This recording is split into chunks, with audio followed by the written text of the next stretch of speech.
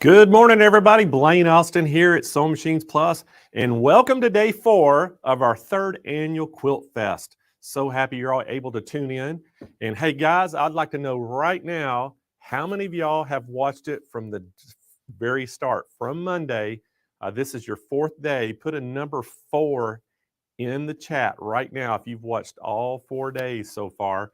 And if you're brand new, this is the first day you've got to watch, put a number 1 in there. We would just like to see how many new people we have coming in. But guys, we're going to have 63 demonstrations throughout the whole week this week. So there's a ton of demonstrations going on. We've had 4 educational sessions.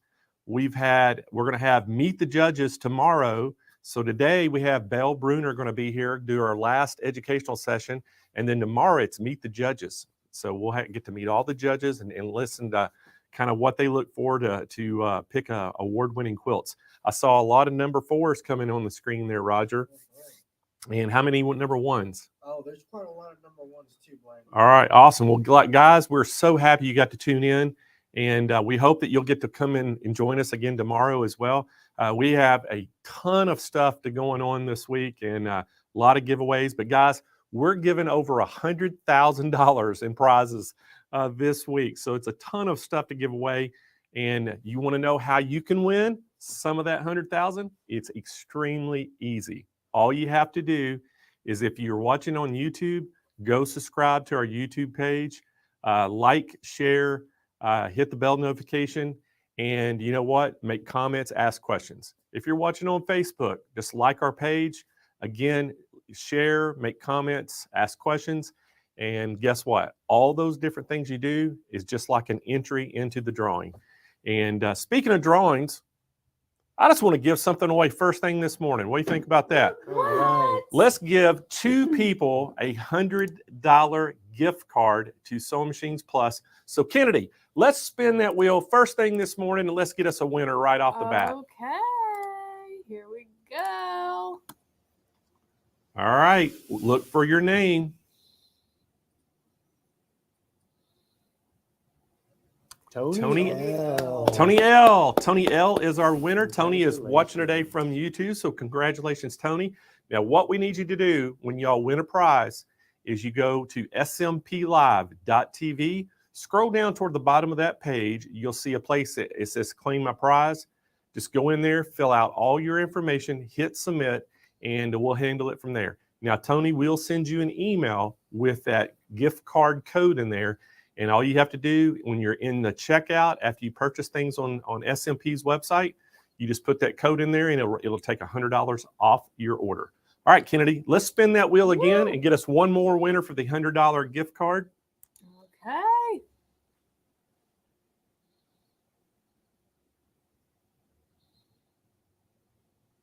Who's it going to be? Sharon Ruiz. Sharon Ruiz. So congratulations, Sharon. She's also watching from YouTube today. So Sharon, just like I just told you, go to smplive.tv, scroll down toward the bottom where it says Claim My Prize, fill out the information, hit submit, and we will email you a gift card code that you can use at the checkout on Sewing Machines Plus website. All right, guys. So it's that easy right there. You know, we're going to pick winners just like that. So again, we've got some great things going on. So y'all probably heard about the $25,000 dream quilting studio we're giving away. Well, guess what? We're picking a winner, or basically a finalist, every single day. And at the Friday, we're going to pick our 5th and final finalist. I'm going to take all 5 names, throw them in a hat, pull it out live on air, who gets the $25,000. But listen, even if you become a finalist, you're going to get a minimum of a $4,000 prize package we're giving away. So basically, we're almost giving $50,000 to 5 people is basically what it ends up being. $25,000 for the grand prize and $4,000 each for the runner-ups, and it is awesome. So Monday, we already have 1 finalist. It was Debbie Poole. So congratulations, Debbie. Tuesday's finalist was Christine Curon. So congratulations, Christine. And yesterday, it was Michelle Kelly. So congratulations to all 3 of you. And later today, we're going to pick our 4th finalist. So make sure you stay tuned in. but we got just some great things that we're giving away all week. So make sure you tune in every single minute of the day if you can, because the more participation you have, the better your chances are to get drawn. So that's that easy. The other thing we're doing, we have a quilt contest going on. And last night at 11:59 p.m., the voting ended. So now you cannot vote. The voting ended. So now we're working on tabulating all the votes. We had over 25,000 votes. We had over 100 entries of quilts. And 3 people out there are going to be first, second, and third in the People's Choice. And then our professional judges are going to pick the best of show. And y'all can see all the hardware I got up here, all the ribbons and all the trophies. First through third place on the People's Choice gets a ribbon. First place also gets the Golden Scissors Trophy. And then the best of show gets a ribbon and also a Golden Scissors Trophy. So it's going to be pretty exciting. On Friday, we get to announce those winners. And each one of those gets something as well. So first place in the People's Choice gets $11,000 prize package. Second place gets an $8,000 prize package. And third place gets a $7,000 package. If you win the best of show, you get a $11,000 package. So it's a lot of things up for grabs. And so it's going to reward all that hard work you did to put your quilt in. So it's going to be pretty awesome.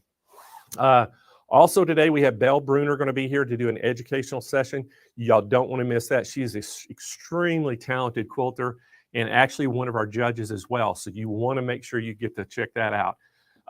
Other than that, guys, man, got to tell you how it works and if you want to buy things off the show. So what we do is, the manufacturers have rules that it's called MAP pricing, minimum advertised price. And we cannot show a price on air or talk about a price on air that is below those prices unless it's approved by the manufacturer. So what we have to do is I'll tell you it's a call-in special. And just know when I tell you it's call-in special, it is going to be a better price than what we show on the screen. So you have to make sure you call in and get those good deals for Quilt Show. Everything we have on the show is basically part of the Quilt Fest pricing. And guys, if it's not on the air, if you don't see it on the show, excuse me, that means that that's not all it's on sale. There's a lot of products that we don't even get to show because we only had so many spots, but we have thousands of products that are on the Quilt Show pricing. So if there's something out there you just been wondering about, give us a call today and ask about it. Now, I know that we've been running low on some products and then we've ran out of some products. But what we decided to do is as long as you get an order in, you can pre-order it, put an order in before Saturday, 4 p.m. Pacific time. We're going to honor all the Quilt Fest pricing. And that way you get that price locked in. And then when it comes in, we'll ship it right to you. But guys, that's the best way we can guarantee you get a great price is doing that. But we're pretty good on most products, but some products, the manufacturers, when I work these deals, they say, okay, we'll sell you 10 or 20 of them.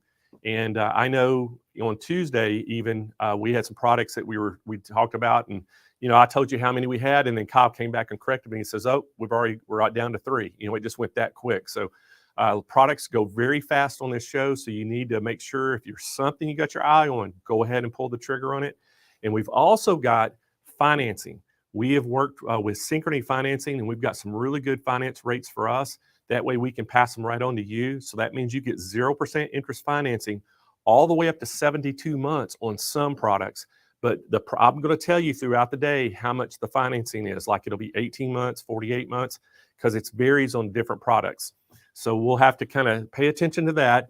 But we're going to try our best to give you the best deals so far and help you with anything you need. And so also, you're going to see on the product pages, you're going to see a QR code. And that looks like kind of like a barcode, if y'all know what a QR code is. And what'll happen is if you're watching on your TV at home, if you're watching on your desktop computer or your tablet, you could take your cell phone out, put it in camera mode, and just go up there like you're going to take a picture of that QR code. It'll scan it into your camera, and you just hit the link on the screen, and it'll take you right to the product page. So it makes it extremely easy to find things when we have it on the show. So that's kind of how it all works. It's going to be fast-paced today. So I always tell everybody, make sure you have your pencil and your notebook sitting beside you so you can take notes if you need to. You can always go back and refer back.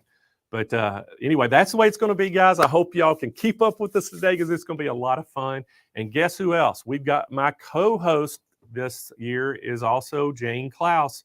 So Jane will be in here a little later this morning, and she'll be coming in. She has a radio show in Chicago that she has to do first thing, so she's always kind of late getting here. But as soon as she gets here, we'll bring her on, and she'll help me the rest of the day. So it's going to be a lot of fun. And y'all know Jane, she is high energy. So, but guys, we're so happy that you're here. And Roger, how many ones and fours did we have in there? A lot. We had quite a lot. I Yeah. did not tell the total amount, but the page filled. So we have a lot of returning people, and we have a lot of new people on today with us. Fantastic. Welcome. Got to say, y'all say hi to my partners in crime over here. We got Kennedy, Kyle, and Roger running the consoles over here. They're all bundled up because it's cold and rainy in San Diego this morning. And so I hope you're having great weather where you're at. But today it's not so great here. It's been kind of a little bit of bad weather. But hey, we're here, and the sun is shining in the studio, isn't it, guys? Oh, yeah. Oh, Yes. yeah. All right. Hey, I got to say a big shout out before we get started too deep into the show today. Hey, Jackie Roberts, good morning. She's out there watching for us today. We got Christy Gray is watching. So hi, Christy. We got Dana Elkin watching. Hey, Dana. We have Fran Rizzo, I think how you pronounce it. Jackie Miller is watching this morning. Catherine Goss. So good morning, Catherine. We have Claudette Combs, or Claudia Combs, watching. Melissa Eggleton, Linda Firestone, and Jackie Miller. Oh, we have Jackie Miller up there twice. Did you do the special shout outs yesterday for Kim and Nana? Yeah, Kim and Nana. Oh. Yeah, Kim and Nana. I think it's Nana 31331 or something Yeah, like that. exactly. I think you know who you are, Nana 33133. And Kim N. Yes. Yes. Two great customers of ours. We always see them on the chat, always giving praise to the S&P customer service. So guys, we really do appreciate your business, and we appreciate all the accolades out there that you give us. We work really hard here at S&P to give the best customer service in the industry. And it's like everything else. We mess up occasionally, but hey, we try hard to fix our mess ups if something happens. So, always just have patience with us because we are, working for you. We're going to try our best to make your experience the best in the industry. And that's our goal here at S&P. So hopefully we can. Also got to say, it's actually official birthday today, Yes, it Yes. is. isn't it? Is it Linda Brooks. Brooks, Brooks. right? Yeah. So Linda, I think it's officially your birthday today because I thought it. Happy birthday! So I thought it was yesterday for some reason, but I know today she two said it was birthdays. today. So happy birthday, Linda, officially. And if you have a birthday out there, let us know, and we'll recognize you on air. But guys, hey, are y'all ready to get going this morning? Woo! I'm ready. Do it. Are y'all ready? Oh, Guys, we are so excited, and we've started the show off this year with Grace every morning, and this morning's no exception. We're going to start it off with Grace again, and again, guys, we have, I think it's Mark Martin and Allegra Erznosnik in this morning, and guys, we're going to talk all about that 19X Elite. And guys, this machine is so sleek and so good looking. You're all going to love this thing. This is their new edition long arm quilter, and man, I tell you, they have knocked it out of the park with these new versions, and I love this machine. So guys, welcome to the show, Mark Martin and Allegra Erznosnik. Yeah, thank you, Blaine. Thank We are you. so happy to be here. It is so fun. Like you said, in the morning, we're going to start things off with Grace Company and this new 19X Elite. Thanks for having us, Blaine. I hope you're doing well over there. Doing great. And hey, Allegra, somebody made a comment, said you need to be a radio DJ with that smooth jazz voice. There you go. Well, I'll definitely look into it.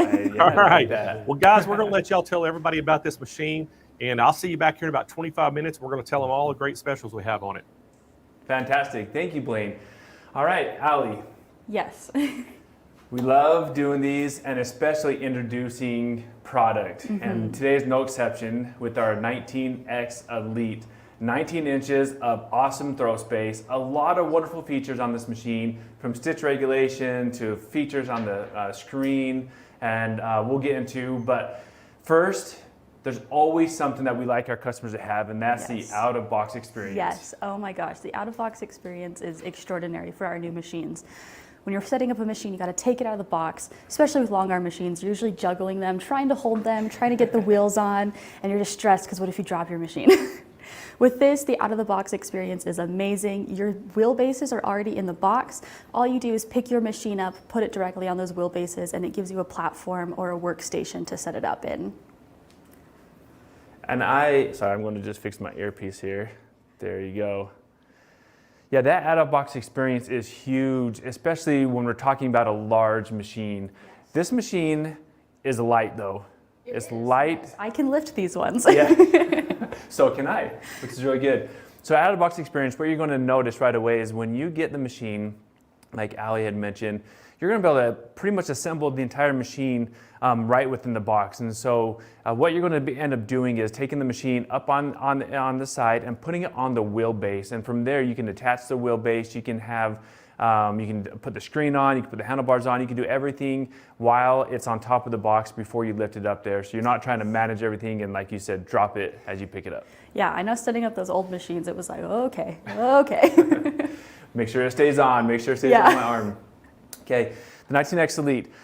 Okay, for you watching, how many of you are thinking, oh, this is going to be a dream if I can own a 19-inch throat? Put a 1 in the comment. If you have a smaller throat machine and you're looking to start doing quilting and you're looking for that budget-friendly long arm machine with all the features that you're looking to do, put a 1 in the comments if this is you. Yes, yes. And for those of you asking, this is the 19X Elite. Yes, a lot of ones are coming in. That is great. That is awesome to see because that really just shows that the budget-friendly, needing a long arm, they're out there. They're needing that to help with their quilting journey. Yes, and the one thing I also love about our new machines is that even though they're still in that budget-friendly bracket, they have all these features that you usually see on premium machines or more expensive machines, and we are providing those features, but still at a price point that you can get.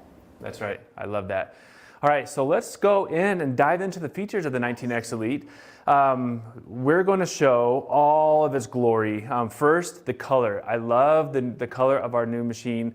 I love how slick it is, just like Blaine said, the shiny, the gray part of it. So the color sits out to me right away. Stands out, I should say. Stands out right away is the color.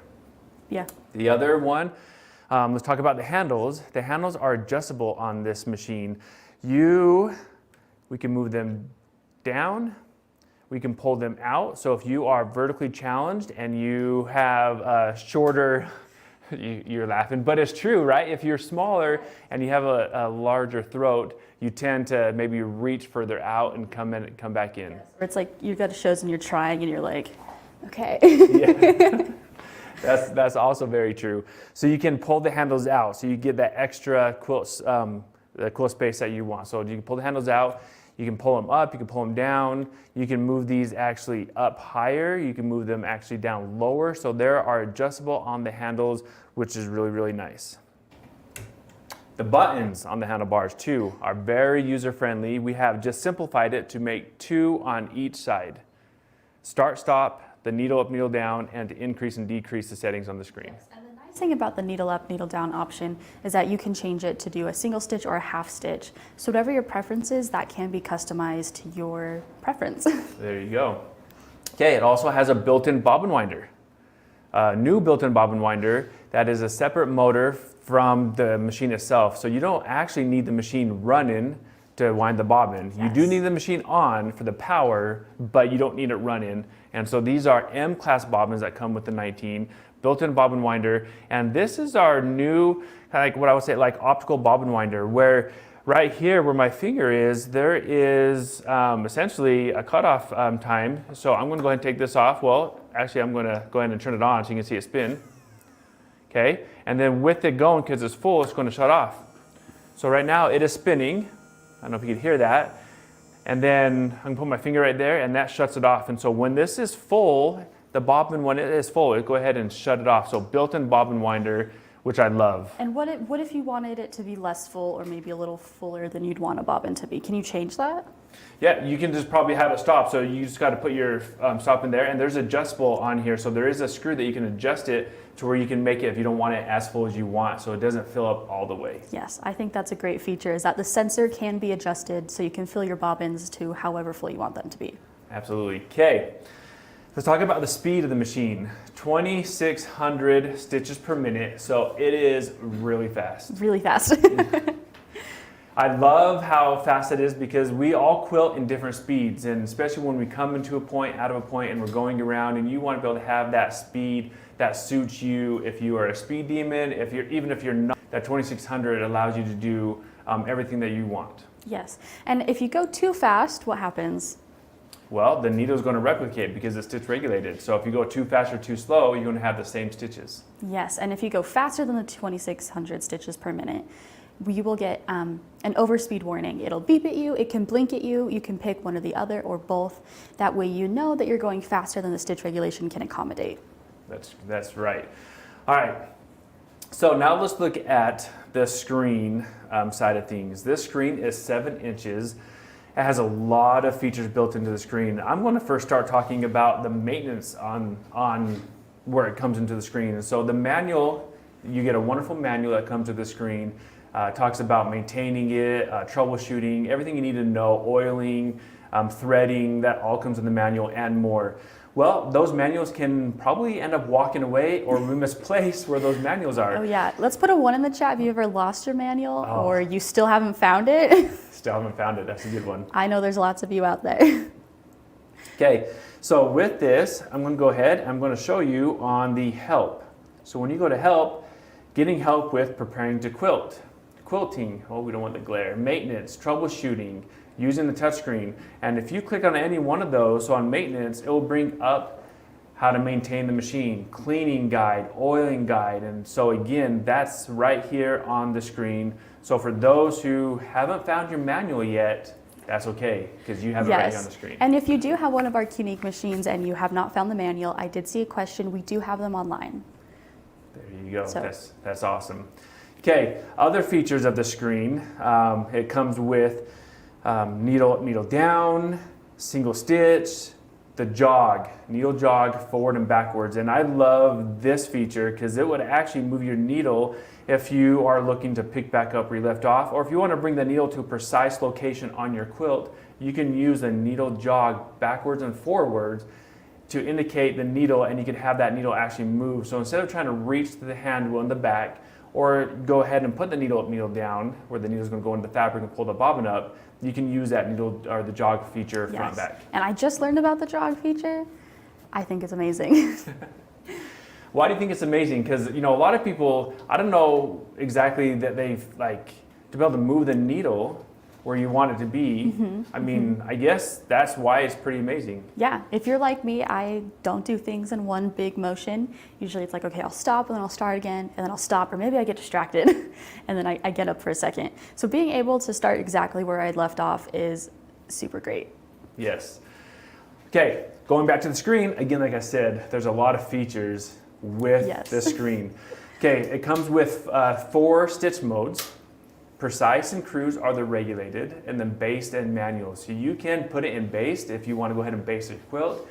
And if you don't want the regulation, you can go ahead and turn those off and go to manual. And on your buttons, you can change that. So over here, you can change the increase and decrease speed. And up here, you can just choose and select your mode. And so you can see precise, cruise, base, and manual. And manual is, again, the machine speed without you having that regulation on. Yes. And let's say your screen is maybe too dim or too bright. That is also adjustable in the settings. And that's fun because maybe you're working at night and you don't want your screen to be blinding you. Or maybe you're working in the sun and you can't quite see it. So being able to adjust that is also a great feature. That's right. I'm going to go ahead and pull that up here under settings. And you can see all the wonderful things that you're able to adjust, from the screen to dimming, the brightness, the needle, needle stop up, needle stop down, The overspeed, that's what Allie's talking about. As you're going a little faster, you have the overspeed, that light and sound. So you can turn the sound off and just have the light. And what the light would do is flash red by the needle. It'll go red, which is really, really nice. Edge warning. Edge warning has been the sought after feature that all our machines have, is that edge warning. Let's talk a little bit about edge warning and what it does for the customers. Yeah, edge warning is essentially just setting your safe zone, and you'll go all the way to the top left and down to the bottom right with your machine and set those points so it knows how big this area you're quilting in is. And you can have it warn you either 1/2 inch or 1 inch away from the edge with the light, with the sound, both, one or the other. That way you know you're getting close to that edge. That's right. All right, free motion quilting, this is why edge warning is so important. When you free motion quilting and you're new to free motion quilting, you're gonna do a couple things on your quilt to mark where you can go. So some will put painter's tape down, some may put a little chalk, marking with the chalk pencil. Because like Allie was talking about, you can mark your quilt from the top right to the bottom. Because what tends to happen when you're so focused on quilting and you're looking just right out the front here and you're going and you're quilting, well, before you know it, in all frames, you have a carriage and you can bottom out to the sides left and right. So as we're coming along over here and you're just looking at the quilt, now you're not going to quilt from the side. I'm doing this for presentation purposes. Yeah, so I'm not standing in front of it.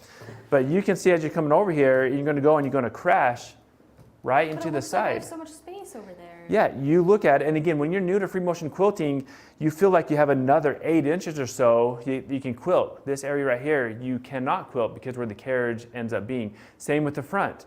When you're coming to the front of your quilt and you're doing circles and you're moving the machine around, getting a nice design, and again, your focus is at the front, you can continue to do circles, but before you know it, you can come and you're going to hit the back of the throat back here. And again, you feel like you go forward because of the eye. You can see that 1 inch, you want to keep going. So that edge warning, you can put the warning on the edges, like Alice mentioned, 1 inch or 1/2 inch, so you don't crash into the side of your frame, And I want front you and all back. to notice how easy Mark is moving this machine around. He's standing Oh, on yeah. the side, he's using one hand, and it's just gliding so smoothly without too much effort. It's a wonderful machine, and I'm seeing a couple questions in the comments if these are great for beginners. These are great for beginners. I'm a beginner, and these are wonderful. I love our machines with like my whole heart and soul. That's right. Well, a couple of reasons why this is so great for beginners is how user-friendly the machines are. There's not a lot to it for you to get started. You don't have a lot of electronics and make sure you have to push a button in order for it to engage or disengage. It's just an easy quilting machine, straight stitch, needle up, needle down, hopping foot, stitch regulation, the buttons controls from the screen. And so the experience, not only from out of the box, but when you put it on your frame, you can literally start quilting without having the manual open and get to work. And that's the biggest thing, is we want you just to get to work. You don't want to be all nervous and scared. The 19X Elite will walk and guide you through that process. It will. Yes, and the wonderful thing about our machines is they don't require any yearly servicing. They're all designed to be maintained by you with just a couple simple steps, just making sure you're getting that bobbin area with the lint all cleaned out and that you're oiling your machine just when it wants you to, very here and there, and that's it. No yearly servicing, and it's just going to stay with you. That's right. Let's talk a little more about that maintenance, because I know that's a big thing when it comes to, again, new beginners, or even when you're quilting a long time, to take it in to get it serviced. Again, the experience that we want you to have is maintaining it yourself if you had to. And that is, again, from going onto the screen and looking at the oiling guide and maintaining guide, also in your manual. But like Ali had mentioned, our machines are sealed ball bearing. And what that means is down here at the bottom where the plate, where the bobbin case is it's sealed. So the lint won't travel in. Ball bearing, all the moving components on the inside is all ball bearing. So it's going to continue to stay oiled themselves, so it won't kind of dry up on you. So the experience you're going to have once it's on your frame, you don't need to take that off, going in somewhere and get it cleaned. And so, we want you to be able to maintain it yourself, which is really nice, because again, the travel time or whatever you have to do. So maintenance is really nice on this machine. I think it's wonderful. And while we're talking about the maintenance, it's also really easy access to get to it as well. Yes. This right here just has a little clip that you'd pop open it up, and that's where you're going to do your maintenance. That's right. Very, very simple. Okay. And while we're at this camera angle, Yes, okay. you can see our thread guides printed on the side. It's really easy to thread, and if you ever forget, you have those instructions right there on the side of the machine for you. I love that. Again, it is what we call User-friendly. User-friendly. It's one that I don't want to say like dummy-proof, but it just as simple as that from Yes. threading and going on. And we have 2 cones back here, so you can keep one for the bobbin and again one for the top, which is really nice. So a lot of wonderful features on the machine. Okay, going back to the screen, we talked about the edge warning. There are also the click sound. So you can, if you don't want to hear the clicking noise, you can take that off. And there's also the stitch length units. And there's also the system info if you want to know how many stitches you're doing, so you can keep track if you're doing it for a business. You have all that in and there. with those, you can actually access those from the front screen as well. You can. Okay, from the front screen, we're going to go to the toolbox. Nice icons come up on the toolbox, and you notice we have a couple things. One is this is where you can say your edge warning. I'm going to go ahead and hit edge warning, and it will show you and tell you what you need to do. So it says edge warning top left, and over here on this side you can see the 1 inch and 1/2 inch increments that you can choose to do so. So once you set it, it will give you a check mark that you're ready to go. So let's go ahead and make that happen here. And we're just going to go. Let's see, we'll go to the edge of the fabric because that's where you'd set it anyway, and we're going to hit set. Okay. Then we're going to come down to my side all the way to the front, and we're going to go ahead and hit set. Okay, and we're going to do 1/2 inch. And so now that we chose a 1/2 inch, you're going to get a check mark right onto the screen that shows that you are ready to go. So now we are set to go. So edge warning is complete, check marks on. So now we are good, which is again that nice feature that we have. And when we turn this on, I love to fire this up. So a little later we'll fire this up, get quilting on it, and we'll have the edge warning. We'll set it a little shorter so that way you can hear and hear it go off. So right now it is set on that one. Okay. I saw a couple other features in that toolbox too, which I think are fun. We have a built-in bobbin estimator. You can tell the machine approximately how many yards you have on your bobbin. It'll turn green on the front screen. It'll eventually turn yellow, and then it'll turn red when it says you need to change your bobbin now. That's right. The M-class bobbin typically holds anywhere from 80 yards, 80 plus yards, but 80 is where we put it in there. So when you wind your bobbin, put 80 yards in there. And when you do that, you can now come in here and put how many yards you have, estimating the thread remaining, so you can have that all there. And then you can select your bobbin, which is really nice. You can add a bobbin. What that means is, let's say you're doing a cotton thread or a polyester thread or a blend. Some of those are thicker and thinner depending on the weight. So you can come in here and add the bobbin. So when you go in there and choose that bobbin, it knows then the credentials essentially that you put in there for that particular bobbin, which is really nice. And if you were to switch from one bobbin to another, if you had several in there, it's going to keep the yardage saved in there for it. So let's say you're switching colors or something and you want to switch your bobbin color too. Once you go back to that original color you were working with, it'll still have the amount of yards that it had left on that bobbin for you. There's no need to reset it. That's right. Okay, a couple other features. There is a measuring tool, there's a calculator tool, and then there are projects. So you can actually add notes if you're working on any projects, which is a really nice little feature that we added in there. But the calculator tool and the measuring stick is a really nice feature. It allows you to measure your workspace, add any calculations out, so that's all on the screen. Yeah. So now instead of having to pull out your measuring tape or your ruler or your calculator, it's all built into the screen for you. You don't need anything extra sitting here on top. That's right.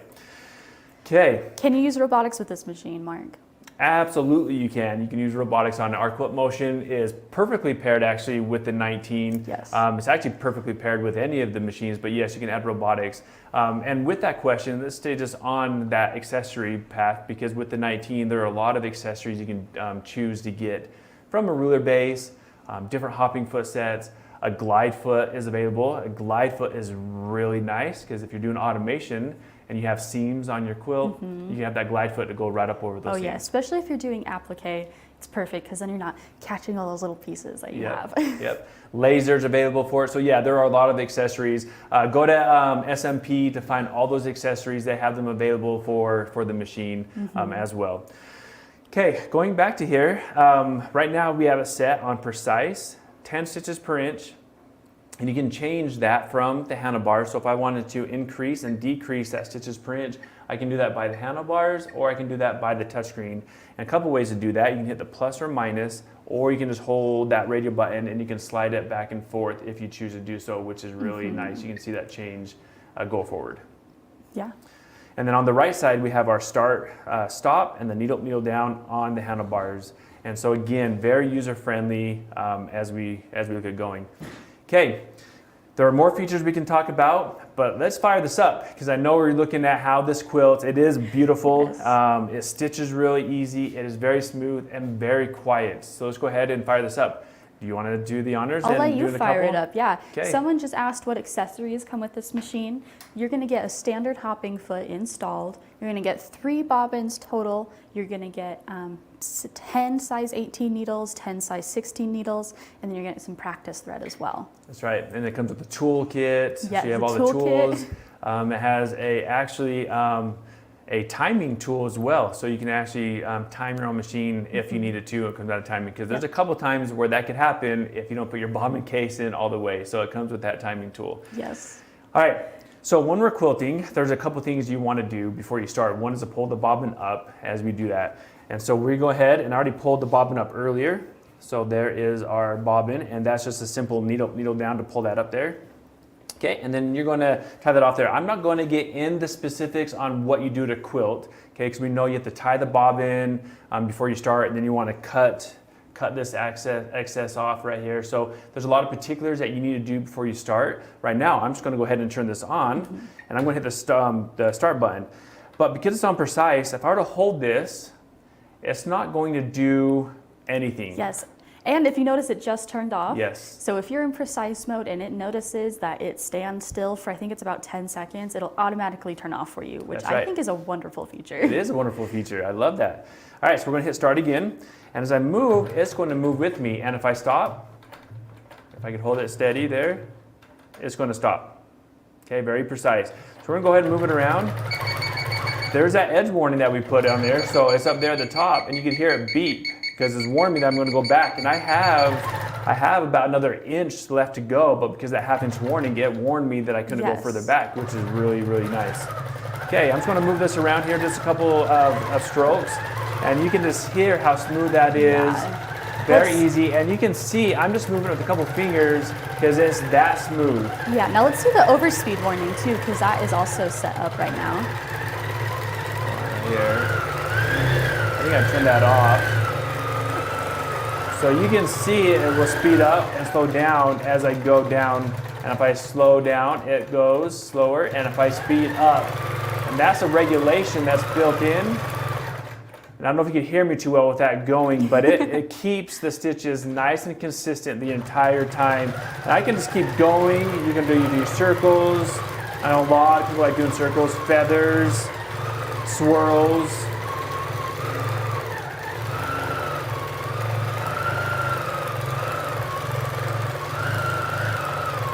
Okay, now as I stop, it stops. I'm going to go ahead and just press the stop button on the handlebar so it will stop automatically.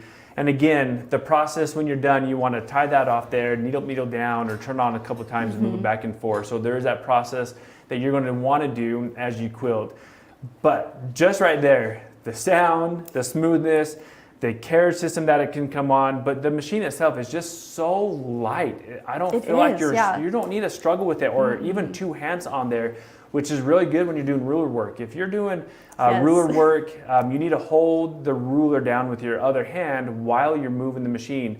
And so with that, you don't need to have both hands on the handlebars, white knuckling it, moving it around. It's that simple with Yeah. one-handed. And if you're teaching your kids or grandkids how to quilt, this machine is light enough for them to be able to use as well. So it makes it a beginner machine for everybody. That is absolutely Yes. true. There's also a thread trimmer on the machine. It's not automatic, but it is there so you can pull your thread up and trim it if you need to. That's right. I'm going to turn it back on and come over my direction just so you guys can hear the edge warning that we set on my side right now. So I'm going to go ahead and turn that back on. I'm going to come over. Okay. So there is the edge warning. It warned me with red lights and the beeping noise. And so the red light flashes right down here on the screen or on your quilt so you can see that red light. And it will also make the edge warning icon on the screen turn red as well. That's right. So I'm going to do that and come over again. There it is. And you can hear the beeping noise and it's warning me. And I still have another like 9-10 inches on the side, but because I set it at that 1/2 inch, it's warning me the 1/2 inch prior to the side of my machine hitting to the side of my frame. So it's really, really nice. Okay, so recapping Allegra. Easy machine, lightweight, user-friendly, 19 inches of throat. 19 inches of Easy throat. setup. It has a 7-inch display touchscreen with your built-in help guides, your edge warning, your overspeed warning, your bobbin estimator, your calculator, your Goes measuring on tool. and on and on. There's a lot of things that Yes. you get, right? And this is on the cutie frame. I've seen a couple of comments about that. Yes, this is the cutie frame. That's right. And so there's a lot that, I mean, from the QD, from growth, you can see that the 19 can go on there. Yeah. Easy to dial in the tension. Let's talk about the tension part of long arming, because tension is one that can, for free motion quilters, and you're new to quilting, you're gonna always hear tension, right? And every machine, every long arm machine, you're gonna have to manage the tension, whether it's a knob on the side of your throat, the bobbin tension underneath, either one of those from a different thread type. If you use 50 weight up top, 40 weight below, we recommend using 1550 in both top and below because you're going to get the precise stitching that you need if you do Yes. that. But the tensioning is really simple to adjust. On the side of the machine, there's a dial that you can just turn, and there's numbers on the dial to go from 4 down to 1, so you can adjust the tension. Your bobbin, there's many ways to do your bobbin tension. One is you do the palm pull, which is pretty common. There's a toe tensioner that you can put in there to make sure. But whatever practice you want to do, just make sure that you can adjust it. Yes. Again, fabric types, thicker fabric. If you're doing minky, if you're doing a couple layers of batting, if you're in a cold area, whatever the process is, you can adjust the tension on the Qnique 19X Elite to get the precise stitching that you want. So I saw one question earlier. The screen size is 7 inches. And how big of a quilt can we put on this frame, I think is what they're asking. King size. Yeah? You can do bigger than a king. Baby There's no blankets, limit. table runners, king size. If you're feeling really crazy, you can do larger than a king size. Yeah, that's right. We've done other videos on this particular frame. So this is the Cutie that you probably heard a lot about. So this is the Cutie with the Qnique 19X Elite. The Cutie is a tabletop frame that could hold king size quilt or smaller. And you can just see right now we have it on this table, and this is just a wooden table that we have it on. So yes, this is the Cutie frame. You can turn off the edge warning. If you don't like the beeping, maybe you're asking about the beeping, you can have it just flash the red light at you. And I just missed the other question. It does work on the Evolution frame. Yes, and there's a couple comments like scared of tension, always the tension. Don't be scared of that tension.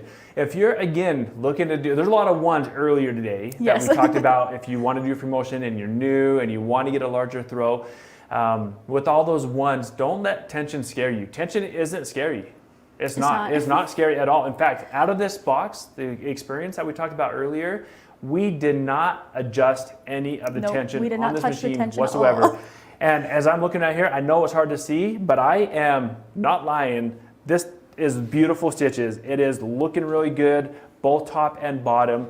So right out of the box, this machine was ready to go right away. Yes. And right now we're using 50 weight, both top and bottom on the on the thread. And if you do ever experience some tension issues and you just can't quite figure it out, it's in that screen for you.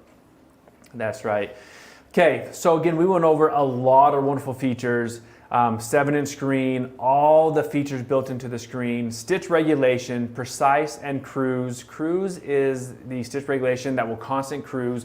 And before we turn over the Blaine, I'm just going to go ahead and go to cruise. Cruise you can set at a speed. So from 5% to 25% you can set cruise. And what that does, if I start it, you notice that the needle is going to go up and down. You can see that. And it's going to just go at 5% of the screen, okay? And that's just cruising right along. But it also regulates. So if I speed up or slow down, you're going to have that constant up and down, and that is really good for micro stippling. If you're moving the machine really slow, you can still get the stitches because you're moving the machine so slow, you're going to get that constant up and down. So that's on precise. I'm going to shut that off. Yes. And then Okay. just a quick recap before we turn it back over to Blaine. Yes, the machine is easy to thread. We have threading instruction printed on the side of the machine for you. And what comes with the machine is a standard hopping foot, practice thread. You'll get 3 bobbins, 2 packs of needles, 10 size 16, 10 size 18, and you're ready to go. That's right. Budget friendly, easy to use, easy to maintain, lightweight. Free motion quilting at its finest. If you are looking to do free motion quilting with a large throat, no need to wait because we're going to turn the time over, Blaine, back over to you, and let's talk about the pricing that you, SMP, have for all your wonderful customers who are watching. Well, thanks, Mark. Thanks, Allegro. So, guys, this is the Grace QNeek 19X Elite, and this was a new machine. It came out late last year. Guys, this has been a fantastic machine. The price on it is $76.99. That is for the head only, but we have a multitude of frame combinations that we can match up with this and get you the perfect package for you. They were showing it on the QNeek frame, the Cutie frame there. Again, that Cutie is that very portable frame, and this will fit on there, the 19-inch. But also, it'll fit on the hoop frame, the Queen frame, the Q-Zone frame. It'll fit on the new Evolution frame. So there's so many different frames that it'll go on, so we can customize it to your perfect space in your quilting room. And again, guys, we have a call-in special on this. Free shipping right to your doorstep, and we do offer 48-month financing for you, interest-free, to make those low monthly payments. Again, guys, if you've been thinking about a long arm quilting machine, I'm telling you what, give us a call right now. I know long arms are confusing for people and they're intimidating, but we try to take that intimidation and that confusion out of it because our staff they're manning the phones, they're extremely knowledgeable with quilting machines. We sell more quilting machines than anybody in the country. So they're very well versed on these, and they are extremely well versed on the Grace QNeek series. So give us a call, 800-401-8151, and we have operators standing by to take your call. All right, guys, we're going to continue with the show, and guess who's in the house? We have Baby Lock in the house. You've been waiting for this. This is the brand new Allegro sewing machine. And guys, this thing came out in August of last year, and it has been a superstar. And speaking of superstars, we have Linda Brattine here. She is a national educator for Baby Lock. She is been teaching quilting in the Columbia, Missouri area since 2008. She's have a self-published series of workbooks on free motion quilting. Guys, please welcome Linda to the show. Wow, Blake, thanks for having me. I really am excited to be back again with the Baby Lock Allegro. You know, machine. We're so happy to have you here too, Linda. You know, and you and I in August, we were in St. Louis and we were at Baby Lock Tech, and we were talking all about this, the Allegro and what it was going to do to the quilting industry. And, with that huge 12-inch throat space and it being an electronic machine, and it is just fantastic. So I'm going to let you take it away and tell everybody what you and I know about it. And then I'm going to come back and tell them how they can get this exciting machine today. All right, sounds great. I'm going to go ahead and switch the camera on over because you don't want to see me, you want to see the machine. All right, so the first thing you're going to notice about the Baby Lock Allegro is that you get 12 inches from the needle to the base of the machine. That is huge, especially if you are doing any kind of tabletop quilting. Not only that, you may be a garment constructor or a garment sewer. You're going to love this for the added aspect of that you have this large workspace. Let's say you're hemming curtains, you're doing hems on I'm thinking prom is coming up soon. So this space is really, really handy. In addition, the work table itself is just under 9.5 inches front to back. So that is like super huge. In addition to that, I think the Allegro is a great machine for anybody who likes to do hands-free sewing. You get a knee lift, and this plugs into the machine. Now I'm sitting at this machine side saddle because in order to get the camera here so you can see it. But what that enables you to do is to push your knee to the right and the presser foot will lift up. That it lets you hold your spot where you're quilting or sewing and then allows you to adjust. This is a real handy and nice feature if you're doing any kind of machine applique, because as you're pivoting around the corner, you don't want to lose the spot where you're at, but you're maybe doing a decorative zigzag or satin stitch on the edge. This is a great feature, that knee lift. Now, in addition to that, you're going to notice when you lift the lid that you have 200 built-in stitches. That is 56 utility stitches. Those are the ones our garment friends love, with 11 one-step buttonhole styles and 144 decorative stitches and 2 built-in alphabets. Now, today I'm not going to focus a lot on the decorative stitches, but check out my presentation on day 1 of the SMP Virtual Quilt Fest. You're going to find me about 1:30 p.m. Pacific time, but I talk a lot about these decorative stitches and how I like to use them when I'm doing my crazy quilting. But let's take a look at what else we have on this machine. As Blaine mentioned, it is a computerized sewing machine. So if you disconnect the foot control, you can run your machine by start and stop with a start and stop button. We actually have the reinforcement stitch that stitches backwards, and we have the reinforcement stitch that stitches in place. Both of these are really handy. And as a quilter, I like to use the reinforcement in place when I'm doing the applique.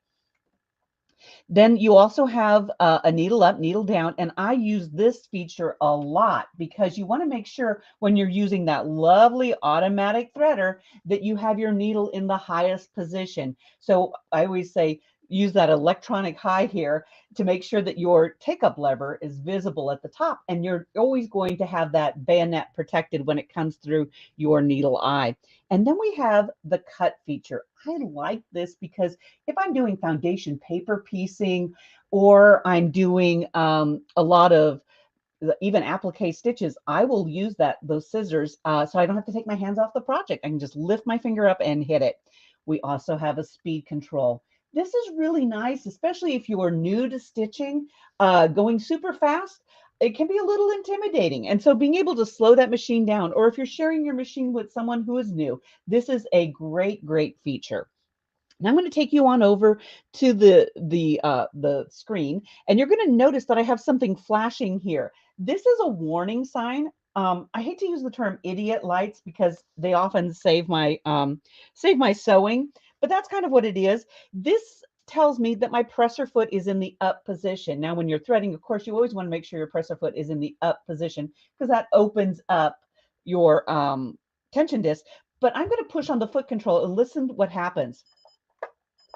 I get a little beep, beep, beep, beep. It's letting me know my presser foot is in the up position in addition to having a visual cue here. Then I need to lower that. This is great if you've ever managed to sew with your presser foot in the up position. You know what kind of a mess I'm talking about, right? So I love it that it's going to help me out here. In addition, just below the screen, you have your stitch width and your stitch length. Those are really nice features.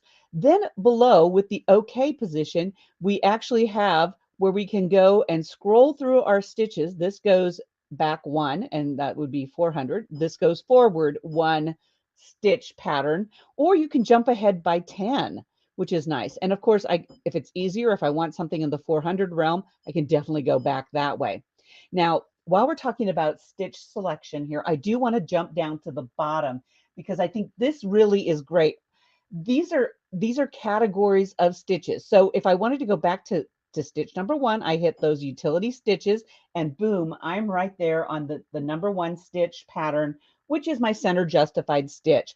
But notice that I can jump ahead to 62 or 157 or go all the way over to my buttonhole stitches. I love it. I call these my quick action bookmarks, which really help me in being able to locate what I need. Now, if I'm over here, let's say I'm at 157, notice that I can go back by 10 or I can jump ahead. So they're actually, these bookmarks help you get to your stitch pattern fast. I love that part of it. In addition to that, here's a great feature as a quilter that I absolutely love. I can actually make my needle stay in the down position. I don't know about you, but I can definitely not remember why I walk into my living room. So having that needle go down into my quilt sandwich when I'm doing free motion quilting is heaven sent. And you're going to notice that on the panel up here, I do get a little light that lets me know that that has been activated. Now, some of our stitch patterns need to have, you can stitch out an individual pattern.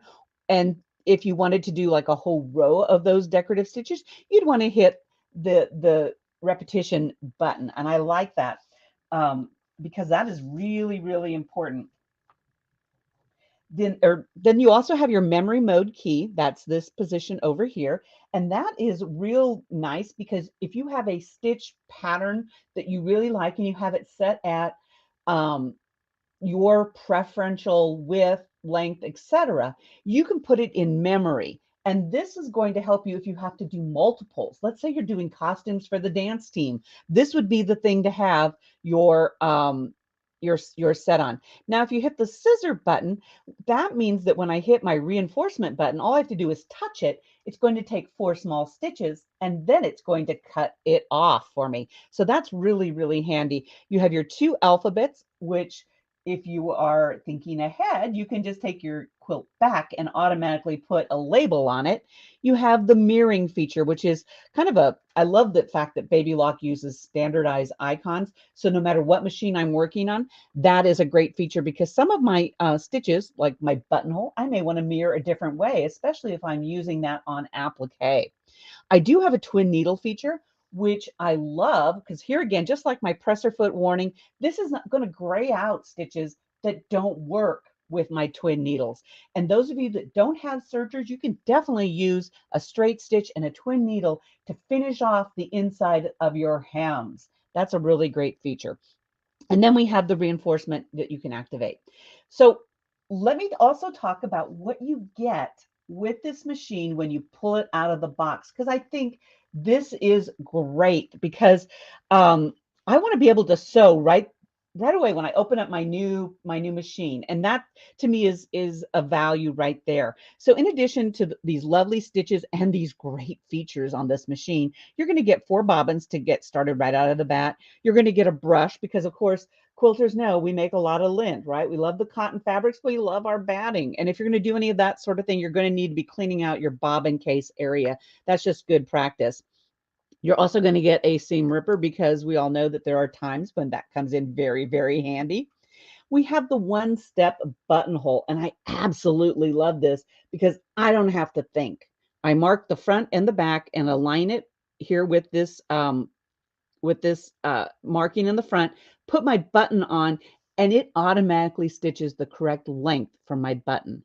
I love this because this makes me very, very happy. And there is a little metal bar that you pull down that holds it right there. And all you have to do is push the foot control. Now, one of the things I recommend when I'm teaching classes is unplug your foot control when you're doing your buttonhole or your button sew on and just use your on off, because then you're not going to have a surge of power with the foot control. And that's just going to give you a nice, even, balanced buttonhole. You also get 2 spool caps. I have the short one on already, and a wool or a felted pad. You're going to get 3 screwdrivers that help you in adjusting, opening up the needle plate, those type of things. And you're going to get an extra spool. This rides on top of the bobbin winder. That's for when you're using that twin needle. Now, of course, this is Quilt Fest, but I have to talk for my garment people. You do get an overcast foot, which is really, really nice when you have to finish off those fraying edges like our cottons. Anybody making a quilt jacket, this is a great way to finish off those seams before you line it so that you don't have a mess and if it ever has to be laundered. You also get a zipper foot, and I like this zipper foot because you can go either right or left depending on what you're using it for. Now, if you don't ever put in zippers, think cording. This is another great feature because you can just stitch right alongside the bulk. And I love it because it's grooved on the back so that it can ride over the folded edges of your zipper, those type of things. Now I'm going to talk quilting here just a little bit, and I'm going to once again cue you in to check out Monday's presentation because we talk about the straight stitch presser foot and how you can use these marks or ticks on the toe of excuse me, I'm stuttering, the toe of the foot here, the presser foot, as a guide so you can get that scant 1/4 of an inch seam allowance. So when you're looking at stitching one of your edges, notice that if you run it along the actual center line, you're going to get that scant 1/4 of an inch, and that's what all quilters love. I'm also going to show you that you get that 1/4 of an inch presser foot, and you can do two things. You can run this just like this, but once again, that 1/4 of an inch presser foot has those tick marks that it tells you exactly where the needle is. And both of those feet, just to clarify that, you need to have your center justified straight stitch on, because if you go any zigzag or go one way or the other, you're going to hit your presser foot and be very, very sad. But these tick marks on this presser foot will let you know where the 1/4 of an inch is behind behind the needle and a 1/4 of an inch ahead. And then over on this side, it's 1/8. So quilters, if you're sewing on your binding and you have to start in a 1/4 of an inch, or you want to finish a 1/4 of an inch, let's say you're doing a Y seam for like a Lemoyne star or something. This is great. This is a great feature. Plus, this one doesn't happen to have the guide bar, but you can buy one with a guide bar. But it's smooth. So this is great because if I'm doing any kind of foundation paper piecing, I just run that line right down the center of that presser foot and I'm good to go. So this is like one of my go-to feet.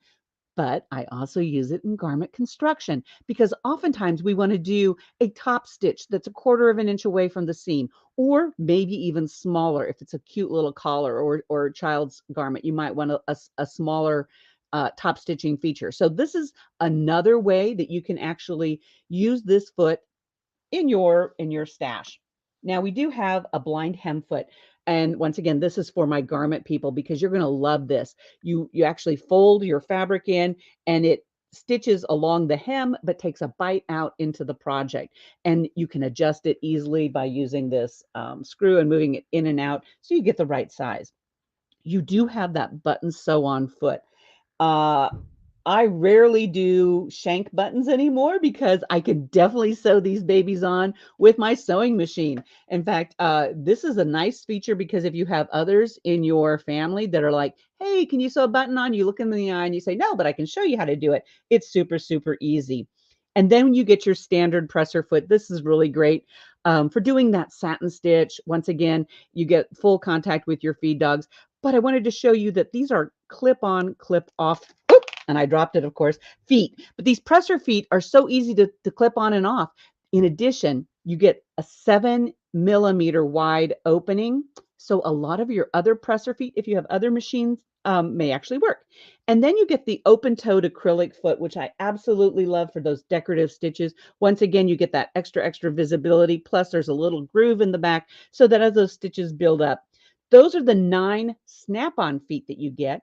But in addition, you do get a free motion quilting foot, which those of you that know me know that quilting is my jam. So these are my things, but I love it that it's open. So if you needed to do any kind of thread painting, thread sketching, you have that visibility that you need.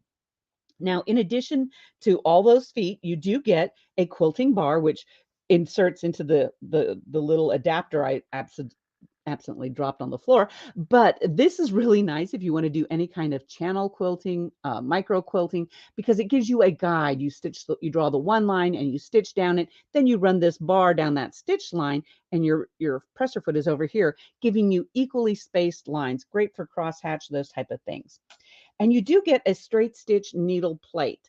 Now, I just want to share with you on the straight stitch needle plate, you do have your customary and your metric measurements, which I absolutely love because here again, this is going to help me visualize where I need to put that seam allowance. And of course, that straight stitch needle plate is super, super helpful if you're doing any kind of piecing where you have points that seem to go into the needle plate. That's a good switch to pull in. And or if you have Lightweight fabrics, that's another one. The one thing I do want to share with you that I absolutely love is the manual that you get. And I'm kind of flipping through this fast, but it talks about your decorative stitches, and then it gives you suggested settings for stitch length, stitch width, how to use it. I think this is a great, great feature. In addition to, once again, you do have some of your detailed things like for applique. It tells you what it recommends and how to use that. So always take a look at your manuals. Now, normally I only talk about what's available. So let me just show you here. These are some samples from Monday's presentation. This is actually the zigzag that we did. I think that is super fast and super cool. And then this was a sample I made showing some of the wider zigzag, the tapering, and of course, turning corners. You get a really nice satin stitch with this if you're into applique. I do want to share my sample here of the decorative stitches because, oh, wow, this is fun. You know, I never used anything but my straight stitch and satin stitch. And as I got older, I realized this machine has these stitches for me to be creative. And if you look on Monday's sample, I show you how you can even make design motifs, flowers, foliage, different things. But you can couch items with it. This is a ribbon couch. This one, if you can see, it's a little chicken. You've got, I call it the peacock fans, those of you that know me, but you can even plant a garden with yours. Think about your hem lines. If you're ever rolling up a hem, don't go boring, go bold, make it look nice. And then these lovely, lovely satin stitches. And one of the things I shared on Monday was, of course, how you could, as a quilter, use these to make your crazy quilt patterns. I think this is so much fun. And using the right thread, getting one of those decorative embroidery threads in that it's maybe rayon or a shiny polyester, you can just really make this sing and pop. And I talked about how using a longer stitch length on that is very, very important. All right. So what I'm going to talk about today, since I've already talked about the decorative stitches, today I'm going to actually focus a little bit more on free motion quilting because I know a lot of you are looking at this machine and thinking that's what I want. So I want to share with you, I do have a slick surface on because our accessory drawer / extension on this table here is, there are some, you just want to make sure that you have a smooth surface. That's going to really up your game in free motion quilting. Now, I do want to tell you that there are acrylic extension tables available for the Allegro that Blaine can order for you, and his staff can get you in touch with one of these. So that's a plus.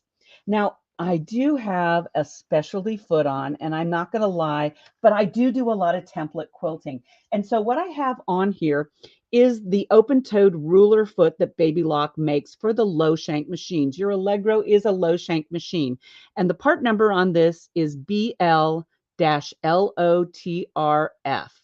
And I love this one because, first of all, it fits my machine, but I don't know if you can see this, and I'm hoping that you can. There is an opening right here. And to me, that is worth its weight in gold because I can actually run my thread right through the front of that presser foot and not have to deal with having the thread come up and over and then knot around the side. So I think that's huge. Now, some other features about this free motion template quilting foot is that if you start out with this, and we're going to start with our needle center justified, huge, is that it's 1/4 of an inch from the front of the needle to the side, to the left side, and to the back. That is huge because that helps you in determining where you want to place your stitches. Now, when you do template quilting, you're going to need to get a specialty ruler, and there are several kinds. All right, so I've got a couple here. This one happens to be just the basic Wesley ruler. It's got a flat and a curved surface, but you're going to notice that it's super thin. It has to be super thin because when you are template quilting, you're pushing it along the side or the edge, and it needs to be able to go behind the presser foot. If it was a thicker ruler, it would not go behind. So this is real important. Now I am going to talk to you. This is what I call an edge quilting template or ruler. And it's because you run the presser foot along the edge to get your design. This is what I call an interior one. And interior ones will either have a gate or a key. And this one kind of has a key that you have to keep taped in place. Always tape those in place just as an FYI. Clear templates seem to hide in my sewing studio. Perhaps you're like me. And of course, Baby Lock does have an exclusive template kit that is low shank just for our actual machines. Now, one of the things you need to make sure that you do when you have a template foot on is never use your needle threader, your automatic needle threader, because chances are you're going to hit the foot, and don't use your automatic thread cutter because the small threads make it really hard to pull your thread to the top of your quilt sandwich. All right. So I'm going to get started here, and I got myself a line. I've got just kind of a, I hope you can see it. I'm using dark fabric. So we're going to pretend like we're stitching in the ditch, and I'm going to give you some hints and tips on how to stitch in the ditch. So the first thing I'm going to do is I'm going to hold my upper thread in my left hand. I'm going to lower my presser foot, and then I'm just going to use my needle up, needle down, and insert my needle in. I'm going to lift my presser foot and floss this underneath. What this does is that pulls up my bobbin thread to the top without any headache. Then I'm going to make sure that my needle is right on this is my faux seam allowance. And then all I'm going to do is I'm going to take a few small stitches. Now remember, it's free motion quilting. And I should have told you this. In the back behind the free arm, I have actually manually lowered my feed dogs. I have taken my pressure foot pressure to 0, which is on the left side of my machine. And I started with my tension at 7. They are manual presser foot pressure and manual tension. So you'll need to be able to adjust that. Normal tension when I was using my decorative stitch was a 4. And so I tested this and got it set up. The other thing I want to do is I want to make sure that this edge of my ruler is 1/4 of an inch away from my seam line. And then all I have to do is move my fabric through the machine. And I really only want to quilt between my index finger and my thumb. Any more than that, I'm asking for trouble. I have the most control when I do that. And I'm just going to take it down to this intersection here.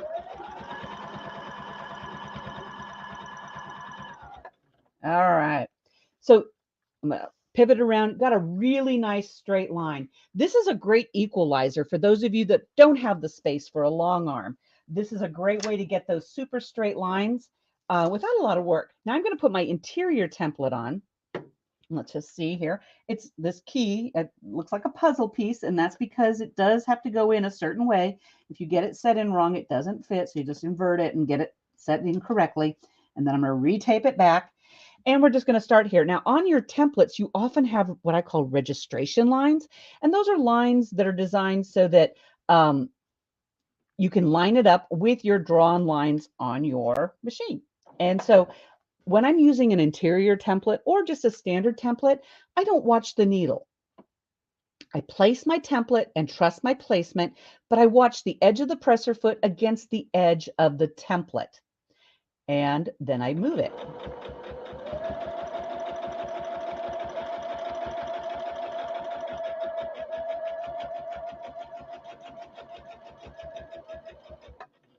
Okay, and then if I need to, I'm going to rotate this around so you get a better visual. We can add another flower or another petal here.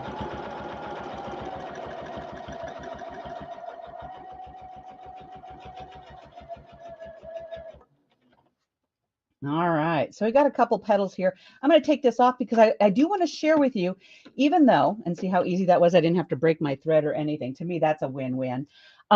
Even though I'm not using a template, I can come back in here and do some free motion quilting.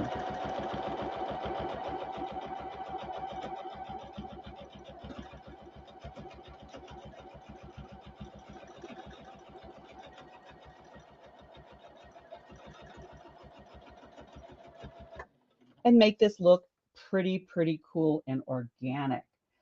All right.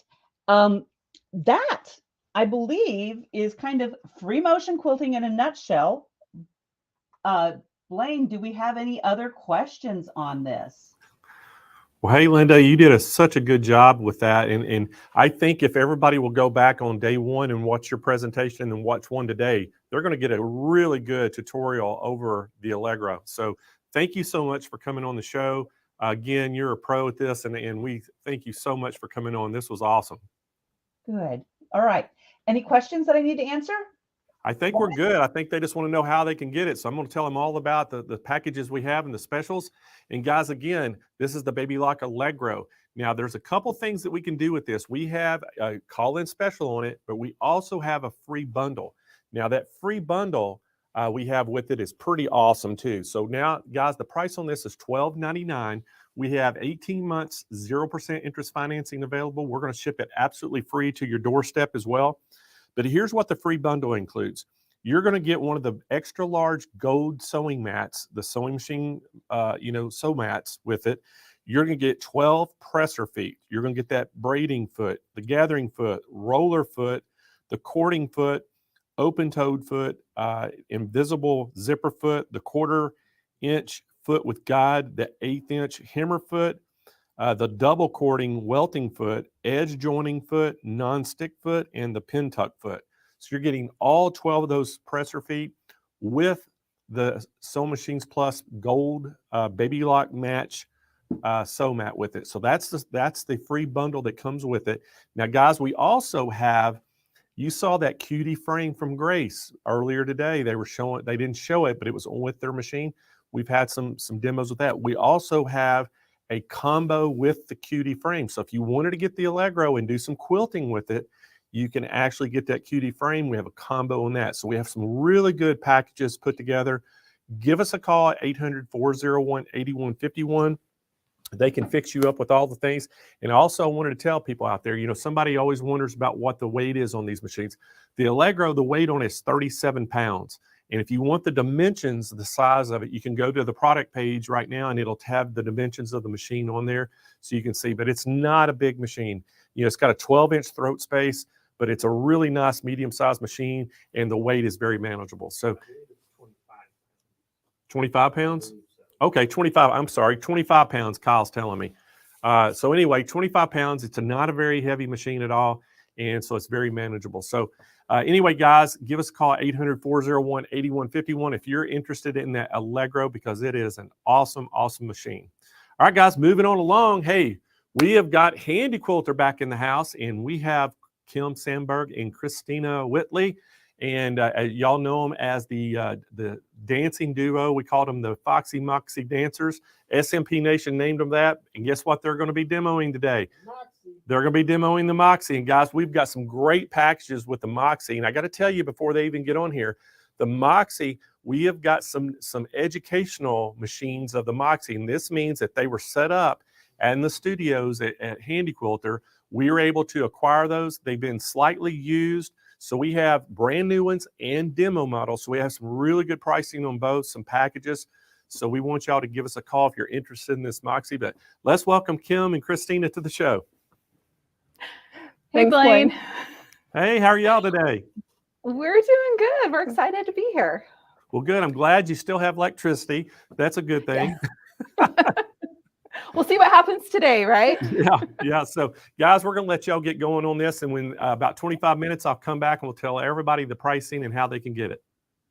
Sounds great. Perfect. Yeah. Okay. We've got the Moxie. Yeah. 15-inch throat space on this long arm. Yeah. Introductory machine. Yeah. And it is a fun little machine to play with. It really is. It's 1,800 stitches per minute. It's stitch regulated, which is mighty fast. Yeah. You get a lot of quilting done. Yeah. So Blaine did comment on the name that we were kind of dubbed a long time ago with this machine. Yeah. It was because of our fabulous dancing skills. Well, your fabulous No. dancing skills. And it wasn't even dancing, it was just jogging in place. It's the running man. Yeah, but we haven't done this for a while. So No, we should haven't. we go Yeah. ahead and let's talk about the stitch regulation. Let's do it. So all of our Handy Quilter machines have built-in stitch regulation, Right. as well as a manual mode. Mhm. But within the stitch regulation, and that when I say stitch regulation, for those that don't know, that means that the machine controls how long your stitches are. Right. So you get that nice consistent stitch length. So within stitch regulation, we have two options. We've got our precision mode and we've got our cruise mode. Right. And we tried to explain that as, okay, I'm a jogger, woohoo, jogging along, and I come to a stop sign and I stop mid-cycle. Right. You can't see my knee, but my knee is the needle and it is in the up position. She's standing on one leg. One leg. Oh, see my fancy pants? I did that on the long arm. Yes, you did. There's Christina's fancy pants. I was You not can do- intending to do that, but it just kind of happened. That So- was the leg I lifted. Her leg is in the air. Yep. She is paused in a precise position. I am stuck in that spot. So I'm not moving at all. Right. When that light changes, and this is precision mode, when that light changes, I have to get a little bit of oomph to get going again. Right. So you've got a little bit of a delay there. But I'm not making a whole bunch of stitches in place. Right. Okay. The other mode is cruise mode. Mhm. So cruise mode, I'm jogging along, come to the stoplight, and I'm just going to jog in place. Right. So that needle's continually cycling, making those stitches. So cruise mode, you get nice points. Exactly. Okay. Yep. So that's why we got our name. And now I'm sweaty. Christina's favorite thing to do on camera. But yeah, those two modes of stitch regulation are awesome because depending on the type of quilting, you can pick which one works best. Precision is really great when you're doing rulers because it gives you that opportunity to maybe move that ruler just a little bit without having to constantly turn the machine on and off.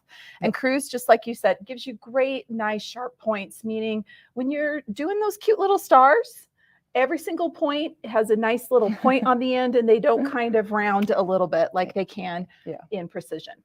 Precision mode is also really good for beginners. Yeah. And a lot of our Moxie Mm. users are Mm-hmm. just new to long arming. Yeah.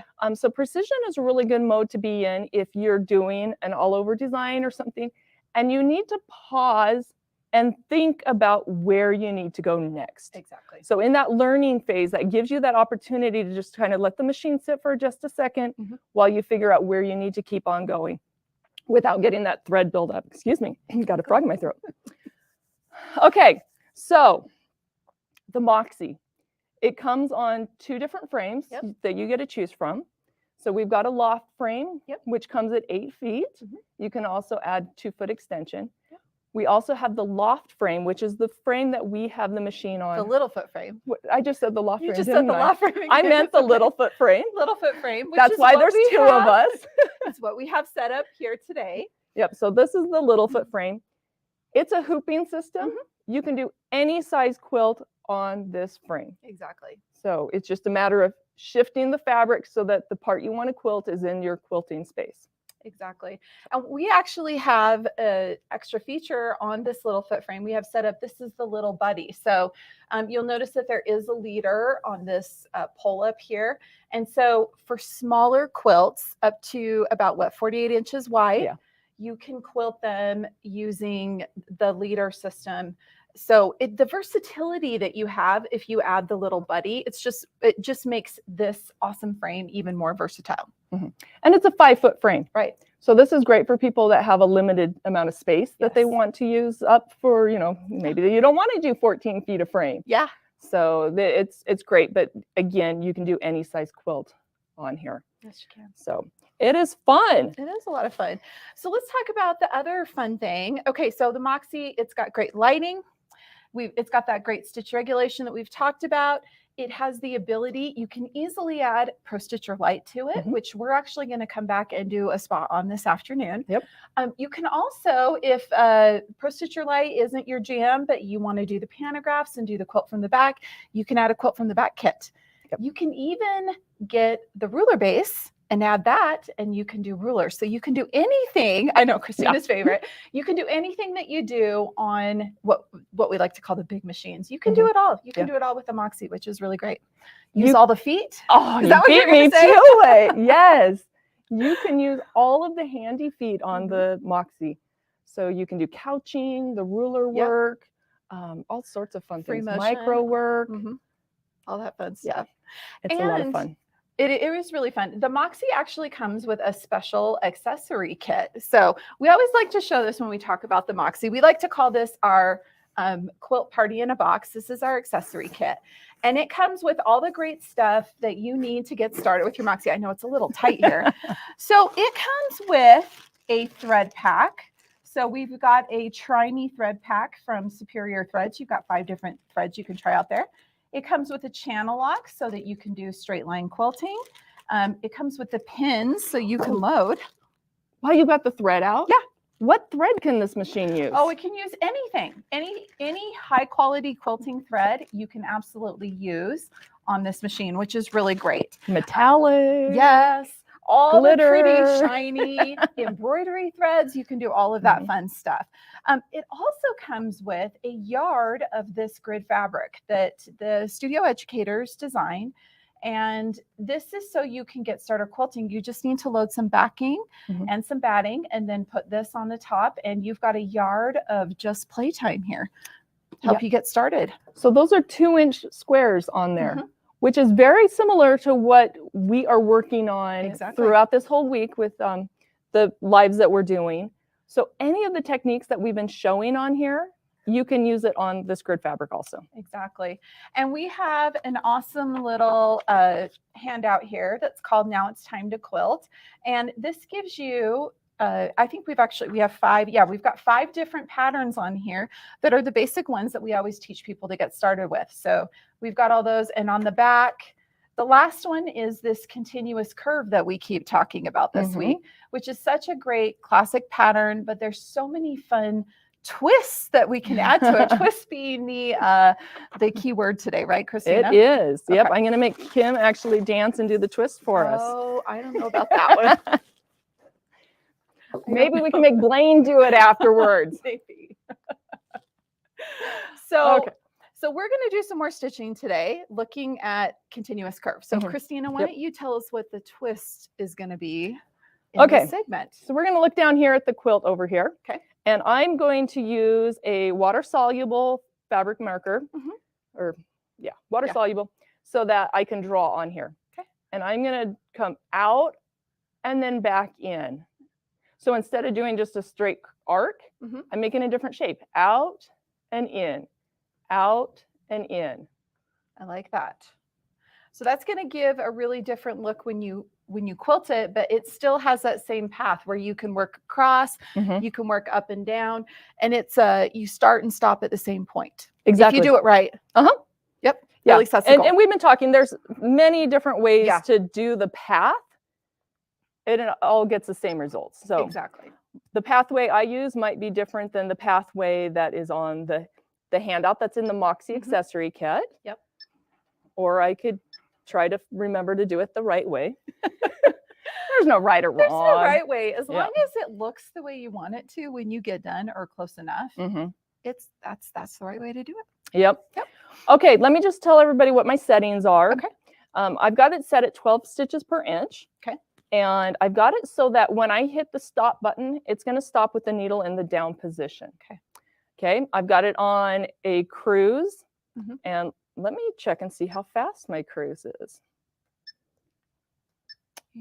Christina's using the handlebars here. Yes. To toggle through the screen and see what her settings are. So right now she's on cruise at 150. 150. And that means that needle is going to cycle at least, or it's going to cycle 150 times a minute, at least. When she's moving faster than that, of course, the machine is going to speed up, but it will never move slower than that. Okay. So you did mention that the controls are done through the handlebars.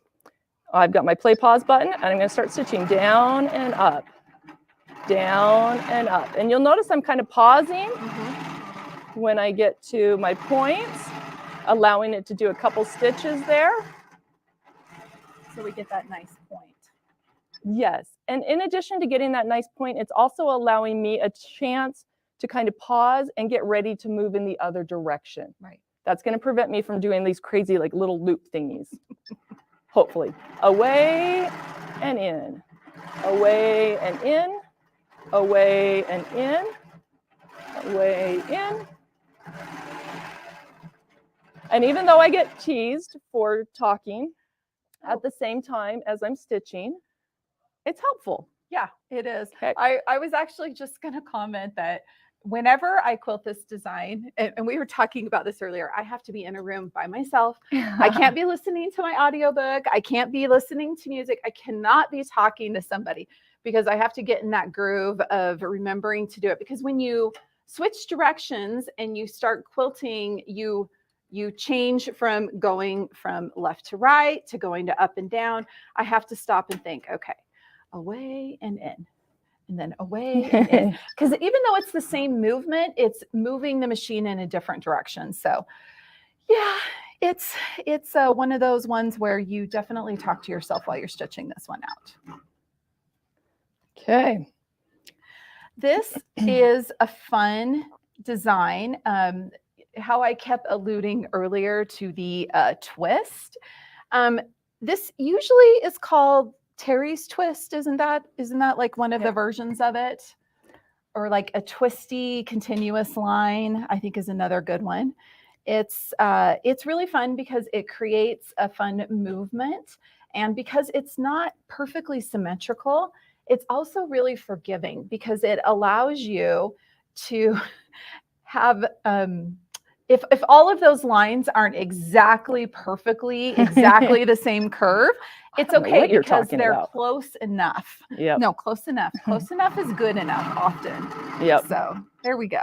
Okay. Just having a little bit of bobbin difficulty. Yeah, that bobbin was not being very. Let's see if it wants to play nicely now. I just put a new one in, and yeah, this design is so forgiving. Sometimes I do my out a little bit bigger, sometimes not so much, but it gives you that overall look that's just super fun. I love it because it's got a fun movement to it, kind of like a wave. Okay, I'm not going to finish up over here because I want to bring it back and do this next row. Okay. So that's the path that I'm using. I'm going to cross all the way, down one, over one, up, down, over, up, down, over, up, down, over. Okay. And that's preventing that right to left going all the way across. Right. So that I don't have any thread issues like I did. We don't end up with the dreaded shred, right? Yes, yep. Which can happen sometimes when you're quilting in a very straight line from right to left. Yep. And that's normal with all long arm machines. It is. Yep. It is. Okay. Out and in.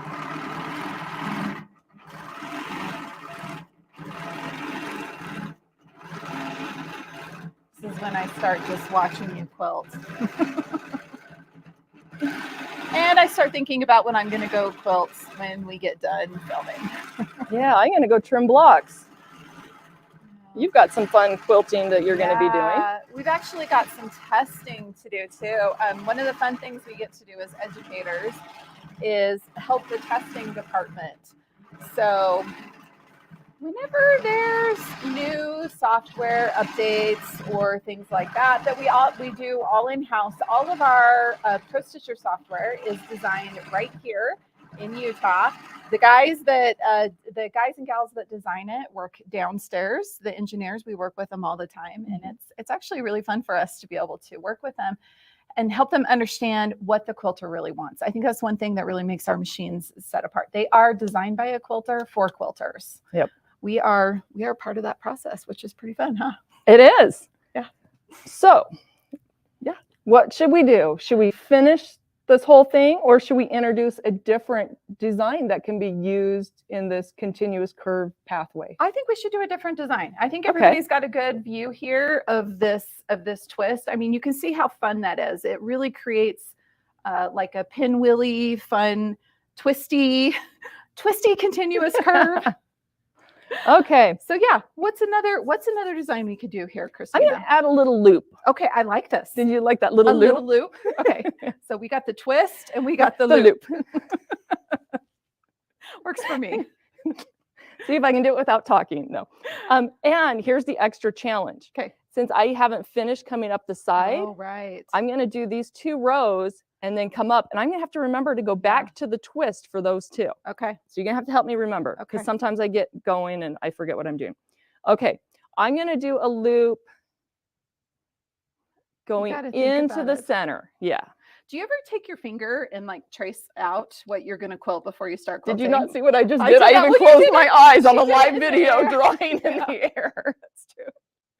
So Yeah. trust me, it's a great way to just get yourself going. You could even take Yep. like the water soluble marker Yep. like Christina's got here, and you could draw it out a few times just to get yourself rolling on that path. Oh, I like that. Yeah, Okay, we'll try that one. I like that. Okay, here we Little go. loop. So I'm going to arc in and a loop. Coming up to my point, arc in and a loop. And a loop. And a loop. And you know that you have to use that tone of voice Yes. to do it too. Loop. Loop. In and a loop. And my loops aren't the exact same size. And I'm that's not totally overly okay. concerned. Oh, have we talked about how we can do different sizes? Oh yeah. You can really have a lot of fun with playing with scale on the design here. Okay, so I love this. You're really starting to get a feel for the design. It's like it's making a little 4-petaled flower inside of there. Mhm. It's really fun. I love how you can take these really simple stitch paths and there's like an infinite number of ways that you could potentially stitch it out. Yes. Add variety to any quilting project. Like I do entire classes just on this grid work with this pathway. It's so versatile. Well, it's just fun. I love when you get rolling on something like this. When you get bored with one stitch path, you can add a loop, make it a little more interesting. Or you can even challenge yourself and do a different pathway. Yep. So I've been doing the same pathway for this whole thing. I could change it up and do it the same way that it is on the handout that comes in the Moxie accessory kit. I think Denise showed some different ways yesterday. Yeah. And then again, there's always the Pro Stitcher way. Yep. And you know, this is a really great design to practice drawing too. I actually have a little journal that I have, and I'm going to freely admit this here. When I'm in church, this is what I do. I sit and draw. I actually have a journal that's got grid paper in it, and I love the grid base because I can practice designs like this. I can draw quilt layouts. I do all of that kind of stuff. I get teased by my family because they're like, "Are you paying attention?" And I am. But I'm still quilting. Okay, this is where Christina's got to remember to change. Oh, she did it. Look at She remembered to that. change. Woohoo! Look at that. That's fantastic. So yeah, this is a great design to doodle and just play with in your spare time. It helps you learn that path so you're really comfortable. And when you get to an actual quilt and you're working on it, it's just a little more fluid. You've got that muscle memory rolling. You know where you're heading. Yeah. And so cute. We mentioned this earlier that a lot of beginners love this Moxie. It's got that great price point. Yeah. But doodling is probably one of the best things that you can do to improve your skills. Yeah. And I always tell my students, I always tell them lots of things. When you start doodling, save those doodles and keep a notebook of them. Because like later on, you might look back at that and you think, oh, that was a cool design. I want to do that again. Or you look back and you think, oh my goodness, I am so amazing now compared to what I was then. So, you know, up your self-esteem a little bit there. Exactly. That's when I doodle in my little doodle journal, I always date it at the top so that I can look back and go, oh yeah. Oh, improvement. Kim, you're getting good at that twist when you're by yourself and just drawing. I'm going to give you one of my mandala pages to put in your notebook, and you can do a mandala next time. That's okay. Yeah. I'm totally going to have to grab one of those. So we're squirreling. Yes. Okay. The Moxie. We love the Moxie. 15-inch throat space again. Yeah. And again, it can fit on different size frames. So the space that it's taking up, it could be minimal. Yep. You could go up to a 10-foot frame. Yep. So that loft frame that we talked about earlier, you could put that 2-foot on. 10-foot frame, you can stitch up to a 9-foot wide quilt. Yeah. So king size quilt. do the math. Yeah. 9 times 12. 108. 108 wide. So those wide backs that you buy would fit just perfect. 104, 108 are what the wide backs are. They fit perfectly on those frames, and you Yeah. can quilt from edge to edge there. Yep. Although do remember when you're loading a quilt, I mean, some tips for beginners, because that's, you know, the Moxie, they tend to go hand in hand. You always want to have your backing be at least 4 inches bigger all the way around so that Excellent. you have enough room to pin it onto your leaders and not worry about quilting onto your leaders, because we've never done that ever. Thought you were totally going to call me out there. No, we both I've have done it. experiences. We both have done it. So, and the frame does come with a set of leaders. They're really great. They're these nice heavy canvas leaders So on the loft frame. on the loft Yeah. frame. Exactly. If you add the little buddy to the little foot frame, it does come with a set of leaders too. Yeah. And there's 2 leaders because Mhm. you've got a bar down here underneath that you can't see that you would load the backing onto, and then up to this top one. Exactly. When you And load again, it up. that's up to 48 inches wide. Exactly. So- Yeah, no, the Moxie, it's such a fun machine. I absolutely love seeing the amazing things that people are doing or quilting with it. Yeah. I've seen award-winning quilts quilted on this. So don't think just because it's the smaller machine, those kind of things, that you still can't do absolutely amazing quilting with this machine. And you can do any size like Mhm. block. You might have to break it down a little bit because you've got about 9-ish inches of quilting space with this machine. Yep. So if you've got a larger block, you just break it up and Yep. do one section at a time. And it's very doable. Yep. So, It's easy. Just takes a little bit of planning. If you sit down and do some planning before you start quilting, do some doodling. When Yep. when you go to the frame and you're ready to start quilting, you'll have your plan and you'll be able to quilt absolutely amazing things. one thing that we haven't talked about Mhm. was when you purchase a handy quilter machine, we have ongoing support. Yeah, we do. So we've got the retailer, Mhm. we've got the technical solutions team here Mhm. at Handy Quilter that you can call into. Yeah. We also have the education team that answers phone calls. Yep. In addition to that, if you don't get sick of seeing our faces, we have videos that come out each week Yep. where we talk about different techniques, skills that we're learning, projects we're working on, just whatever happens to be that week.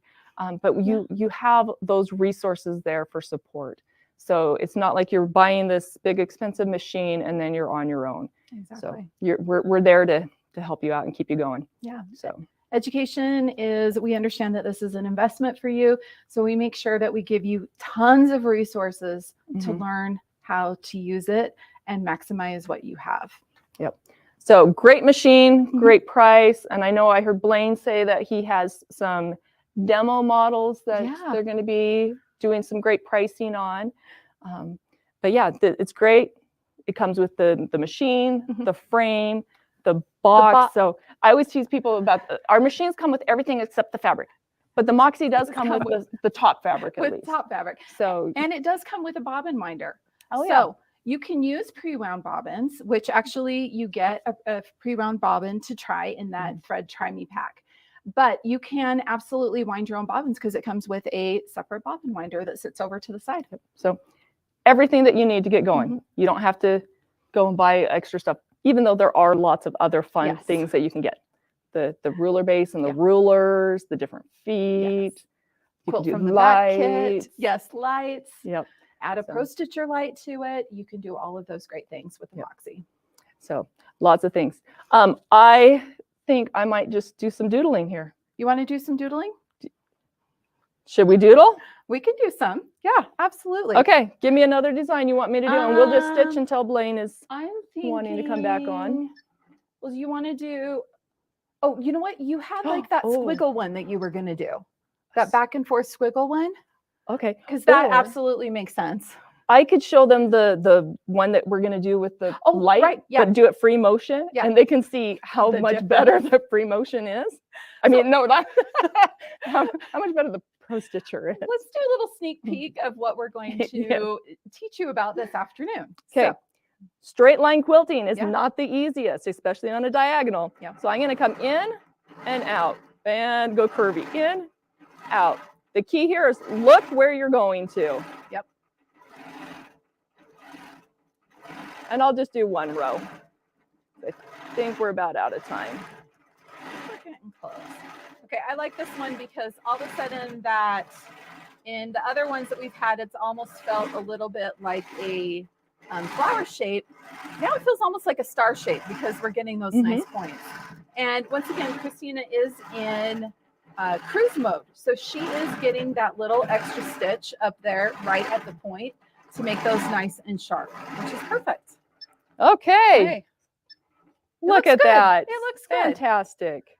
We'll show you another way to do that exact same stitch this afternoon using a feature in Pro Stitcher Lite called Mark. Yep, and that's on the Pro Stitcher Lite, and we'll be using the same machine. So if you're interested in the Moxie, make sure you stay on. And I think it's 2:30 Pacific time. Yeah, that we'll be back on again this afternoon. So did we have any questions? Oh, I guess Blaine's back. Well, hey, y'all did a great job again. And Christina, I love the running man in motion. I always love that demonstration because you can really get a good explanation of the stitch regulation when you do that. So that was an awesome job, ladies, again. And we'll see y'all back this afternoon, okay? Okay, thanks, Blaine. All right. So, guys, that was the Handy Quilter Moxie. And like I was telling you earlier, the Moxie, we have them brand new in the box, but we also have some what they call education models that Handy Quilter has in their education center over there. They use these when they bring people in for classes and stuff. We were able to get some of these. So, guys, we do have demos, and they're just like brand new, have a brand new warranty on them. The great thing about them is the price has been reduced even more than the new. So we have 2 different models of that you can get. And then, again, guys, this comes with that 8-foot loft frame. The price on it is $49.95 for the brand new one. We do have a call-in special on that. We have free shipping right to your doorstep. And we do have 36 months financing, 0% interest financing on it. So you can get this with your choice now. If the 8-foot loft frame is too much, you can get that 5-foot little foot frame. So we're going to give you your choice, the 5-foot little foot frame or that loft frame. Now, if you wanted a bigger frame, you can also go up to a 10-foot. You can buy a 2-foot extension to add to the loft frame to make it a total of 10 feet. And then you can also buy the Pro Stitcher Lite if you want to put robotics on this. So this is very expandable to just expand with your ability and your need. So guys, give us a call at 800-401-8151. Nick's team is standing by. Again, guys, you can go on SMPLive.tv. You can see that product. You can click on it. It'll take you right to the product page to read about it. And again, if you have any questions whatsoever about this, don't hesitate. Just get on the phone and call them. They can answer all your questions. Like I said before, we are the #1 long arm dealer in the country. And our folks on the phones over there, they are extremely knowledgeable about long arms, and they can help you out. All right, guys, we're going to keep moving on along. And next up, we have Janome in the house. And guys, this is that brand new M7 special edition we're going to have. It's that Quilters edition. And we have Ann Hine here. And guys, this is a great, great machine. I'm so happy with this machine. And this is going to be a hot seller for Janome. So y'all take note. Ann is an awesome educator. So welcome to the show, Ann. I'm talking about our M7. This is our Quilters Collector Series. And just a few things about the machine before we get to the sewing part of it. It's a powder-coated, casted aluminum outer part. We do have our inner framework of metal. All our Janome machines are that way. And what our quilters are loving about this machine is the space under here. We have 13.5 inches under here and 5.5 inches going up here. So there's plenty of room to get those projects under. We have the front of the machine sculpted back so you can see right down to the needle. There's nothing getting in your way. So we all love that, whether we're a quilter or a bag maker or even a garment maker, they love all that space under there. Some things that Janome also has with it, you get this great big table. And what I love is this little drawer over here to keep all my supplies, even these. So you can hide your candy in there for people too, so they don't have to know. But Janome gives you lots of accessories to go with your machine.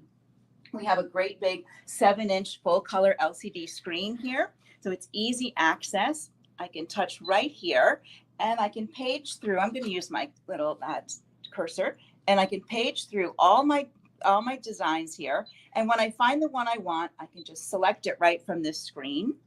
And if I needed to make any changes to it with the width or the length, I can do that right here. Or if I like to turn my dials, I can come over here and do the width or the length over here on the dial. So I have options on all of that, all changeable. So one of the great things too, Janome has our superior feed system. So our feed dogs down here, we have 7-piece feed dogs. And on this particular machine, they go, when you have the foot up, they go down. So when you have a layer that you want to put under there, say I had a layer, it doesn't get caught and it smoothly fits under there. And I have an extra high lift if I have a very thick layer to get it underneath there. Now, along with those feed dogs down below, Janome has the AccuFeed system. And AccuFeed is the upper feed system. So we have our feed dogs in our foot here. This is our wide one, and these come off. So we have different ones that go on there. And this hook here goes into the back of your machine and works off a separate motor so that you can set the rate of speed of your upper feed. So if your layers are not coming together evenly, you have a way to adjust those when you're working there. And I love this. I can use it for straight stitching. I can use it for some of the decorative stitching, for top quilting, slippery layers, thick layers, lots of uses for our AccuFeed foot. And as you can see, there are those feed dogs on the bottom. Now we also have one in our HP foot right here. So this is our narrow HP foot, and it has the feed dog in it as well. And speaking of HP, that is our high performance foot. And we have a special high performance plate and our standard high performance foot. And it comes over here and works in left needle position. And let me show you how you change this plate. It's very easy.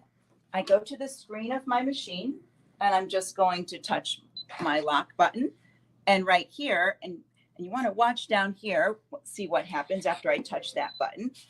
I can just lift this out, replace it with the new plate, and then I could put the plate in and just drop it down and it's in. Now, when I use this plate, it will block out any of my stitches with width so that I will only have my left needle position. And this is a very precise precision. As your hook comes around to catch your top thread, it meets on the left side first. So you have a very precise stitch when you're using your HP plate along with your HP foot. And our quilters will tell you this is the scant 1/4 inch foot. So by using the edge of this foot when you're quilting, you'll get a beautiful scant 1/4 inch. All right, so let me move some of these things away so I can show you some things on the screen of the machine here. I'm going to unlock the machine. So we're here. Now I'm going to go right back to straight stitch. And that's what I love about our screen. It's very intuitive. If I want to go to straight stitch, I touch right back here. Up here, I've selected in yellow. This is my hover feature or my pivot feature. So my needle will stay down when I'm sewing, and when I stop, my foot will come up. And I want to show you some specialty stitches. Right here, we have some of these tapering stitches, and you can select the stitch you want, come into the tapering, and you can change the top edge of it, the point, and the ending point. So I have it set at 60 and 60. And I can set how many middle pieces I want. So I'm going to go here and select 2 like that. And then I have a little sample I was starting here. So I'm going to do another piece on here. And when I'm ready, I just need to hit the start button and it's going to stitch just this section and stop. So here we go. I'm using the start stop. I just have to guide it and it will stop automatically for me when it gets to the end. Here we go. And of course, we have our pivot feature on, so my needle will stay down, foot will come up, and I will turn like this, hit start again, and I can go again. So I can make lines of stitches like this with a pointed top and bottom, lots of options. I can make a framework around things as well, or just be really free-flowing and continue on my piece just like that. And I am sewing on cork, and you can see how easily the machine does sew on cork. Here I'm going to hit our scissor button. Everybody loves a scissor button. I especially love that. I think it's one of my very favorite features because after I sew, I can just lift this to the back and it's up and out of the way for me. All right, so let me show you a couple other things on here as well. When you're sewing, you may want to use thick fabric. And the great thing about our machines, especially this machine, it will go through heavy denims. And I'm going to go back to straight stitch. And I'm going to fold this over a few times. So we have a thick layer here. And I'm going to put it underneath my foot. And you can see, because those feed dogs go down, I can easily get this under here. I'm going to slow my speed down. I'm going to make my stitch length a little longer because I'm going through a thick layer. And here we go. We'll just slow that down a bit. And you can see how easily that goes through this thick fabric. You can sew through a leather belt as well.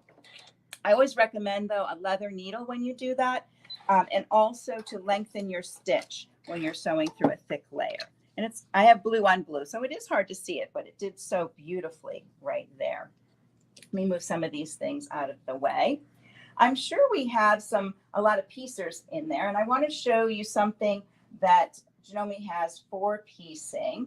To find all my little squares. Here we go. I'm going to go into our sewing applications, and this is sewing applications. This is like the sewing helper. And when you come in here, you have the things on your sewing side. So if you're doing any of these things here, you can choose. Maybe you're going to hem something, so you need your blind hem. It sets up your stitch for you. You have woven or stretch knit depending. Tells you your foot that you should be using. All your information is there. And down here, if you need to adjust the stitch, you still are in control of that. And that's what I love. I want to be in control of my machine. It tells me what it's going to set it at, but I can always make more changes from there. So going back to our sewing applications, we also have them for quilting. When you go under the quilting one, here's your big selection of all your quilting things. We have a piecing one, free motion, ruler work. So let me show you patchwork piecing. How many of you are doing 2.5-inch squares and you have a whole quilt that you have to do a whole bunch of them? We have what's called memorized piecing. So what you can do is get your squares ready to go. I've got them all matched up here. I'm going to put on my 1/4-inch foot. Here we go. And Janome has not only the 1/4-inch foot with the guide, if you like to use that. We have one without a guide. And then you can also use your HP foot if you prefer. I'm just going to use the guide for today and show you that one. I'm just going to put this under here and I just lift it up to snap it on. There we go. Get my thread down here and out of the way. And I'm going to get ready. I'm just going to put my needle down to start. And then I'll put my fabric right in close. Lower my foot, make sure everything's aligned where I want it. And I'm going to hit the start button. And I'm going to let it stitch through. And when it gets to the end, I'll stop right there. And on the screen, you'll see it says same size, different size. And I want the same size. So I'm going to touch OK. And then I just have to put my next one under here like that. Push start. And just guide it along. It's going to stop at the end. And I can put my next one under there and hit start again. So I can quickly get through chain piecing a lot of these 2.5-inch blocks. When I get done, I can just hit my scissor button. There we go. And I've chain pieced those blocks rather quickly. And I just have to clip them apart. So I love that. That is our memorized piecing, and that's found in the sewing applications. So right here, this is our t-shirt for sewing applications. Also, if you do ruler work, you can select here for ruler work. You can select your layer if you're doing a medium layer or a light layer, and it will change your settings for you, the height of your foot.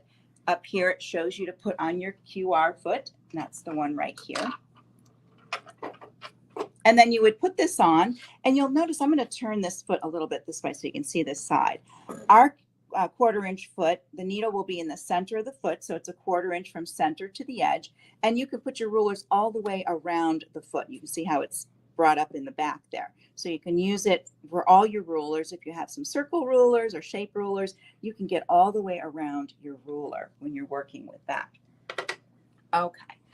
And also in your sewing applications, the last area is the feet. So if you have some specialty feet, you can come in here and pick any of the specialty ones. We have a free motion couching foot. So you could select here, tells you to put on your proper foot. It shows you right up here, your free motion foot, and which zigzag you're going to use. One is a narrower one and one is a wider one. And you have the option again to change that as well. So you can put on your quilts with some free motion couching on there. Let's go back here and go to quilting one more time. When you're in here, we do have an applique feature. And I noticed it under here too, if you were looking. There's applique in here. This is with our applique foot. This is an optional foot. It's a little short foot like there. So you can use applique under this setting, or you can go back into our quilting and use applique here. Now I know many of us do applique. And what I like about this setting is when you come in here, and I'm going to change to a different foot, so we'll snap that one off.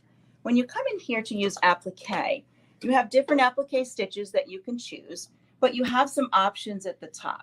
And we have a cornering feature right here. And this is great if you're going to stitch down a little square. Let's see where my little squares are. And you know when you're doing your applique, and you're coming down the side and you get to near the corner, and typically I have to count, you know, applique goes forward, backward, forward, then it goes left, right, forward, backward, forward, left, right. And you have to count when you get to the corner and figure out, oh, where should I stop and how is it going to start again? Well, Janome's figured that all out for you. With this setting, you can just stitch on down to your corner and stop at your corner. And then you'll touch your begin button up here and it will restart that stitch for you. So your stitch will start in the right position. So let me move a few things. And I'm just going to use the F2 foot here. This is the open foot. And I will put my foot down and I think I'm in the right spot. So I'm just going to slide up just a little bit so we don't sew all the way. Here we go. And we'll just use the applique stitch to the corner. Let me slow that down a little bit. And when I get to the corner, I'm just going to stop. Now I am using the start stop button, but we do have a foot control with this. And we also have the foot control cutter that comes with the machine.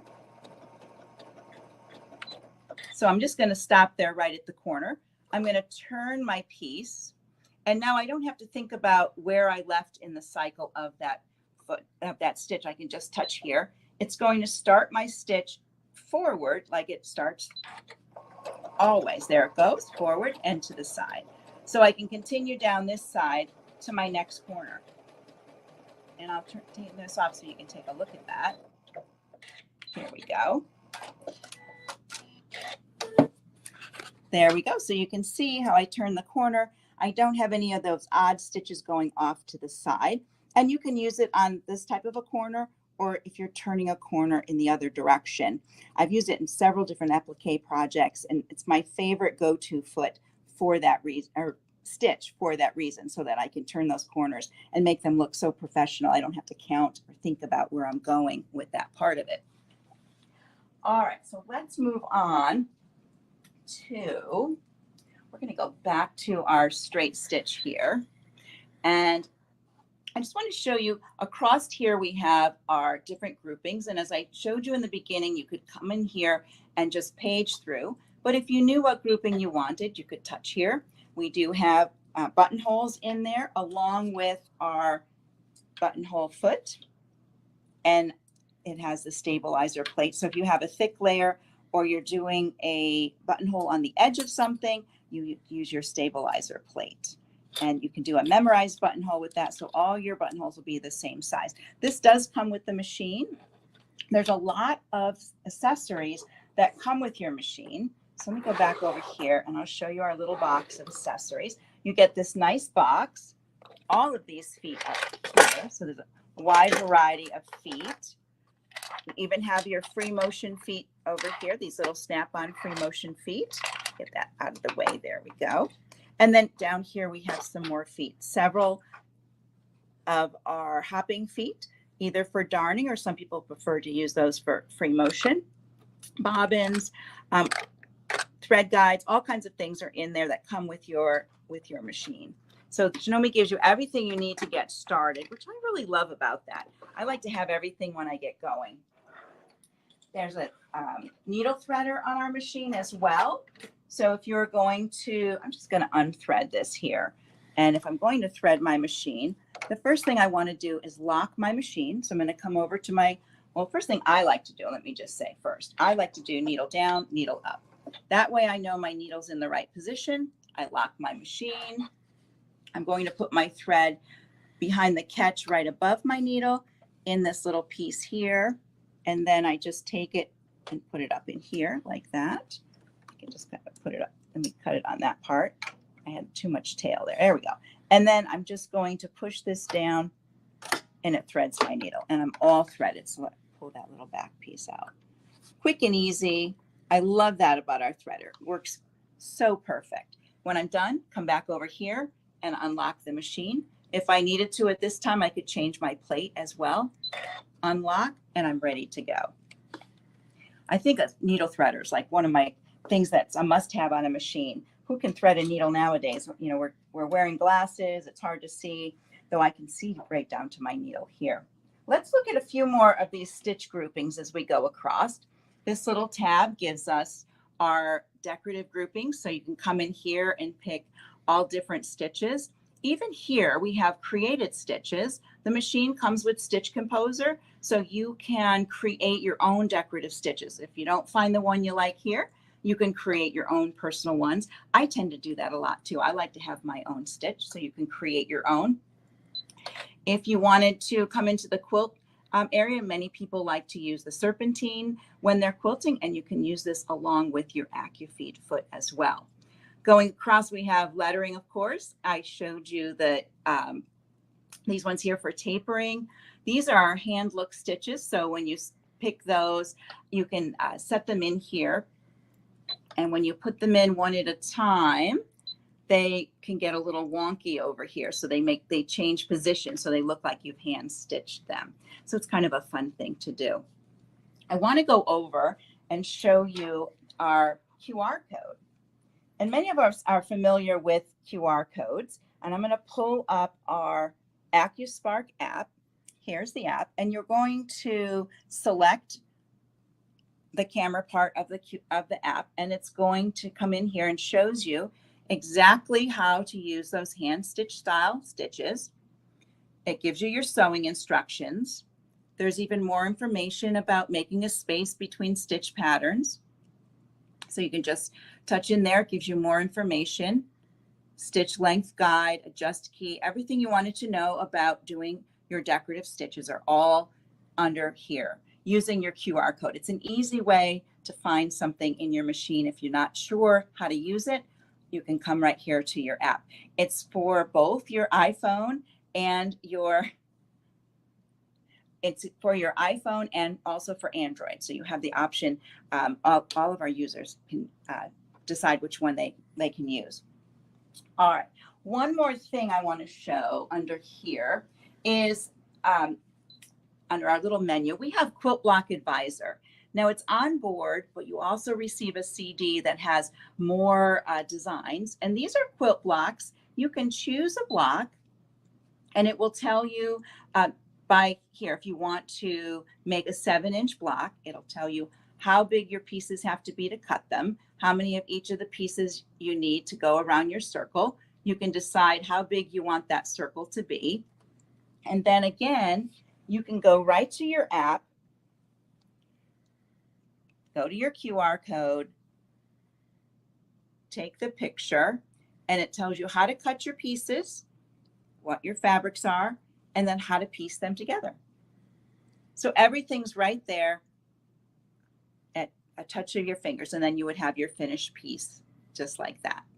I think this is very handy. I don't have to go searching for my manual, though you do have a manual, but we always have our phones handy So for me, it's just easy to pick this up and find all the information right there on that part of it.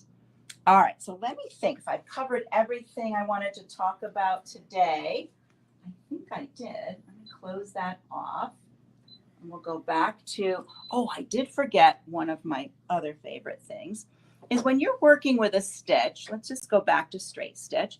If I'm working with a stitch and say I change this stitch, maybe I want the needle position a different spot or stitch length like this, and I always use that stitch length, I can come in here and I can save that stitch right here as my favorite stitch.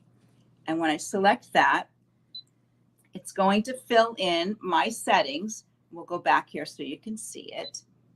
There are my settings. So every time I come to my stitch, my settings will be right there. I don't have to go looking for them in a memory. They'll be right there as I need them. I have 2 settings for every stitch. So there's over 400 stitches in our machine with 2 settings. Plus you have your created stitches as well. So you have many stitches that you can work with. But this is really handy, especially if you're doing, you like that serpentine stitch and you set it a certain way for your quilts. You can always go right to it. You don't have to look through your little notebook finding, what did you set your stitch length and your stitch width with. This is a very handy thing. I just really love my favorite stitch. So we'll close that. And you'll know it's your favorite stitch because it's highlighted in yellow. If I decided anytime that's not what I want anymore, I can just hit default and it takes it right back to the default for the machine. So it's fairly easy to get that taken care of. This is my adjust window is open and I can close it right there. All right. So I don't know if I'm near the end of my time or not. Let me think about, other things that come with your machine. I did mention the large foot control and the foot control cutter. You have a knee lift. There's some optional items too. There's a seam guide now for our M7. So that's something you might want to look into as well. I think I've got all my accessories shown. I don't think I hit anything in here. Our other stitch plate. Let me just tell you about stitch plates really quick, because a lot of times people get confused on stitch plates. And I'm just going to take this one off as well so we can take a look. So what's the difference? So the one over here on the left, this is our zigzag plate. You can see it's an oval. So you can use it for everything, for straight stitching, for any of your stitches with width. It allows you to see every stitch that's in your machine. Say you put this one on, this is called the straight stitch plate. And on your straight stitch plate, you have 3 different holes, right needle, center needle, and left needle position. And they're little ovally on the side. So you do have the option of changing your needle position. This plate will only let you have straight stitches. So you don't have to worry about breaking a needle or running a needle into your plate, because it's only going to let you use the straight stitches that will be available with that. And then same thing here, as I mentioned in the beginning, we have our HP or high performance plate. It does have the hole on the left side, so it's a straight stitch plate as well, and will only give you the HP stitches that are available for this plate. So you don't have to worry about that. And Janome gives you this other thing. If you can see this on your foot, see that little hole right there? That's the safety hole. So when your machine is in center needle position and you forget to take your foot off and your machine initializes, your needle will pass right through that hole. So you won't end up breaking a needle if you don't have your plate on. So I think Janome has thought of everything when they come to their machines and what they offer to our sewers and our quilters, especially with our M7. There's so many wonderful things that we love about this machine. Let me take all this off and we'll go back to our straight stitch right there. Well, thanks, Ann. And guys, again, we're going to tell you how you can get this. This is the Janome Continental M7 limited edition quilters collector. And guys, this is a great looking machine and a great machine. $59.99 is the price point on this, but we do have a call-in special. We have some financing available. We also have free shipping nationwide. So give us a call right now at 800-401-8151. Again, impressive 1,300 stitches per minute with this. And look at that big throat space on there. So this is a quilter's dream right here, having this machine. So guys, give us a call, 800-401-8151. And again, I want to thank Ann Hine from Janome and Janome as one of our sponsors. So I think my co-host may be here today. So guys, we've been waiting for her to get here this morning. Hi, so welcome, here I am. Good morning, everybody. Good afternoon, wherever you're at. I'm so excited for today. Well, we're glad you're here, Jane, and we've been waiting on you. But hey, the show's going great. We've had some great demonstrations so far. And, Jane, I got to thank our sponsors real quick. We couldn't do this event without, the sponsors. And, thanks to our platinum sponsors was Handy Quilter, Grace, and Baby Lock. Our gold sponsors was Janome and Brother. Silver sponsors, King Quilter, Dime, Butler, Arrow, Durkee. Associate sponsors were Synchrony, So Steady, Wonderful, and Stay Perfect. So, Jane, and thank you for being a co-host. I tell you what, we couldn't do this without you and our sponsors. So it's just been a great, great time so far. Oh, Blaine, I'm so excited to be here. I'm just thrilled that I get to be a part of it, because if I wasn't here co-hosting with you, I would be watching. So I'm here anyway. I might as well be talking away, because otherwise I'd be just talking to myself. And by the way, thank you for synchronicity. Yeah. Hey, can you believe it's already day 4? I literally can't believe it's day 4. I couldn't believe it. Yesterday was 3. Like, where is this week gone? It's so much fun. I couldn't wait to get here. So day 4, well underway. Blaine, don't you worry. I have been watching. So when I'm driving, I've got it on, but I'm not watching. I'm listening. And then when I'm getting ready, I'm listening and watching. So I have to check in and see what you're wearing. I forgot my leopard print today. Well, listen, I was debating from yellow to leopard, and I thought, you know what? Let me dress like the newest Sewing Machines Plus mat. Yes. This is actually a mat. I just turned it into a shirt. Perfect. See, you repurposed the sewing mat into a shirt. Exactly. Well, hey, it's been, we kind of kid about it, how fast it goes by, but it really does. And I mean, we talked about this Monday morning. We said, it's going to be Friday. We're going to look back and go, where did the week go? So I hope everybody out there is really enjoying all the demonstrations and all the educational sessions that we have. And, we try our best to bring some of the best educators in the business to come and do some sort of education. And then we try to go out and get some of the best products out there, Jane, and get the best, presenters to present those products. And I hope everybody is learning something. If you can just take one thing away from Quilt Fest, we feel like we've done our job. I think we take one thing away from every single session, Blaine, and I know everybody agrees with me. We need the right tools to get the job done. You give us the right tools to get the job done. Then it's up to us to buy those tools so we can get the job done. And like, you're giving us great prices. You're giving us the opportunity to get these tools, because you know what? We may not live near any place I could get this, or where someone could show me how it works. So this is what you're doing for us. And, we certainly do appreciate it. So if everyone agrees with me, I know you do, give us a big thumbs up for Blaine, because we love it. I love Quilt Fest and all the best that you do. Thank you, Jane, for saying that. It's one of those things that, we really try. We work on this, as 6 months ahead of time to start working with the manufacturers to get, allocated products at certain prices. And if I can get discounts on them, I pass the savings right on to the customers. And, we even worked hard with Synchrony Financing this year. They actually flew out to San Diego and met with us and worked with them about getting special rates and terms to pass on to the customers so they can get, we got some products you can finance up to 72 months. So it makes it really affordable and easy to purchase some of these things because, machines keep getting more expensive and we got to find ways to make it easy for people to buy. And the technology out there now is just unbelievable with these machines. I'm blown away by what some of them will do. You think about, we all learned to sew probably from our grandmothers or our mothers, and you think about the machines that we all sat down on and started learning, and like the innovation in sewing and quilting where it is today. And so, yeah, certainly we have that hand-me-down machine. But today's world, these machines are high tech.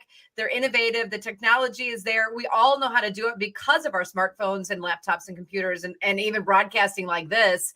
But they become generational machines. And then we teach that as the younger, to the youth. And then it just keeps going and going. But Blaine, again, thank you for coming up with the idea to say, hey, let's have a quilt fest. We don't have to go sit in front of our TV. We can bring you with all day long and learn about these products, get the right products, but we wouldn't be doing that without you having these meetings. So thank you, really and truly. Oh, you're welcome. Well, again, I want to remind everybody out there too, if you're, if you got a product that you've been interested in and you just haven't seen it on our show, give us a call anyway, because we have thousands of items that are on the Quilt Fest special that are not on the show, because we only had so many positions on the show that we could fill. And we worked with the sponsors and manufacturers to, put the products that they felt like we needed to show. But there's a lot of other products that are on special. So make sure, just because you don't see it doesn't mean it's not on sale. So give us a call, 800-401-8151. Nick's team is standing by. And as you know, Jane, we try our best. We have one policy at Sewing Machines Plus, and it's try to find a way to say yes to every customer, regardless of the problem. We try to take care of problems, and I hope that everybody loves our customer service, because they work extremely hard to try to solve problems and help people out. And our salespeople try to make sure that they sell you the right product too. Yes. So we all, it's a team effort here, that's for sure. I love it. And by the way, I have one policy, and I think everyone agrees with me when we're shopping, is that more is more and less is a bore. Yeah. That is true. That is true. Well, Jane, I'm going to step out here. I know you've got our first educational session of the day. We're happy to have that. And I know everybody's going to be super excited. And so I'm going to let you introduce our next presenter. And I'll see you back here in about 30 minutes. All right, everybody, time for some education. Are you ready to be educated? Well, I am. We're talking about quilting techniques and how to make your own journal cover. And the presenter is Belle Bruner. And Belle began quilting in her mid-40s and quickly fell in love with the craft. Who doesn't, right? After taking an intensive pattern writing course, she began designing patterns for quilt patterns. Now, she focuses on the confident beginner. I love that. A confident beginner.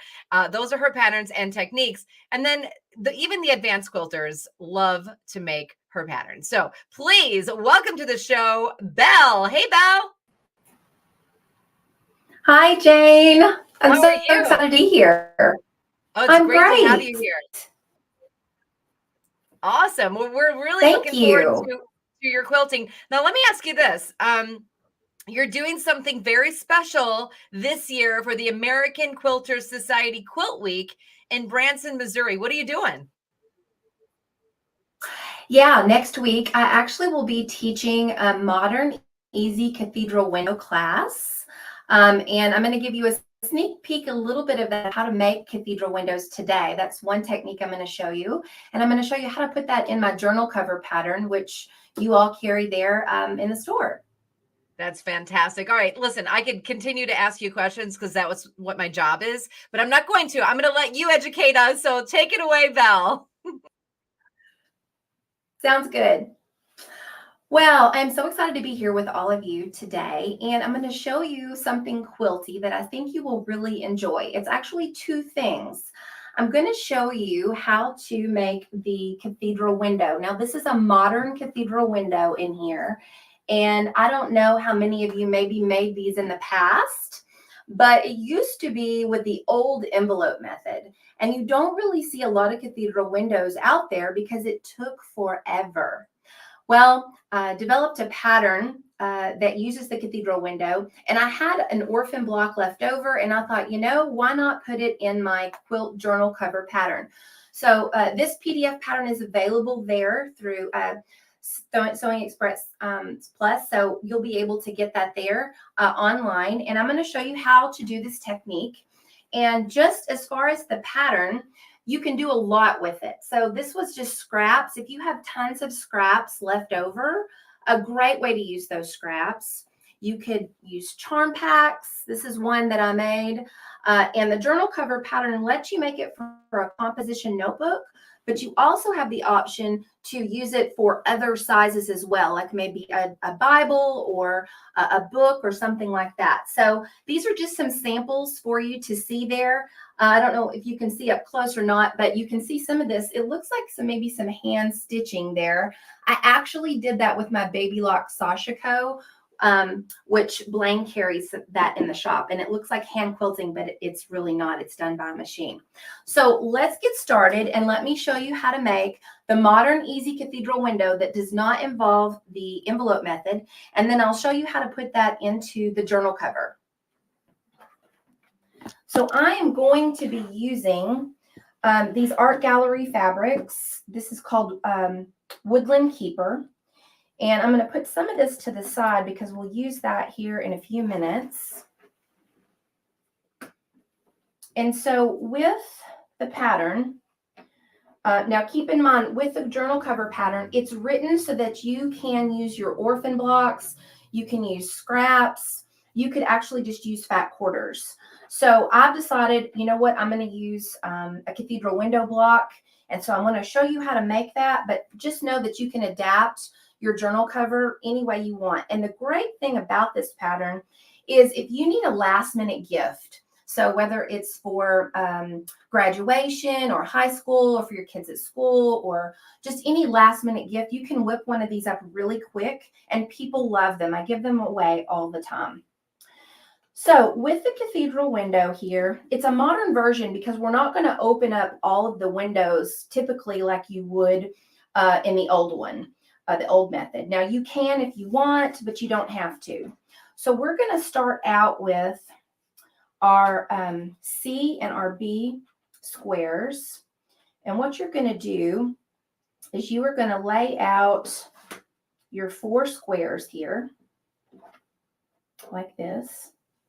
And then you're going to take, you've got your B fabrics and your C fabrics. Now what I've done here is this is actually a square piece of fabric. And you fold it in half and you press it. Okay, so you can see that there.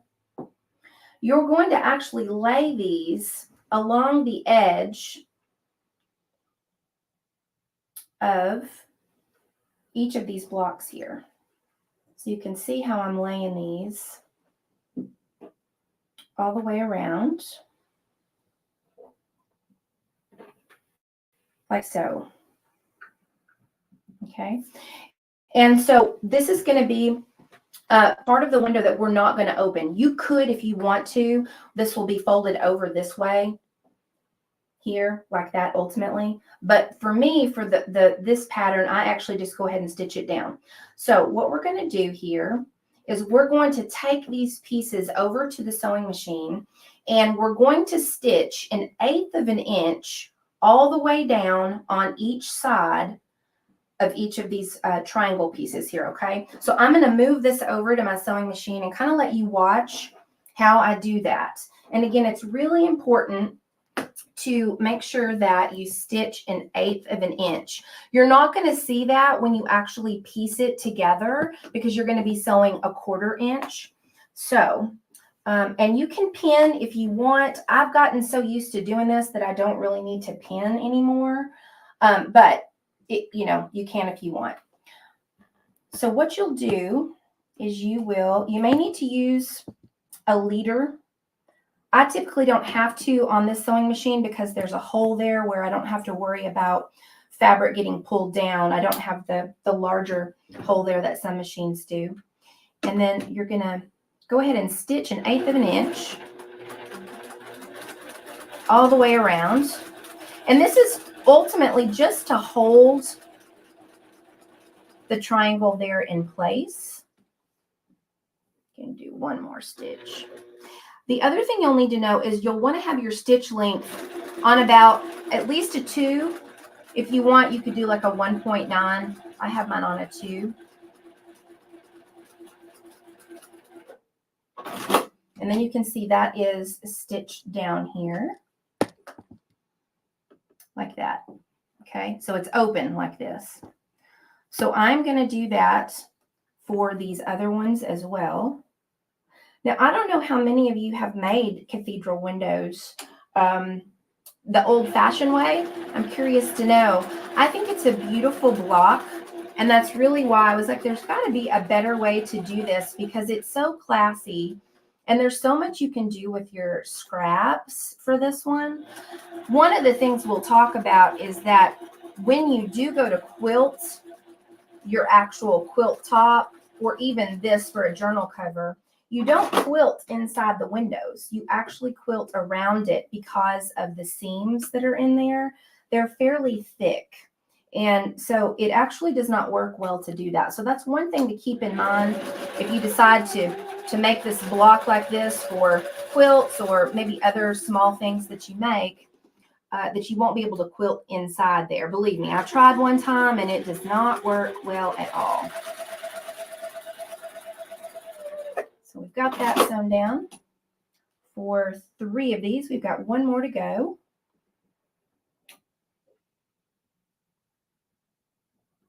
And another thing I'm going to show you here in a few minutes after we get these sewed down is we're going to use glue-based. We're going to be working with some biases here. And you can use clover clips, but I have come to find that glue-based is just like magic. So we're going to be using that when we get into another part of the cathedral window. So you can see how this is coming together. I'm going to show you this here. You see how that's coming together? Now I'm going to take my other fabrics here that are also folded on the bias. You see these? We're going to do the same thing for these as well. Now, technically, what you could have done, you could have laid both of these on here, pinned, and sewn around the whole thing at once if you want. And I do it that way sometimes too. But for the sake of the demonstration, I made it just kind of broke it down just a little bit further for you. So you're going to put all of these, again, the fold lines up in the middle here, and you're going to stitch 1/8 of an inch all the way around. And so the fastest way really to do that is just to lay them both there and pin them. But now you get the hang of it of how that works with both of those triangles on there like that.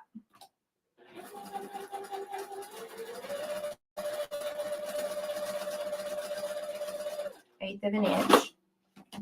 We're going to do that with these others.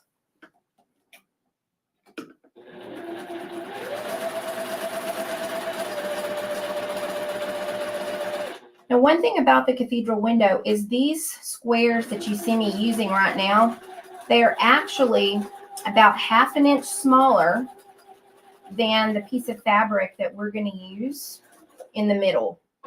And that's because there needs to be enough room for the fabric to fold over, which I call those the frames, to fold over what's actually inside the window. Now for this particular block, I am using scraps I had left over. And I think that it's a great way to use scraps because that way, you know, we're not throwing them out. And lots of times we waste things. So I thought this is a great way to be able just to use scraps, and hopefully you'll enjoy using it too. Okay, this is our last one. 1/8 of an inch.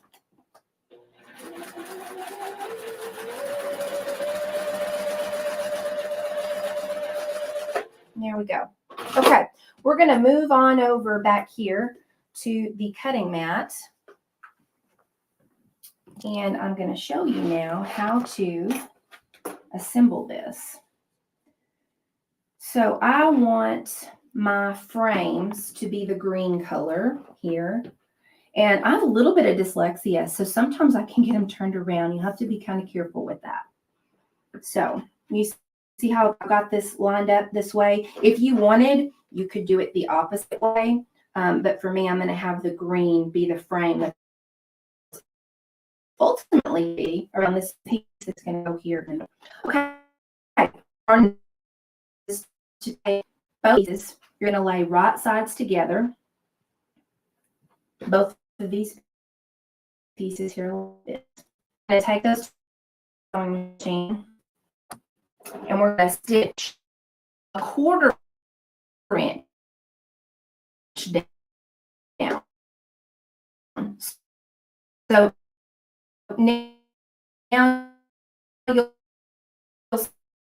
see you're not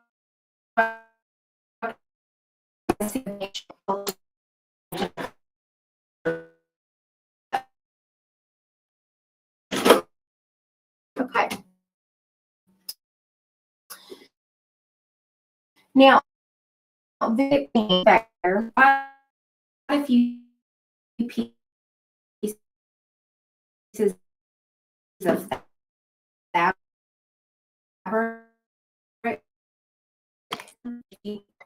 seams open.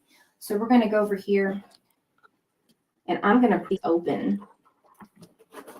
Otherwise, there's just a bit too much bulk. I know that is one of those topics people feel very strongly about with pressing open or to the side.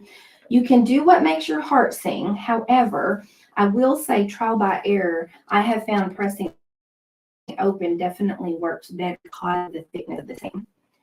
So I will just press there like that. Now that that is pressed open, you're going to join these two blocks and these two blocks here. So you're going to match up your seams.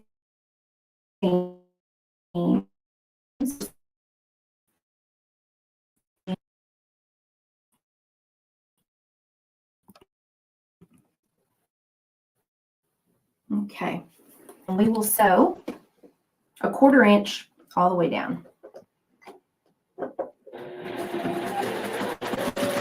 And that will connect us to here.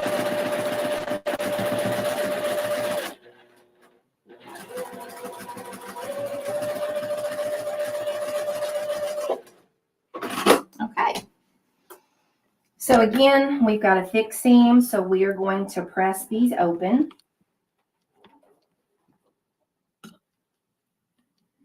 And if you have a tailor's clapper, which I do here, it can be helpful to lay pretty flat, is just to leave that on there for a few seconds.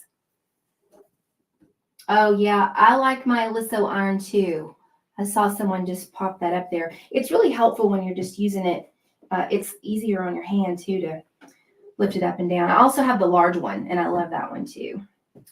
Okay, so here we go. We've got your internal part here. And look, isn't that pretty? You see those fabrics underneath there? The kind of the peekaboo. Okay, so now we're going to take our A fabric, and I have fussy cut. So if you look at this, you'll just want to keep in mind that whatever fabric you fix to be in your window, you'll want to make sure if it's directional or you want a certain motif that you fussy cut that correctly. And so I'm going to have my butterflies facing, I think, this direction. Okay, here's where it's helpful to go ahead and use a pin. So once you get this where it's evenly placed inside there, thanks, Anne. I think it's a beautiful block too. I love cathedral windows. They're absolutely gorgeous. So I go ahead and put a pin in there. Now it's time for the glue base. Now I use Roxanne's glue base. It's got this tip, if you can see here, and this little cap. You can use Elmer's glue if you want, but this was a game changer for me. I actually also use this for my binding to keep my binding on before I actually sew it down, and I think I will never go back. So you're going to put a line of glue. You can just use dots if you want. Let me get it to come out here.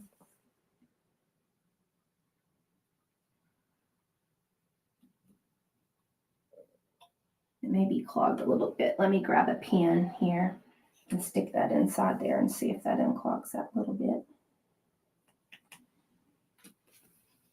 Okay, let's try this again.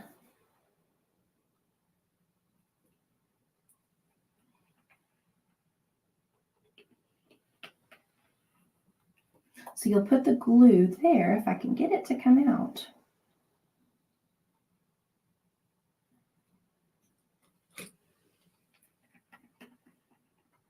So I'm going to do it the old-fashioned way because it's not going to come out. So I'll just put a little here on the tip, and we'll just put a little bit all along the edge there. And this washes out, so this is washable glue based. Put that here to the side. So I'm going to go ahead and fold this over. So you're going to gently fold that over like so. And that is what I call the frame, how that folds over like that. Then I will take this over here to my pressing mat. And when you press it with your iron, it sets the glue. Now, if you don't want to use glue for whatever reason, you can use clover clips, and you can keep that down that way. So what you would do here is you would just get your clover clips, and you would just use about 3. You could put 3 like this, another one here, and then another one there. But again, I really like to glue based. So then you'll move around to the other side, and you'll do same thing. A few drops of glue there, like that. And then you'll fold it over, just like we did before. Now, you can see here, if you look up close, there's a reason that this square is 1/2 inch larger than the other ones we sewn. That's because if you look right here at this point, if this square is too small, when you fold these over, you'll actually see the fabric behind it. So you have to make sure that this block is larger so that it covers up when you fold these points over. And then I'll take this over and set that again. And do the same thing for the other sides. And you literally could just make a full quilt. These are kind of small blocks. You could make a full quilt if you wanted out of all of these with all your scraps. I have another pattern called River Glen, and it is a quilt pattern, a pillow, and a table runner that uses this beautiful block. And it's a lot of fun. That was actually the first time. And I'll actually be using this block again for a pattern that'll be coming out in June. That's how much I love this block. But whenever I first learned about them, I was like, this does not sound like any fun to use this old envelope method, because there was no batting. If you remember, for those of you that maybe have made one, there was no batting at all. It was just backing and then basically your fabric here for the top. So it was pretty heavy also, and you could not quilt it. You had to kind of sew everything by hand. You could do, if you wanted, maybe like some tying, you could tie knots in it to kind of quilt it together, but this is a much easier way. Okay, so there is the glue based. Again, for those of you that were asking, Roxanne glue base. Let's see, there we go. That's it with the tip. Just make sure, this was kind of clogged, so make sure that you keep the cap on it or what have you, so that'll help you with that. So there's Roxanne glue base. Okay, so then you can take your pin out, and isn't that pretty? Let me turn it the right direction with my butterflies. Yeah, isn't that nice? Okay, so let me show you something here. You have the option, if you want, you could go ahead and fold open these sides as well for the cathedral window. Oh, thanks everybody. I'm glad you love it so much. I do too. You could fold these open. You do the same thing, glue based and go down. But when I released a pattern earlier this year, I wanted kind of a modern twist on this. And so I actually do not fold these open. I actually stitch them down. And so that's actually what I'll do, is stitch those down. Now, once this is glued like this, we have to take it to the sewing machine, and now we have to stitch along the edge of the frames, because if we don't, then ultimately this is going to come apart. So that's just to temporarily hold it together. So let's go on over to the sewing machine. And a couple of tips here on this. You're going to want to start here at, let me point for you, the very top up here. Okay, you're going to start up here, and you're going to stitch about 1/8 of an inch all along the edge of this frame. Okay, and I do back stitch. And you'll need to go ahead and do this for each block rather than wait. You're not going to want to do this like later on when you're trying to either stitch in the ditch to quilt. And I'll talk a little bit about that in a bit. You're going to want to go ahead and sew these down. I accidentally forgot to do that on one of my quilts. It was all completely quilted, and all of a sudden I realized that the window was starting to come undone. And it's because I had forgotten to sew down these frames. So these are the frames here. And you just go, you can see here, about 1/4 inch. Can y'all see that? There you go. Would it help if I turn that light off? Let's see if I turn that light off. There. Okay. All the way around. And you could use a corresponding thread color if you want. I just left in the cream color because it does blend with the fabrics. If you don't want that to show. Sometimes at first it takes a little bit of practice to stay kind of smooth where your stitch lines don't get a little wonky, but you just kind of go along the edge there. Sew that down like that. All the way to the end, like I mentioned. Pivot, turn it around, and then you'll come down this other side for the last home stretch.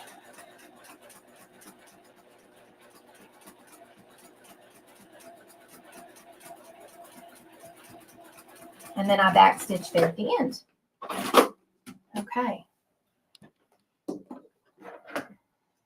Now you can see, I'll move it over here, the block. There we go. See that? It's all stitched all the way around there like that. And then you also can stitch along the edge here. If you want to leave these open, you can leave them open. I would not suggest doing it if you're putting this in a quilt, because these will get really, really kind of wrinkled and all when you wash it. So I go ahead and stitch mine down all along the sides there, which actually I should have done while I was stitching the other one, but we'll leave it like that for now. Okay, so now that we've got that part made, let me see if anybody's got any questions at all. Nope. Okay. Now we're going to actually put it into the drum. Hey, Belle, a couple of questions really quick. I've got the other pieces here. Hey, Belle. And Belle, this is amazing. Oh. Hi, I'm here. Jane's here. Sorry, Jane, hang on. Turn this up. We don't want to echo. Okay, now I can hear you. Okay, I'm so sorry. I didn't mean to interrupt you. They popped me back up on screen. A couple of questions. Number one, boy, there's lots of questions. Are you? Well, I can't read my handwriting. How about that? Is there a reason why you don't use half the square instead of doubling?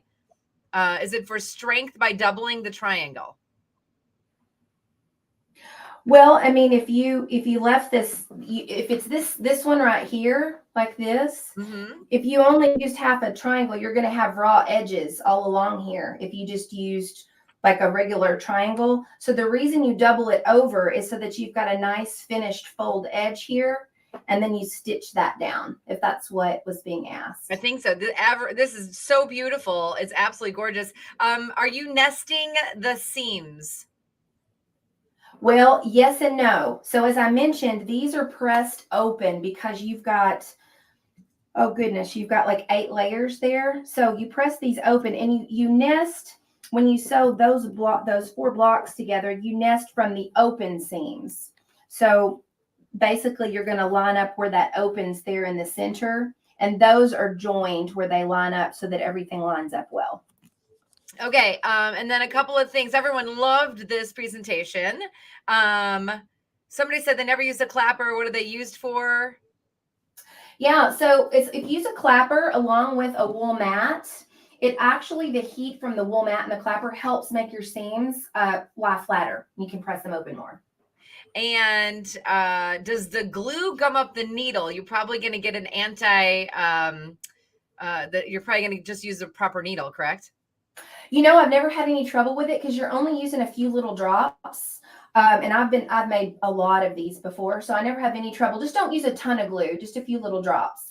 Everybody loves your bracelet. And then, by the way, a lot of suggestions were to embroider the center of before you did all the work. It's just absolutely gorgeous. Here's the biggest question for you. And maybe Yes. can we put the camera up? Yes, go ahead. Okay, so Belle, oh, there you go. Can you hear me still?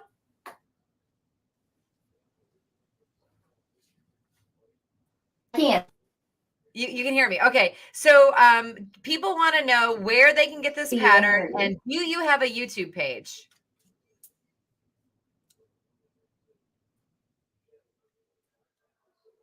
Oh, we might have froze from Belle. Maybe we'll get her back in the next minute or so, but that was an amazing presentation and education, and I think she still had more to do to finish, but we have to keep the show going because we are, unless Blaine pops in and tells me no. But listen, I want to get that YouTube page for you guys, and I want to find out where we can get this pattern from her. And I know that she had to finish. I know there was a little bit of sort of stutter step in the middle of that, and it was hard to hear. So if she has this somewhere else and we can watch it in full out, it was just so fantastic, wasn't it, Blaine? It was. And, Jane, they can get the pattern on our website at SewingMachinesPlus.com. So we have her pattern available, so they can go get that. Perfect. Well, that's wonderful. Well, thank you, Belle. You're amazing. We love your bracelet, and we love you, and we love your education. Her connection was lagging pretty bad there at the end. So, yeah. But hey, Jane, we're going to continue with the show. We're going to see you back here in about 30 minutes. So we're going to talk all about automation again, guys, some robotics. We're going to go back to Utah to Grace. And we have, I think we have Melinda. Who we have? Melinda and Laurel. Melinda and Laurel are going to come in from Grace. And guys, we're going to talk all about their automation, the robotic system. So welcome back to the show. Hi, Blaine. Thanks for having us again today. I'm Melinda with Grace Company. And I'm Laurel Erznosnik with Grace Company. Well, thank y'all for joining us, and we're going to let y'all get going on this, and I'll see you back in about 25 minutes. We'll tell them all about the special. Awesome. Thanks so much, Blaine. So, Laurel, so many quilters out there, so many different skill levels. Some people love free motion quilting. Mm-hmm. Some people, they just want the quick, easy, pick it, place it, sew it option. Yes, yeah, so that's what we're going to be talking about today. Is kind of that second option, and really it's automation, so where you are able to tell the machine the design you want and have it stitch it out for you. So kind of a fun way to plug and play and then kind of be able to stand back and let it do it for you. Yes, yes. So we have our QCT5 automation software. We have it set up today on our 19X machine, but with automation, it really doesn't matter, at least for Qnique machines. It doesn't matter what machine you pair the automation with. Our automation is compatible all across the board. Exactly. I was going to say, it's really nice too that that's where it kind of goes back to, hey, if you join us for the first day of this Sew Fest, we first day talked about the QDN opening, and then we've kind of gone up in the different machines, and now we're talking about the automation. So just like Linda said, you can add it to any of the machines and any of the frames. So if it is starting out on that QD frame, this can be added to it. And then if you get to a point that, hey, I want something bigger. Yes, exactly. You can move into a larger frame, and this still definitely can fit on it. Yes, yes. Now with our automation, we sell two different options. We have our beginnings option, and we have our pro version. Now really, pro has everything beginnings has, but it has some additional features which will enhance what you can do with the beginning software. So first, we're just going to take a quick peek at the beginning software, just so people can have an idea. I always get the question, well, which version should I go with? Right. And I think the simple question is, what type of projects are you going to quilt? Mm-hmm. How in depth do you want to be able to design your entire quilt? Or, how do you want to manipulate patterns and so forth? So we'll kind of go into a few of those different features between the two different versions. So again, today we're going to start with our beginning software. We can see right on the top, Quilt Motion or Quilters Creative Touch 5 Beginnings. This is how you'll always be able to know which version of the software you have. If we take a look at our other products, we can see we have Beginnings, we have the Pro version, then of course we have the Gold Card option as well. But if we're in Beginnings, again, we have just kind of the two programs, Select and Sew and Pantograph. With our Select and Sew, well, with either of these options, the very first thing that you do want to do is set the safe zone of your quilt. And again, this area or the safe zone, it can be the entire width of your frame, or it can just be a particular block or a certain area of the quilt as well. So yeah, so I'm just gonna say on that, and we'll have Melinda do it. Couple things I guess I want to mention is one thing that's really nice about the software is typically I think what tends to be a stopping point for people is they'd say, yes, I'm ready for it. I want it to be able to stitch out, my pattern for me because it's gonna give me that perfect stitching every time. But ooh, I'm not computer savvy. I hear that all the time. Like, I really like it, but I don't know how to do computers. And you're like, well, good news is you don't need to. And I genuinely mean that you really don't, because just like we saw here, it's going to walk you through that process of setup, right? So first thing, we had it opened right when you went to go pick a pattern or just kind of tell it what you wanted to do. It brought you to this screen, which is going to tell you again how to set that safe area.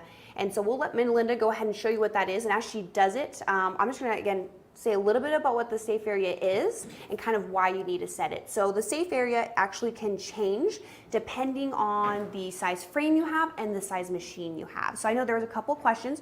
Right now with this one, the automation is on that 19X, the Qnique 19X, and then the frame is that Quilters Evolution Elite frame. So it is a much larger throat space than if we were doing it on, let's say the 16-inch machine, and then it's also much larger lengthwise because it's on a larger frame than the Cutie. So that way, again, you do want to make sure you set that so it knows, hey, this is how much space I have versus this is how much space I have. Yes, exactly.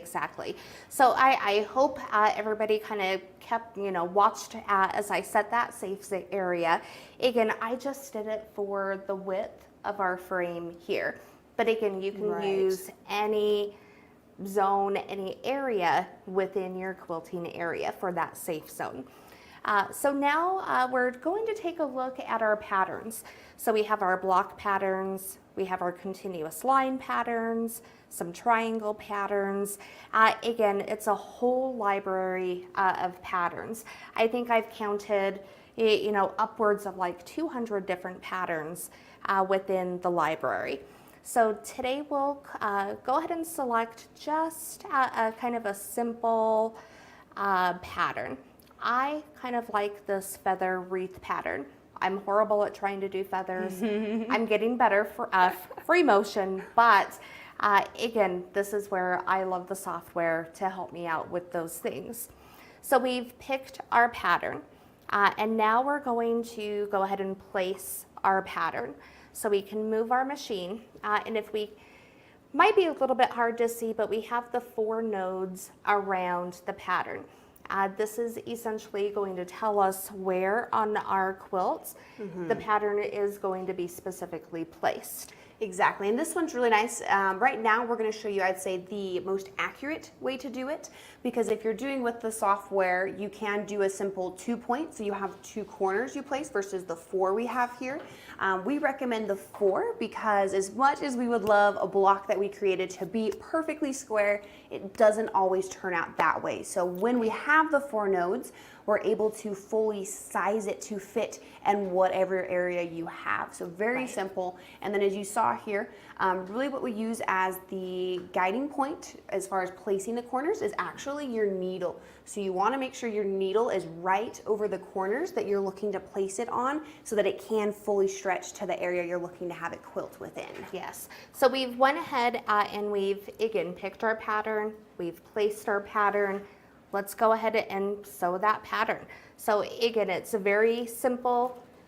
We'll select the quilt option. We can see the software is engaging, it's connecting. We can see exactly where it's going to be placed.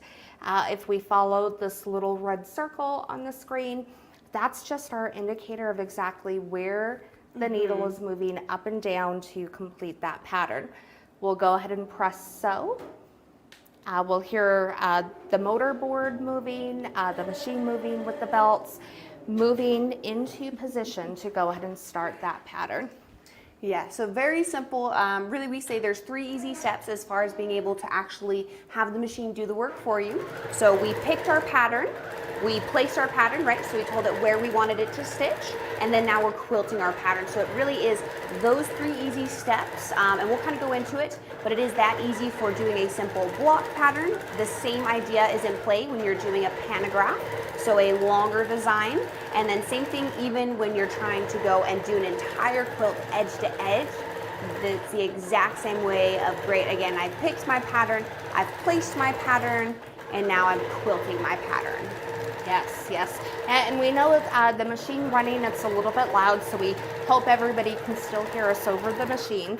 Our pattern, it's about 3/4 of the way completed. So we'll just give that a minute to go ahead and finish stitching out. I want to take a look in the comments and see if there's any particular questions about anything we've talked about so far. I know one thing that I love as well is some people say, you know, you make it look so easy, and well, yes, but not really, because it genuinely is that easy to do. It is, again, super simple, and one of the amazing things about it is that will walk you through the process that you need to take for placing a simple pattern. You saw it at the beginning. Great, where is that area I have to work within? And then you can see it did give us those beautiful perfect stitches that fit right within the block that Melinda gave it. Yes, yes. So now it's complete, and again, the loudness went away, and I know our microphones probably enhanced that. We apologize, but we'll finish our pattern. Again, we can see it stitched beautifully on the quilt. So, but let's take a look at the pantograph option. So again, we first looked at select and sew. If we go into pantographs, again, we have the same options. So again, we will pick our pattern, we will place our pattern, we'll sew our pattern, but with the pantograph, this is going to give us the option in beginning software, we can design 2 entire rows of our quilts. You know, so to be able to you know, set everything. I don't want to say forget it, because you really don't want to forget that your automation is going, but yes. You know, it's kind of that mindset. Set it, you know, watch it, don't forget about it, but you can do 2 rows of your quilt. So let's go ahead and kind of pick another pattern. I like the butterflies. It's very springy, and I just want spring to get here soon. So here we can designate how many butterflies or however many of the pattern we want in our particular row. We can add a row, and again, let's get out. So again, with beginnings, we can design up to 2 rows of our quilts. So again, we have our beautiful little butterflies. We can select place as a single pattern or sew in zones. Laurel, tell us what the difference is between those options. Yeah, so a little bit different, and part of it as well, you know, goes back to the Pro can do everything the beginning can, but does have some additional features, and we'll show you in just a second. But the Pro gives you a way to do more rows than just 2. But what's nice about the beginnings, and the Pro does this as well, but if you do it, you actually can come in here and you can adjust the total width and the total height of your quilt. And then the biggest thing is you can come in here and do the total width and height of your pattern, right, or your block that you're doing. So this is big, especially, you know, they're like, hey, great, I have it in there. How do I get it to line up with my quilt, right? I have a block that's this big. I don't want it to stitch outside of it. So that's where you can go in and give it those exact measurements so it will stitch perfectly within it. And then that's kind of where it leads us into, hey, am I doing it as a single pattern, or am I looking to do my entire quilt with this design? So that's if you're doing it as a single pattern, and I would say typically with beginnings, that's the way it's done, because it usually will quilt out, you know, within this space. That's the quilting space we have for right now. You have those 2 rows stitch. versus if you're getting into additional rows, that's where you do it so as at zone, because zone will break it out for your quilt. So this is zone 1 and then zone 2, you know, and it continues to do that throughout the entirety of your quilt. Yes. So So I did see a question, where did it go? Can you offset the rows with each other? And I think that's going to be a feature once we get into the Pro software. We'll be able Right. to do those options. So again, I don't want to, you know, necessarily sew this in our segment today. Again, the stitching, it's a bit loud. And again, we don't necessarily need to see the entire row being stitched out. But again, it's as simple as picking your design, placing your design, and then sewing your design. The software, you know, pretty much does everything for you. it really does, and it's really nice that we'll show you with the Pro here as well, is that it gives you the ability not only if there is a pattern you like, but to kind of manipulate the pattern to be what you want. If there's a certain part that you're like, hey, I really like it, but I only want to stitch out this section, you can pull that out of it, have it stitched just that. So it's really neat where when you start to get into what the Pro version is you can have it, I would say, become even more your own. So let me switch over to that, and then as we do this, I'm going to say I'm not saving the design. I'm going to switch over here. So this is the Pro. So you can see it looks the exact same. Only thing different is these other features have popped up. So with it is I'm going to come back in here. I'm going to do pantograph, and I'm going to come and I'm going to select my pattern, right? So just like we did before, because this is a pantograph, I'm going to do a continuous line. And one thing I want to point out as well is these different file types, because whether it's the beginning or the Pro, any of these file types can be uploaded into your software. So yes, it does come with well over, I think, 200 different patterns from the get-go, and we're always adding new ones. That again, any of these file types can also be uploaded into the software and used. Yes, yes. And I get that question all the time, whether it's on the phone or at shows. Yes. You know, what types of files can I upload into my software? Exactly. So it's great that there's always going to be that constant reminder of right file software for you. Yes, exactly. So super simple. If you'll notice, the screen looks exactly as it did on the beginnings, but this is the Pro, and this is where you'll notice the difference. So you can come in here, add as many patterns as you want, but then you can come in and you can add the additional rows, right? So now we're at 3 rows. You can say, woo, great, I'm gonna go however big I want, right? And so now we have 6 by 5. And so it's just a fun, again, this gives you a way to lay out your entire quilt in one go. And this is where, again, it would come into play a bit more on the total width and height of your quilt. It'll automatically then size these for the dimensions you give it. And again, you can adjust this as well, and it'll perfectly size it for you.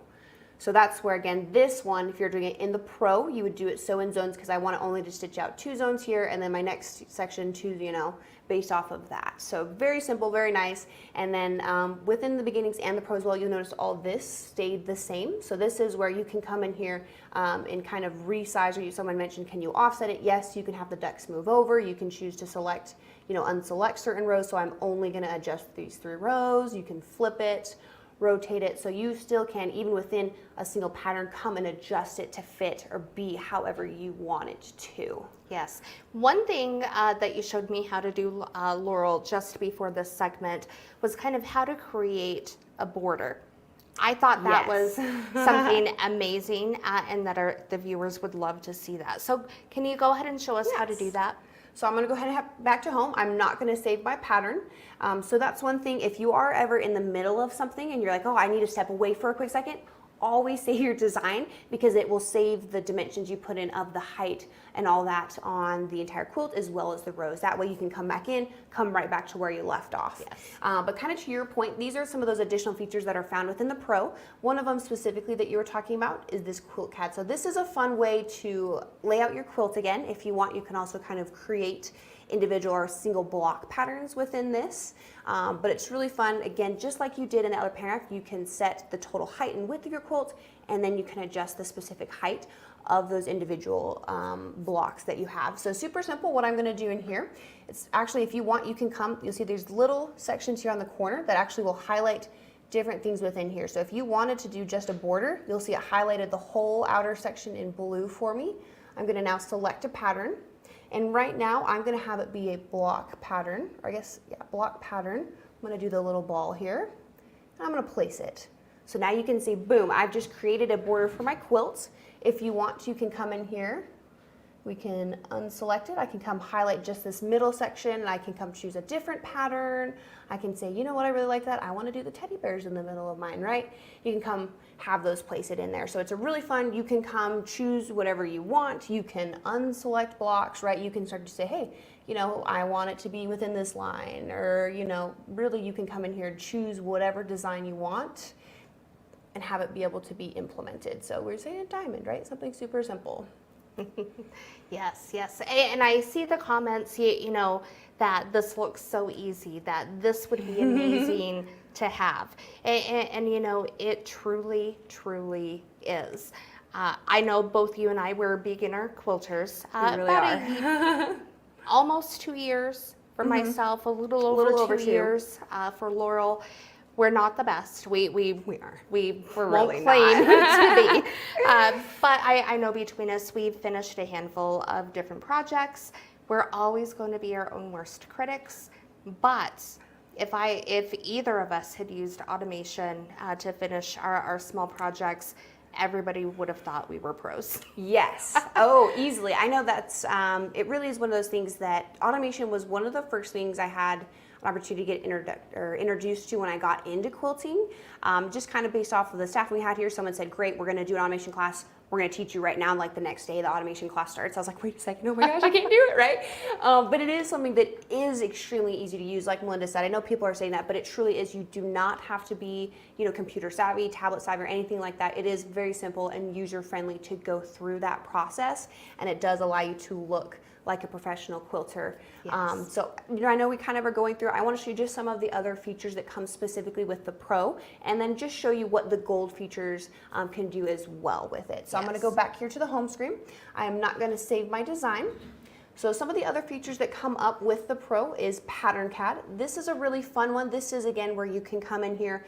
If you have a pre-existing pattern, upload it. You can section out part of it, so delete it out or, you know, do it bigger. What I'm going to do here is this is how you can create your own. So what I've done is I've created flakes, and so now I'm going to have it mirror between all these flakes, but I'm going to draw in this one section. So I come back, I'm in Draw, and then all you have to do is you come and you can do whatever shape you want.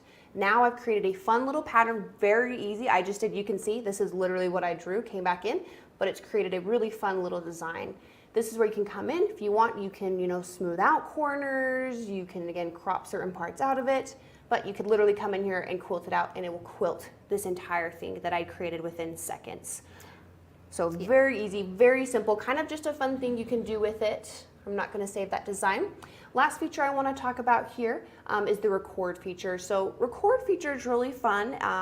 Oftentimes, if someone has been quilting for a little bit, they've saved up and they say, great, I've been quilting and I'm ready to move to automation, but I'm still really good at doing free motion, or there's a design that I really enjoy, but it's not in here, or I can't seem to find that file type. You can come in here and record it. So you literally are able to move the machine and it will record that movement so that you can have it stitch it out later for you. So all we're going to do is you literally hit start recording.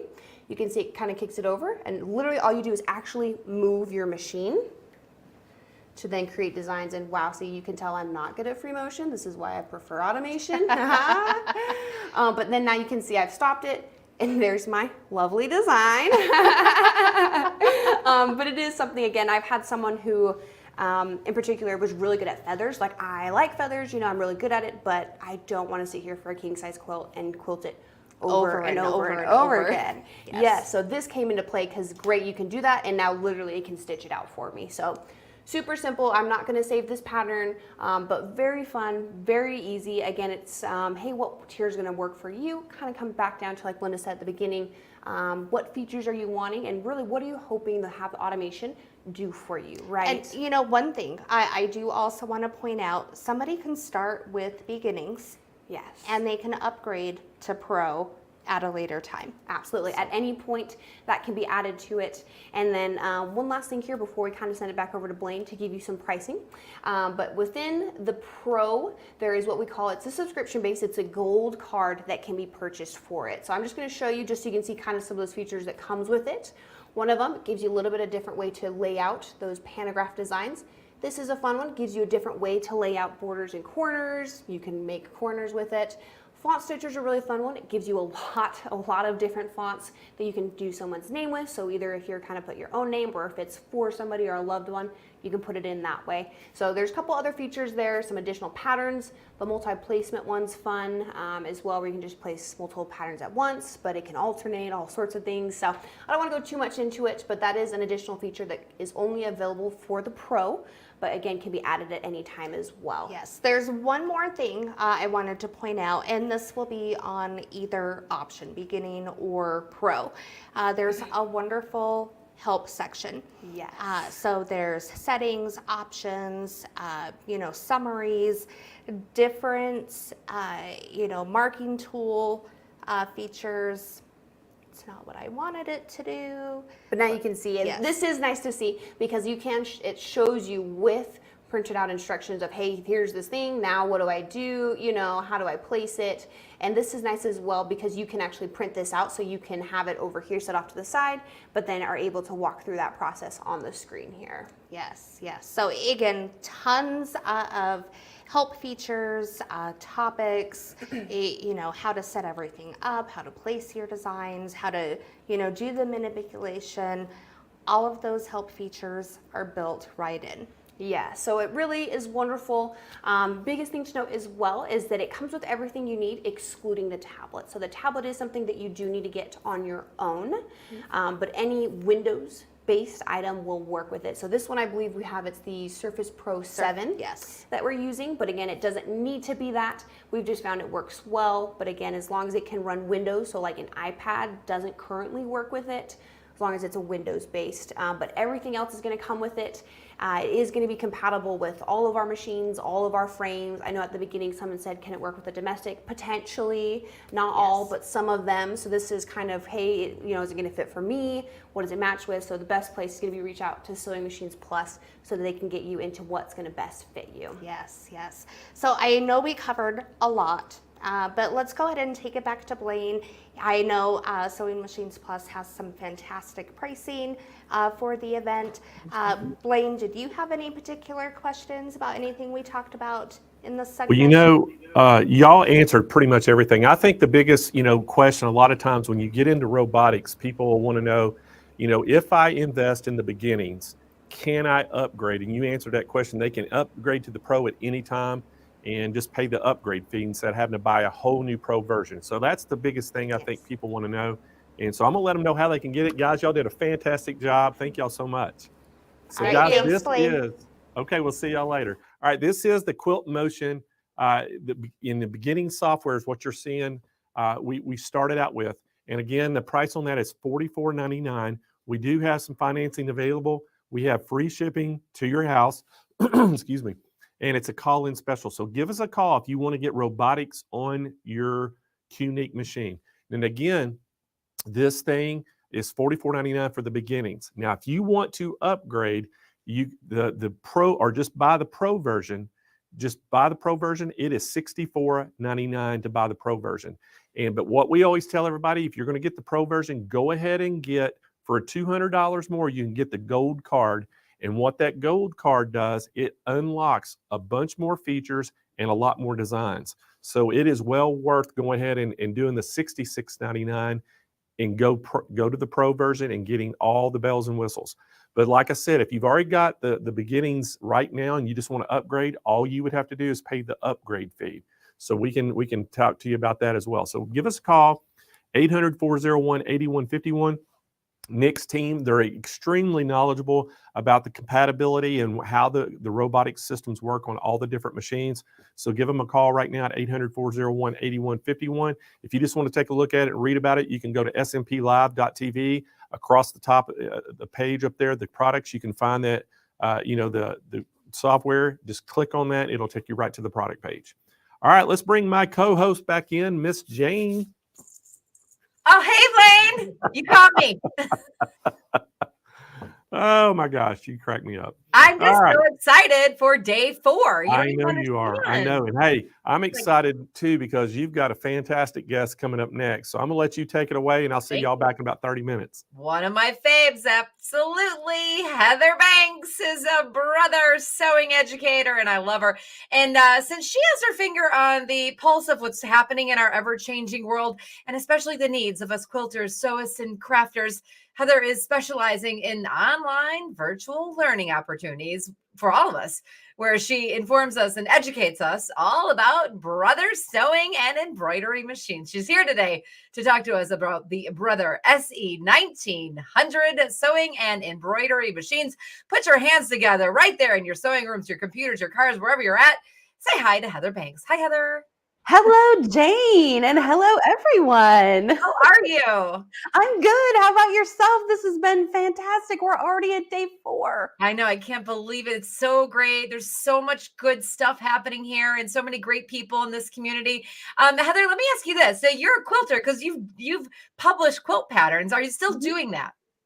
Well, I still do quilt. I haven't done a recent quilt pattern, but you never know. I've been doing lots of YouTube videos on how to use your Brother machines. I love that. All right. Well, cool. Well, you know, I love my Brother machines too. As a Brother ambassador, thank you very much. I'm using mine over here. Whatever you're doing right now, I'm going to follow along in my machine right over here and pay 100% attention to you. Thanks for having me, Jane. Hey everyone, I am so glad to be back with you, and thanks for all your hellos. I have the Brother SE 1900 today, and we're talking about it. It is a sewing and it is an embroidery machine. So this is a combo machine, and we're going to talk about both. I've been using it for, as Jane mentioned, I like to quilt. I've been using it for a variety of things, and I find that I can use both sides in my quilting. If you are new to embroidery, if you are a quilter and you really haven't done a lot of embroidery, this is a great machine to get into it.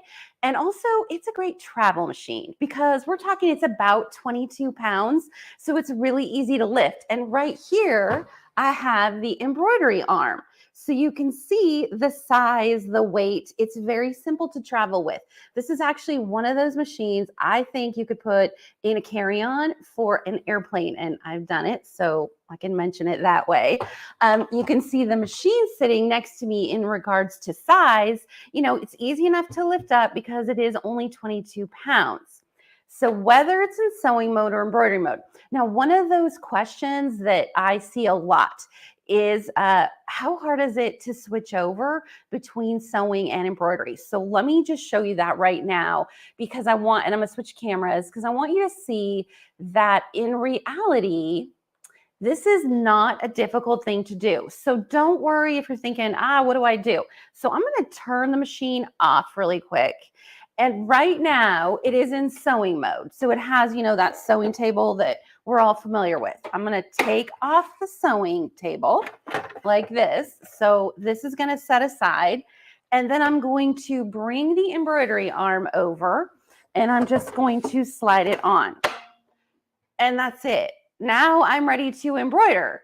So it's really fast, really easy, and it is intuitive. I see somebody just said, Celeste, you know, it's intuitive to use. It is because it's a Brother, and that's what Brother specializes in. So now I'm ready to sew, and I'm gonna show you both sides so you get a feel for how they both work. So on goes the sewing arm, and I didn't point out, and I think it's worth mentioning that this allows you to have a free arm. So I can sew in the round right here. If I have I was just looking for my faux pant leg. If I have a pant leg, you know, and or a sleeve and arm, and I want to be able to get to all sides of it, you know, of course, having that free arm allows me to slide it on, and I can do that. So this is equally good for garment sewing and repairs. You know, if you're constantly repairing pants or hemming, this would be great for that too. So I'm going to slide this out of here, and I'm going to go ahead and slide this on, and then I'm going to turn the machine back on. And remember, I did turn this off to change between my different modules, and you do want to do that. You want to turn it off. So, okay, let's keep going. I'm going to switch over to the screen. Now, when you turn on a lot of our electronic machines, you do need to activate the machine. So I had to press that and activate it, and now we are ready to go. Now we're looking at the main sewing screen. This is the main embroidery screen.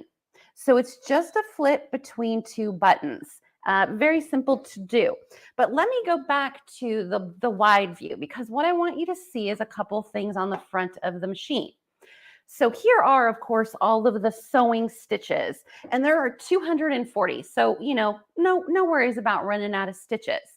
It also has a built-in bobbin winder, and that is a question we get. You know, you might be thinking, of course it does, but it is right here, and it is very simple to use. So once I have my bobbin on and slid over, all I have to do is press the start button, and it will start winding my bobbin. So it's really a very fast and easy thing to use. Now I'm going to go ahead and stop it, clip my thread, and then take this out of bobbin threading mode. Now, what about actually threading the machine itself? Again, a really common question, and understandably so, right? What is this easy? How does this work? It's super easy. Brother uses a numbered threading system. You can do this one-handed. I'm not trying to show off or anything, but that's my one-handed thread. Now let me move over to the side, and I will come in front of the machine and then use the thread cutter there on the side. Now I'm going to lower my foot and press the threader on the side. And that's it. It's threaded. And I have to tell you that I use this a lot. I'm just trying to pull that thread out. I use this a lot, and it's consistent. I consistently get it threaded. I do not have to rethread, try again, rethread, try again. So you can see that was really fast and easy, and I'm just going to tuck that thread under there. So that is it as far as that goes. If you're wondering here what you get with this machine, that's the extras, it has a thread cutter, a needle up down, and then it has your reinforcement or reverse stitches. So you do get those as well. This has a lot of features. I think it's a feature-rich machine coupled with being a combo machine where you're getting the embroidery and the sewing. Now, someone said, you know, I'm kind of curious, what are you doing with your embroidery? Well, one of the things I've been doing is I have been making, let me try going here. I have been making quilt labels with my embroidery machine, and everything you see here, I did with this machine. I didn't buy anything. I didn't bring anything in extra. These are all built in. And of course, tomorrow is St. Patrick's Day. So here is my other quilt label. And I have to say, I like doing these blank ones where someone can just fill it in as I'm ready to use it. Again, everything you see here was built into the machine. What size hoop do I get with it? That was a question I saw. You get a 5" by 7" hoop. So this is not a 4" by 4" machine. And that is what we would maybe think of more of an entry-level machine. This is a actual 5" by 7", and you can actually do a lot. I could do 2 of those quilt labels really quickly in a 5" by 7" hoop. All right, let's go on to some of our sewing. So I'm going to go back to that close-up area, and whether you're sewing or embroidering, let's look at what you can do with this machine. So right here, I have a piece of denim. Now this is already doubled, and I'm going to go ahead and double it again, and I'm going to double it again. So it is about 8 layers of denim now. Now this isn't a super heavy denim, but it is the 8 layers. So I'm going to put that under my foot, and we're going to stitch with our 8 layers. And actually, I like my fold this way. All right, so I've got 8 layers. That's awesome if it will sew through that. But let's make it work a little harder. Here is a layer of very gauzy, flimsy, it's like an organza. It's not a true organza, but it's like that. And I'm just going to fold it in half for the sake of being able to see this. And we're going to go from our denim to our organza, and let's look at the stitch quality, okay? Because brother machines are really good at adapting.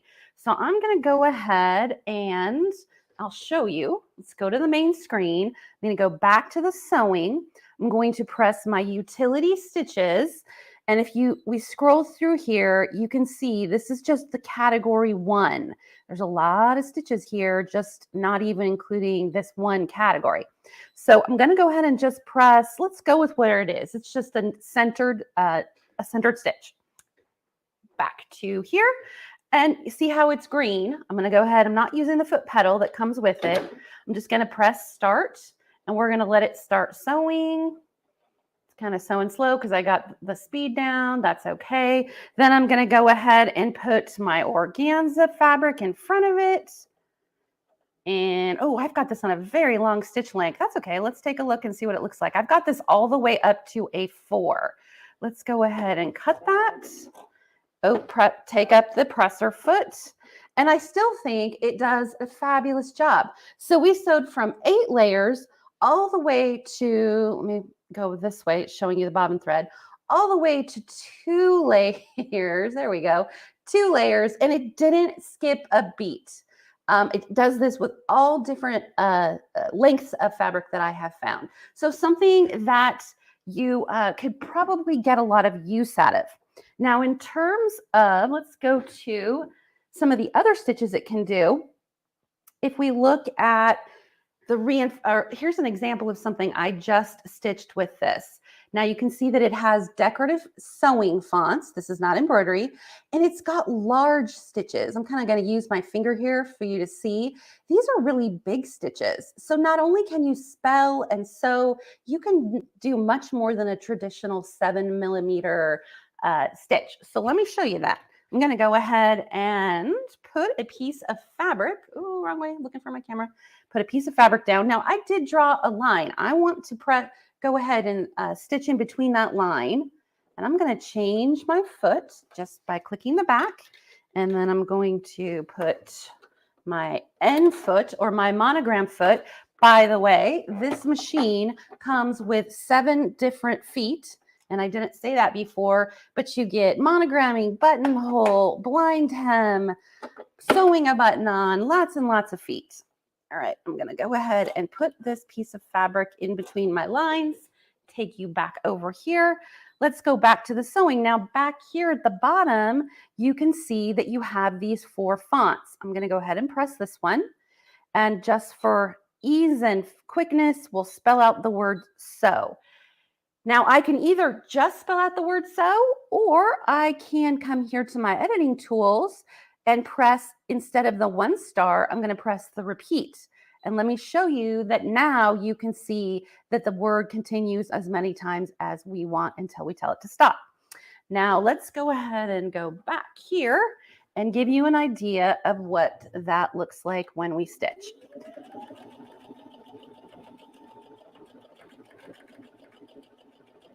I'm just going to let it do a little bit, but you're getting a chance to hear the machine.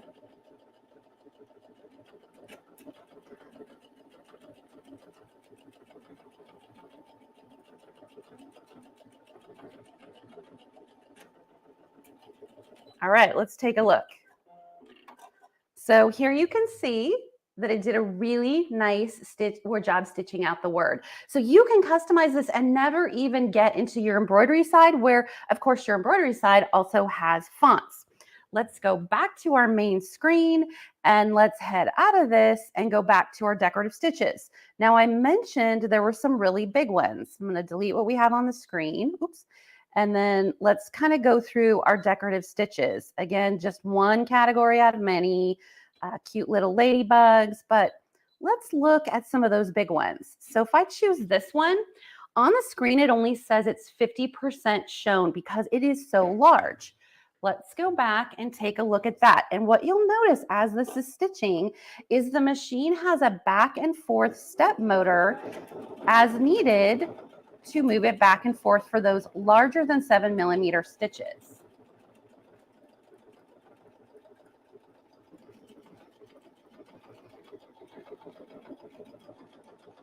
Okay, let's take a look at what that looks like. So I press that button and then I'm going to press the scissors button. So here you can see a very large stitch, and let me show you again what I had done with it. Something is so simple as being able to see your stitches and how large they are. So Did she say its weight? Yes, I see the comments here too. It's 22 pounds. So it's not a terribly heavy machine. It's great for travel. All right, I showed you those. Let me show you one other cool thing. I don't know if you guys know about this feature with Brother Machines, but let me go back here to the main screen, go back to the sewing. Now, if I go to the settings page, that's right here, the very first thing you see here is width control. I'm going to turn that on. And what that allows me to do is it allows me to use this width control, you know, like that I normally, or sorry, speed control that I normally use for the speed, and it turns it into width. So I'm going to turn it to the very smallest. And it does this for the zigzag stitches. So I'm going to come over here to first category, choose a zigzag stitch. And then I am going to, let's see, I've got it at its very smallest. So you can see as I move my speed control, watch how the zigzag changes. So let me stitch this really quick and show you how you can actually do a really neat, I have to plug in my presser, my foot control, how you can do a really neat, fun, adjustable satin stitch without ever going out of your settings.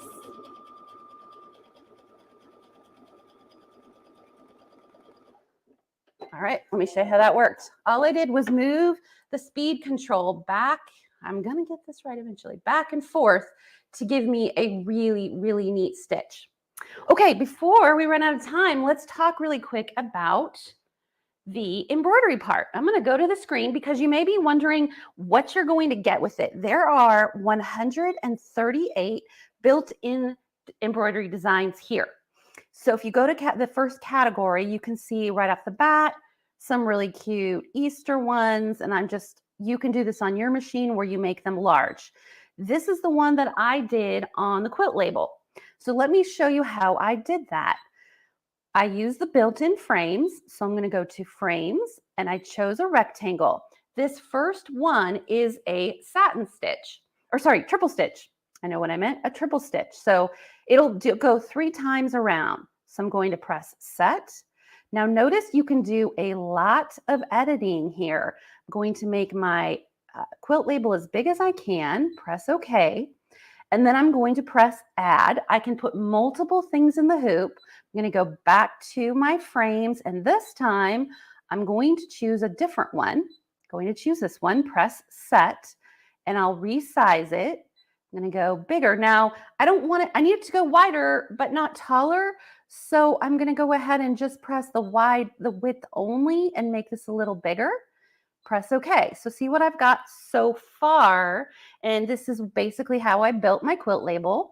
Then I want to go ahead and press add again. So see all the combining you can do in the hoop. I'm going to go to my 4-leaf clovers or 3-leaf clovers, press set, press rotate, go to the right, and then I'm going to go back to move and move this over to the right. Now let's take a look at what we have. This is basically the quilt label I made. Now the one thing you can still do is go into the colors, and actually let me select the inner frame, go into the colors, and then we'll look for some green because this will actually allow me to see exactly what it's going to look like.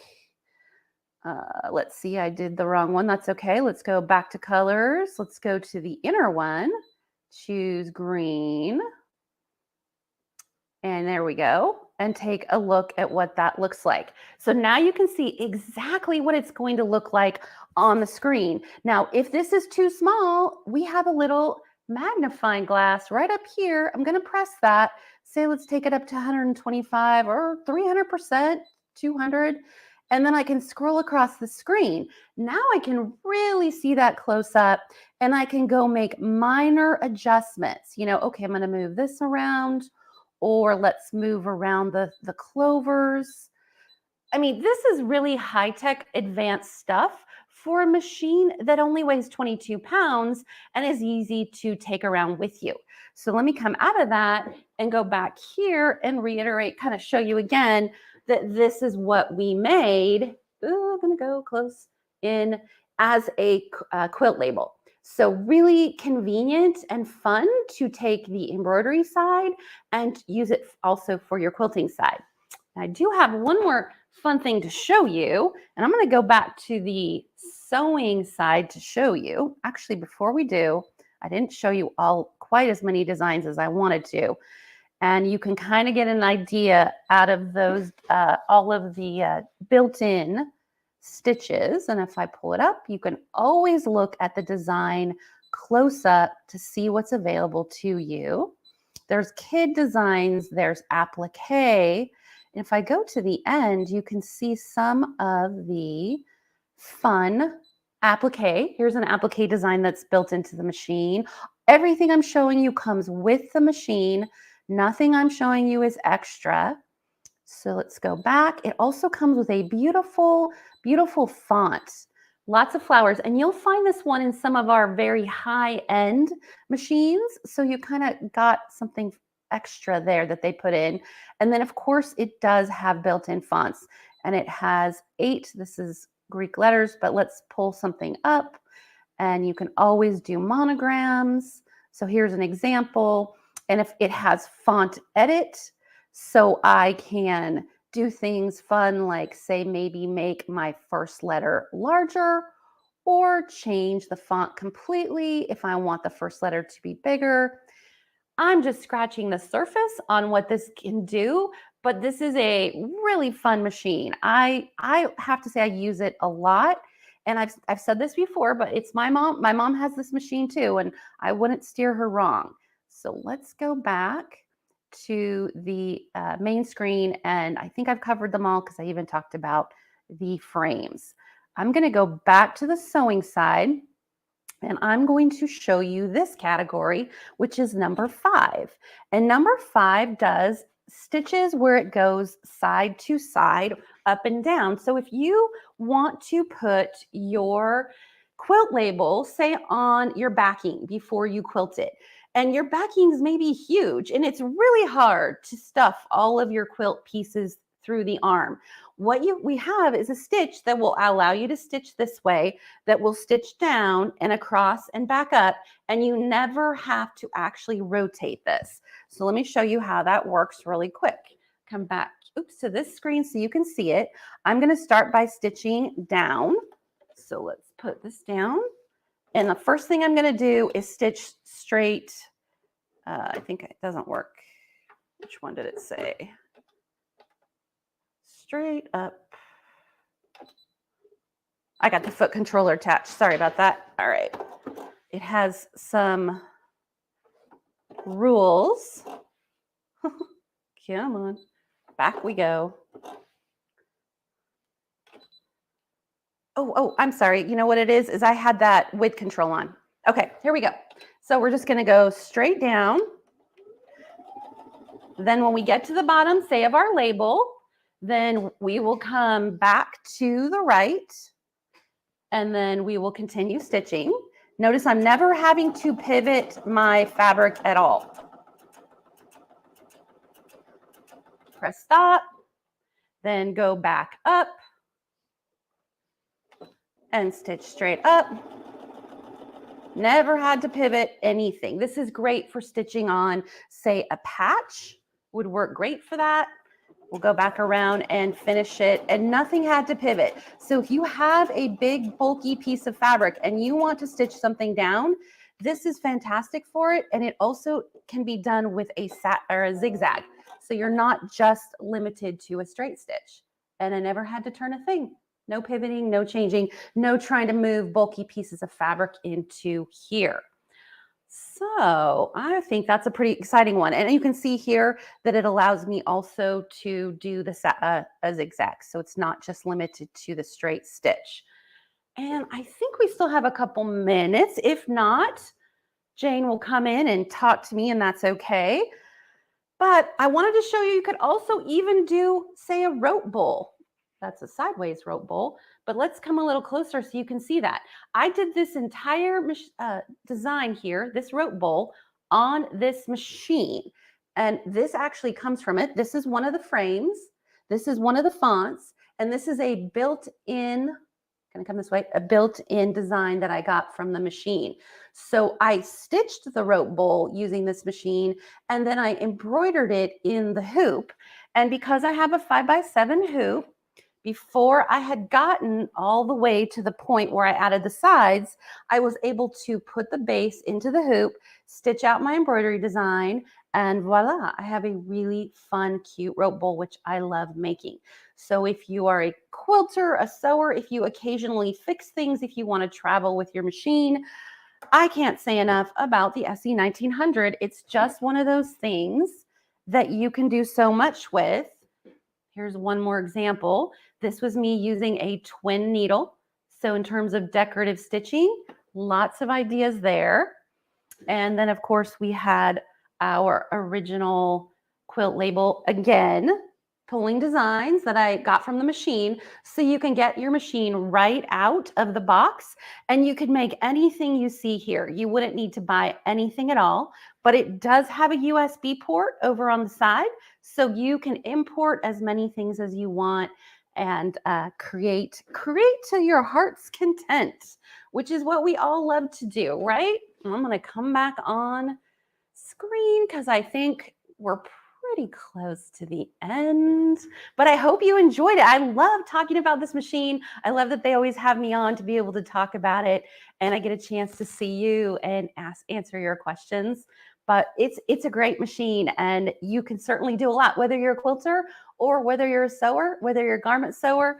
I didn't even show you some of the stitches where they do a really good job, and there's no broken stitches, even with something as stretchy as this. So with those, more than 200 built-in stitches, they kind of covered the whole gamut from garment sewing to quilting, piecing, and also to embroidery. You really get a good intro here with all of those things. Heather, that is awesome. What a great demonstration. That machine is just like the best ever. First of all, 8 layers to 2 layers with perfection. Right? Yeah. Totally. Yeah.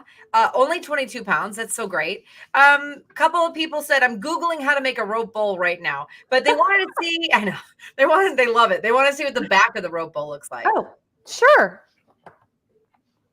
Can you see it? Oh, yeah. It's just the stitches. I used, and I didn't say this, but I used a wash away stabilizer. So the only thing remaining on the back of the bowl in this case is the stitches.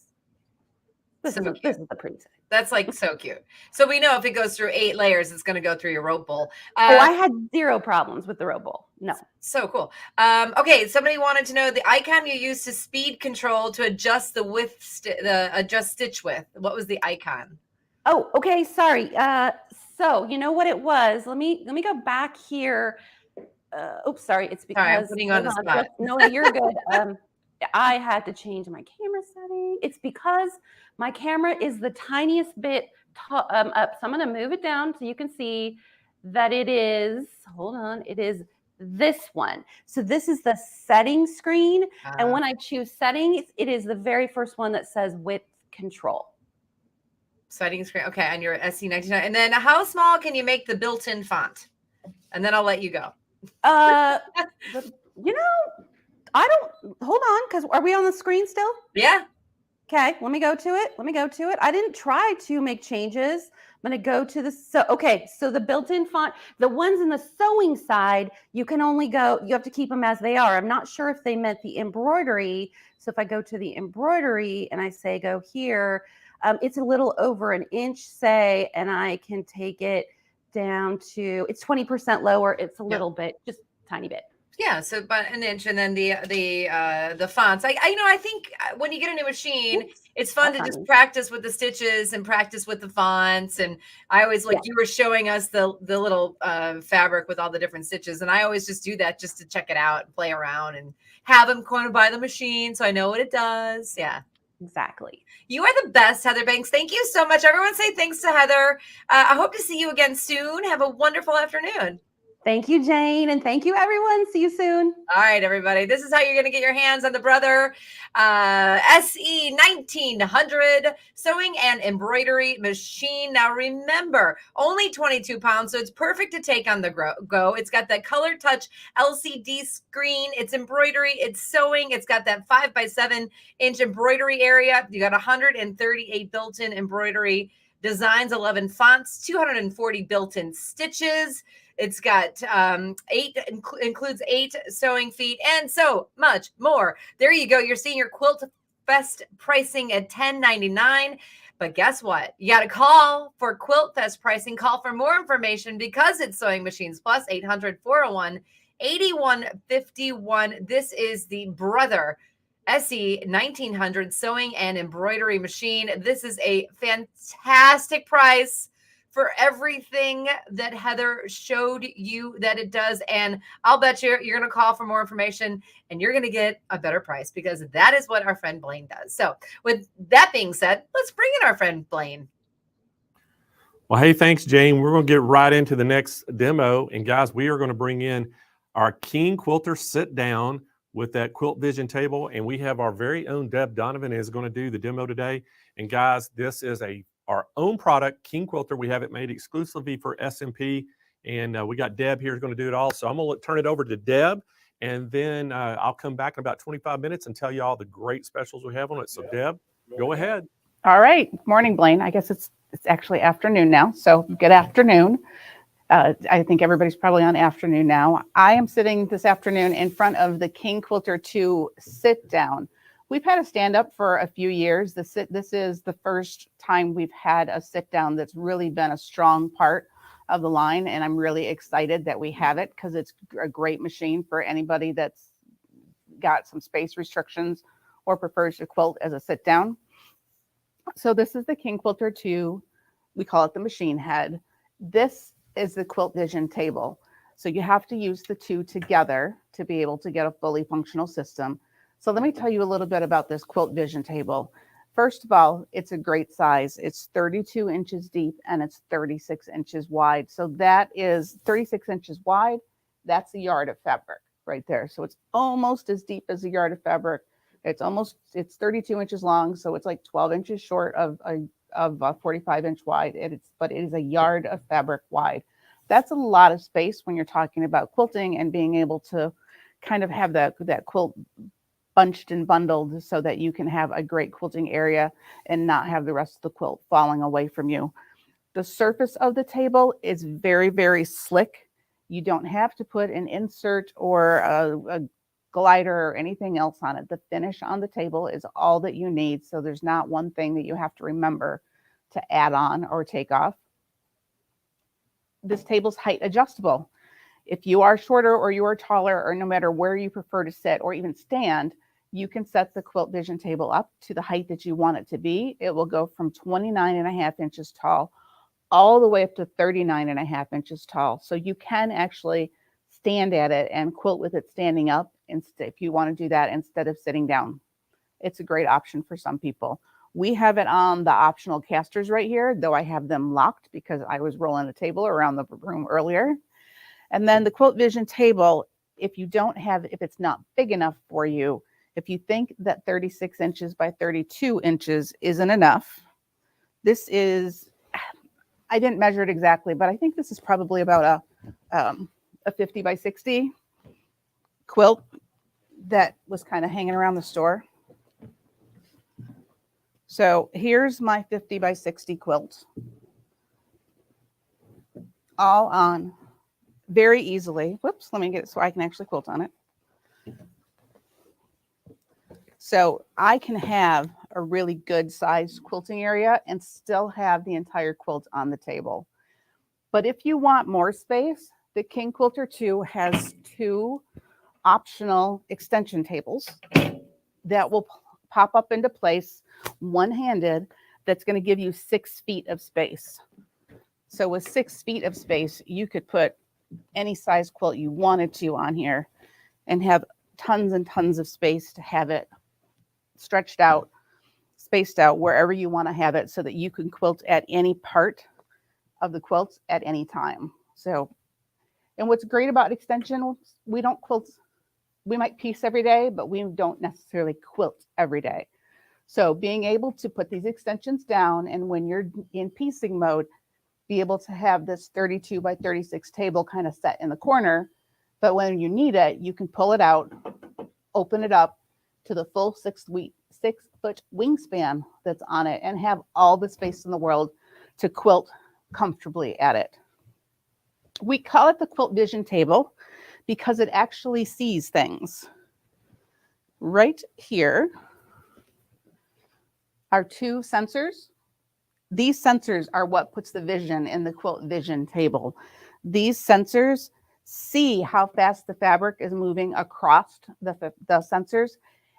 And when we're in regulated mode, it will speed up or slow down the machine to keep up with us.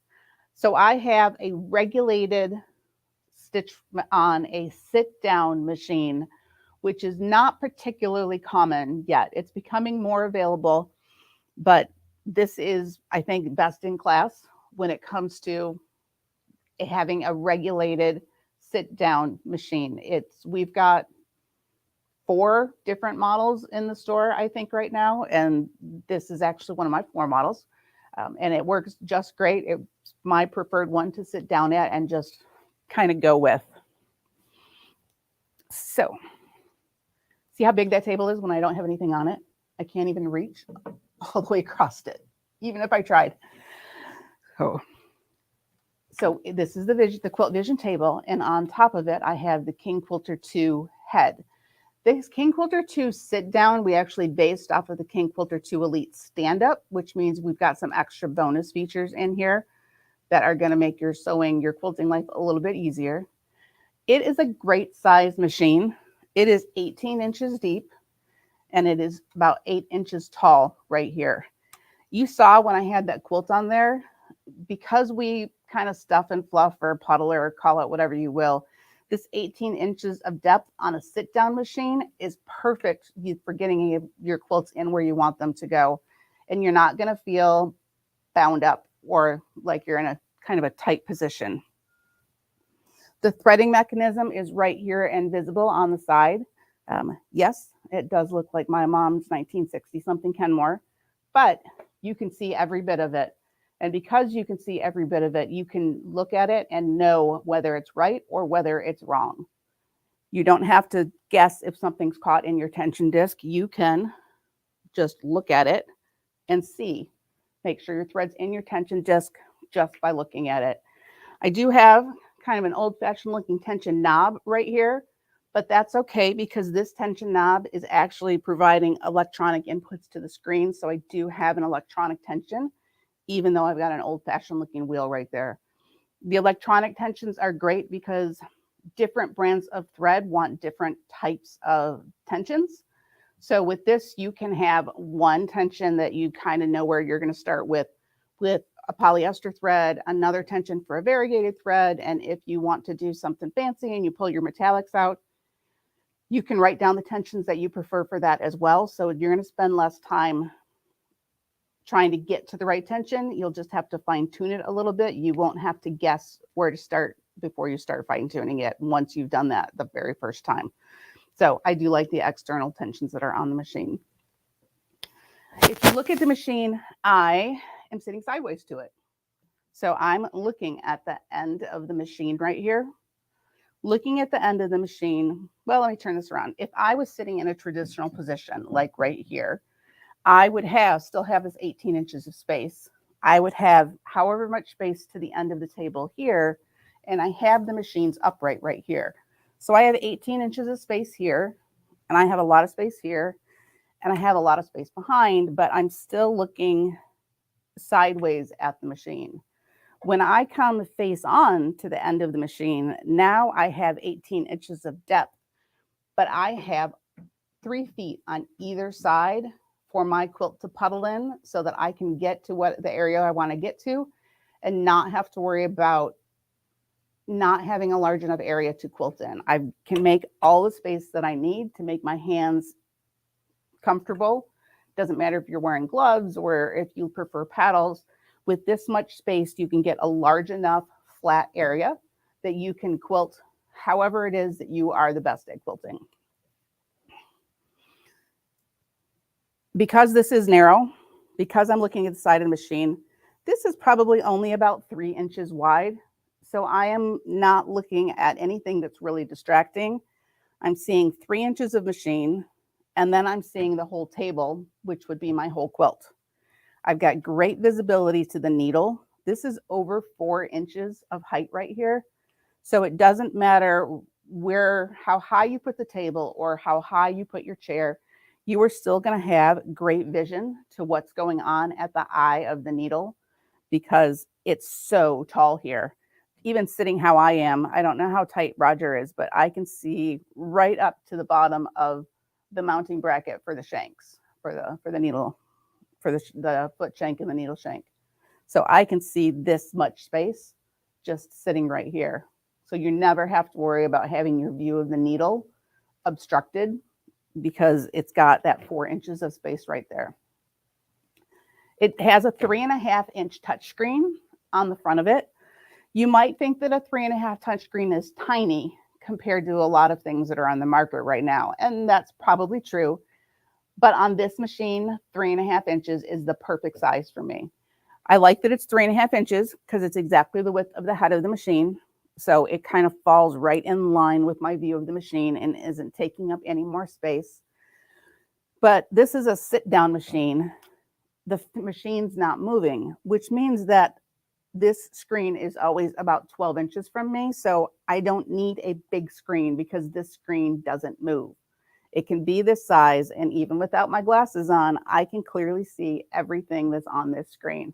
So I actually wouldn't want it any bigger because this is the way it's not in my field of view because I want my attention to be down here on the quilt, not up here on the screen.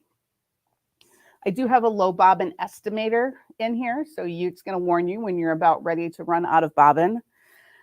Roger asked me to turn the lights off on it when we started because he was getting some glare or darkness off the shiny, slick table and with the rest of the lighting in the room. So I promised him we'd start with the lights out.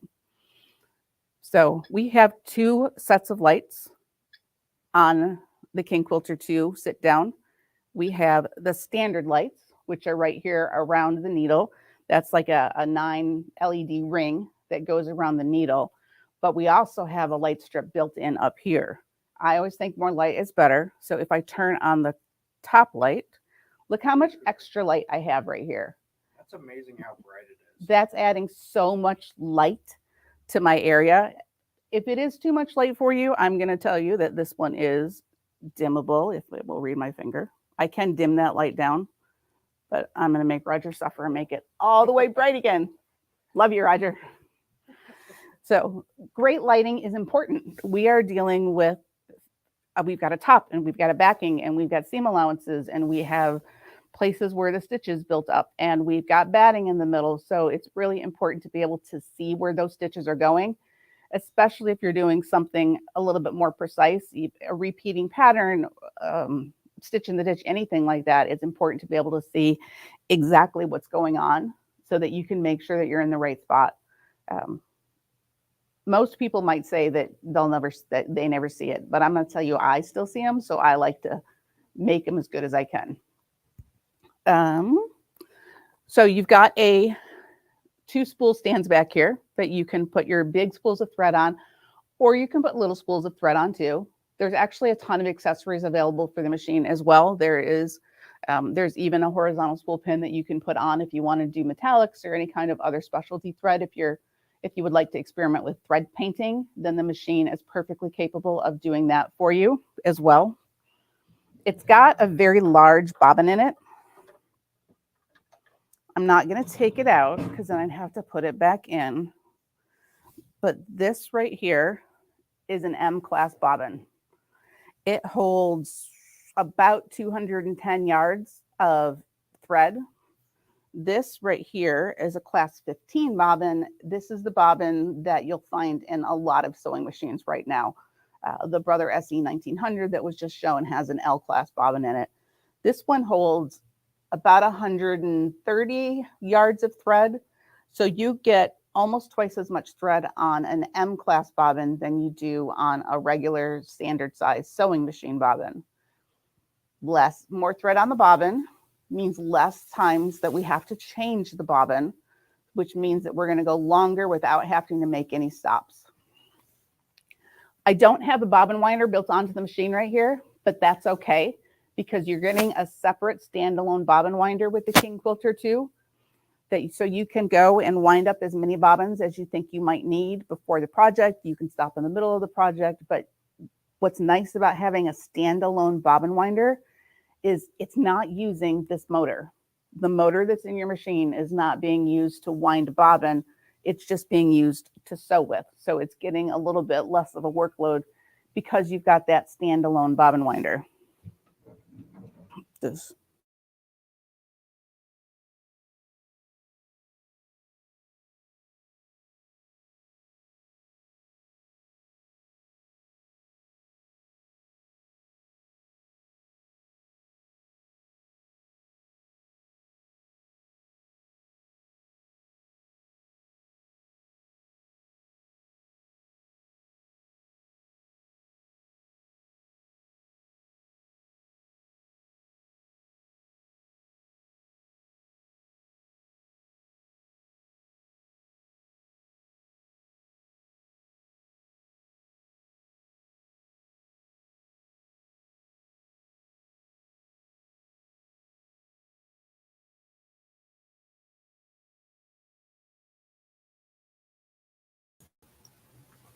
Well, it looks like we had a little bit of technical difficulties there. Roger's working on getting that back hooked up. But while we're doing it, let's go ahead and show you how you can get this machine. And we'll go back to Deb and do it. So Kennedy, if we could put that overlay up there, guys, you see it right there. The price on this is $59.95.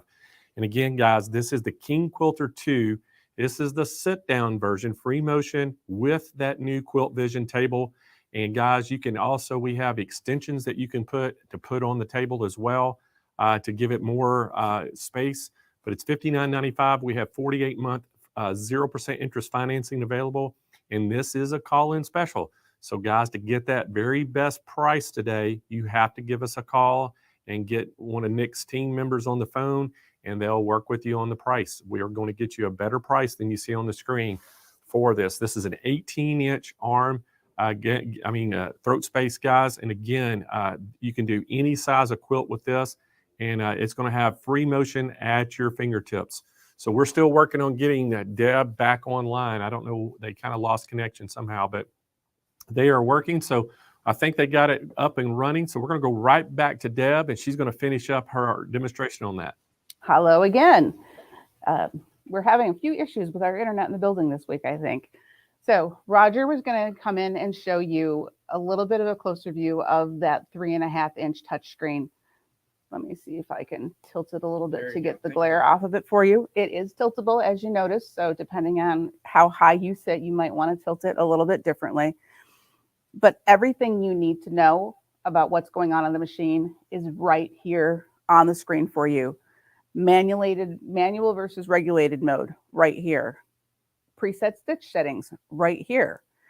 What does the low bobbin estimator think is going on? Right there. Is the needle stopping up or down? If it's green, it's stopping up. If this is green, so it's stopping up.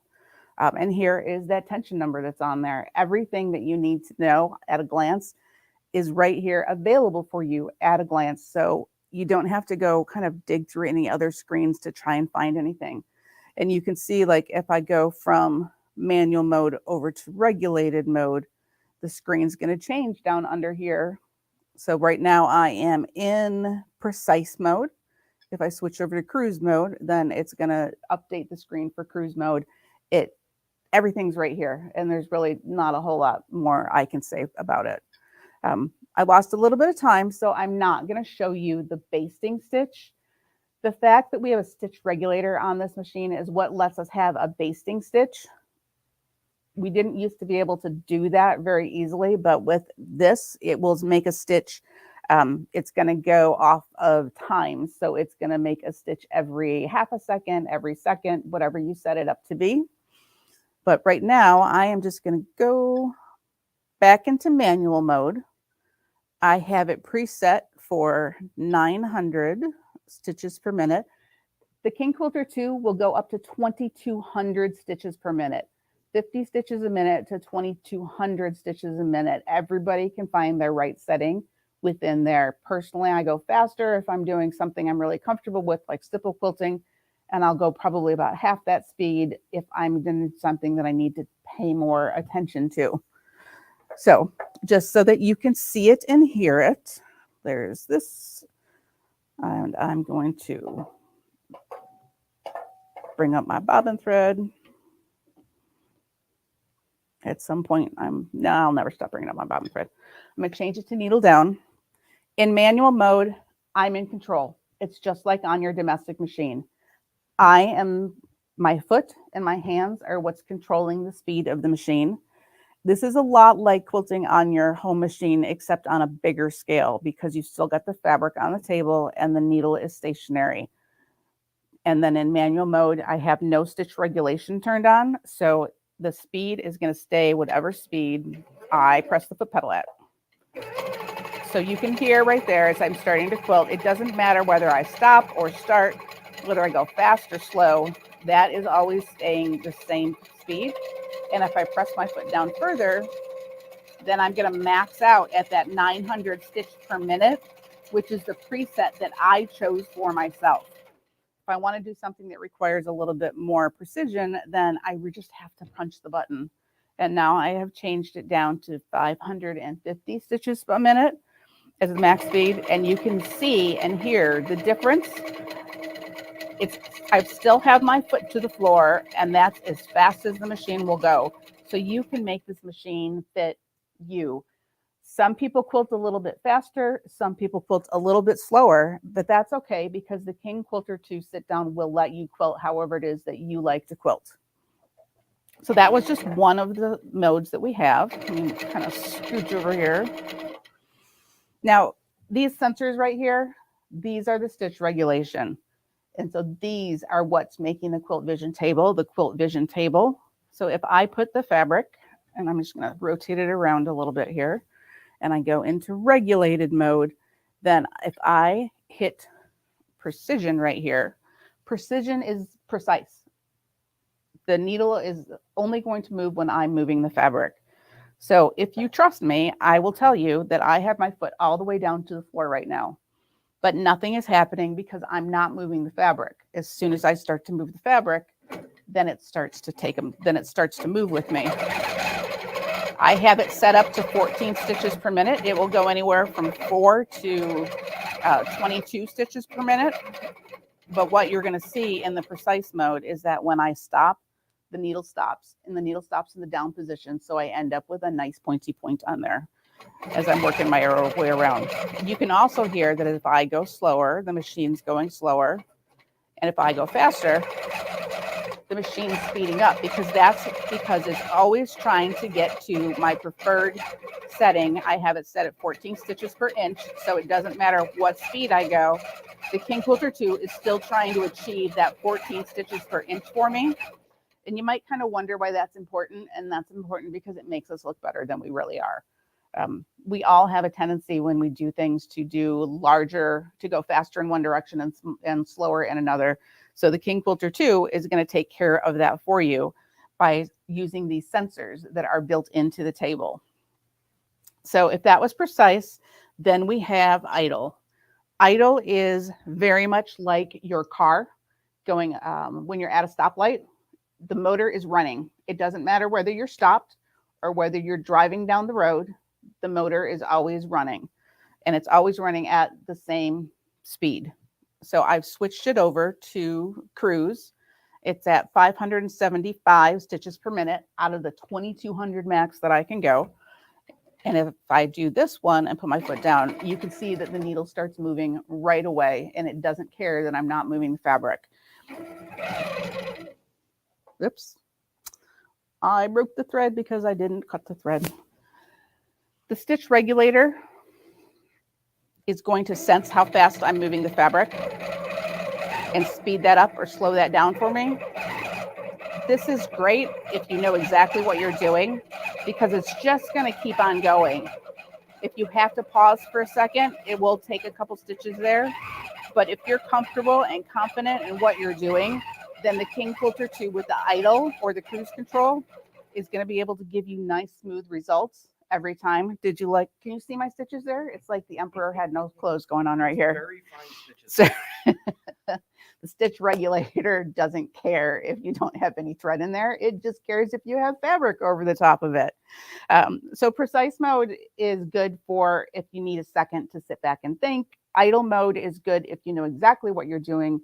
Manual mode is good if you are comfortable with what you're doing. The ones there for you as well if you need to base portions of your quilt down to stabilize things so that they don't down. Because we sit down and you can quilt any of the quilt at the bottom. You start with them first. You can do all blocks and back and do all of your friendship star blocks or all of your applique box. You are not restricted in your access. You can get to the entire quilt at any time.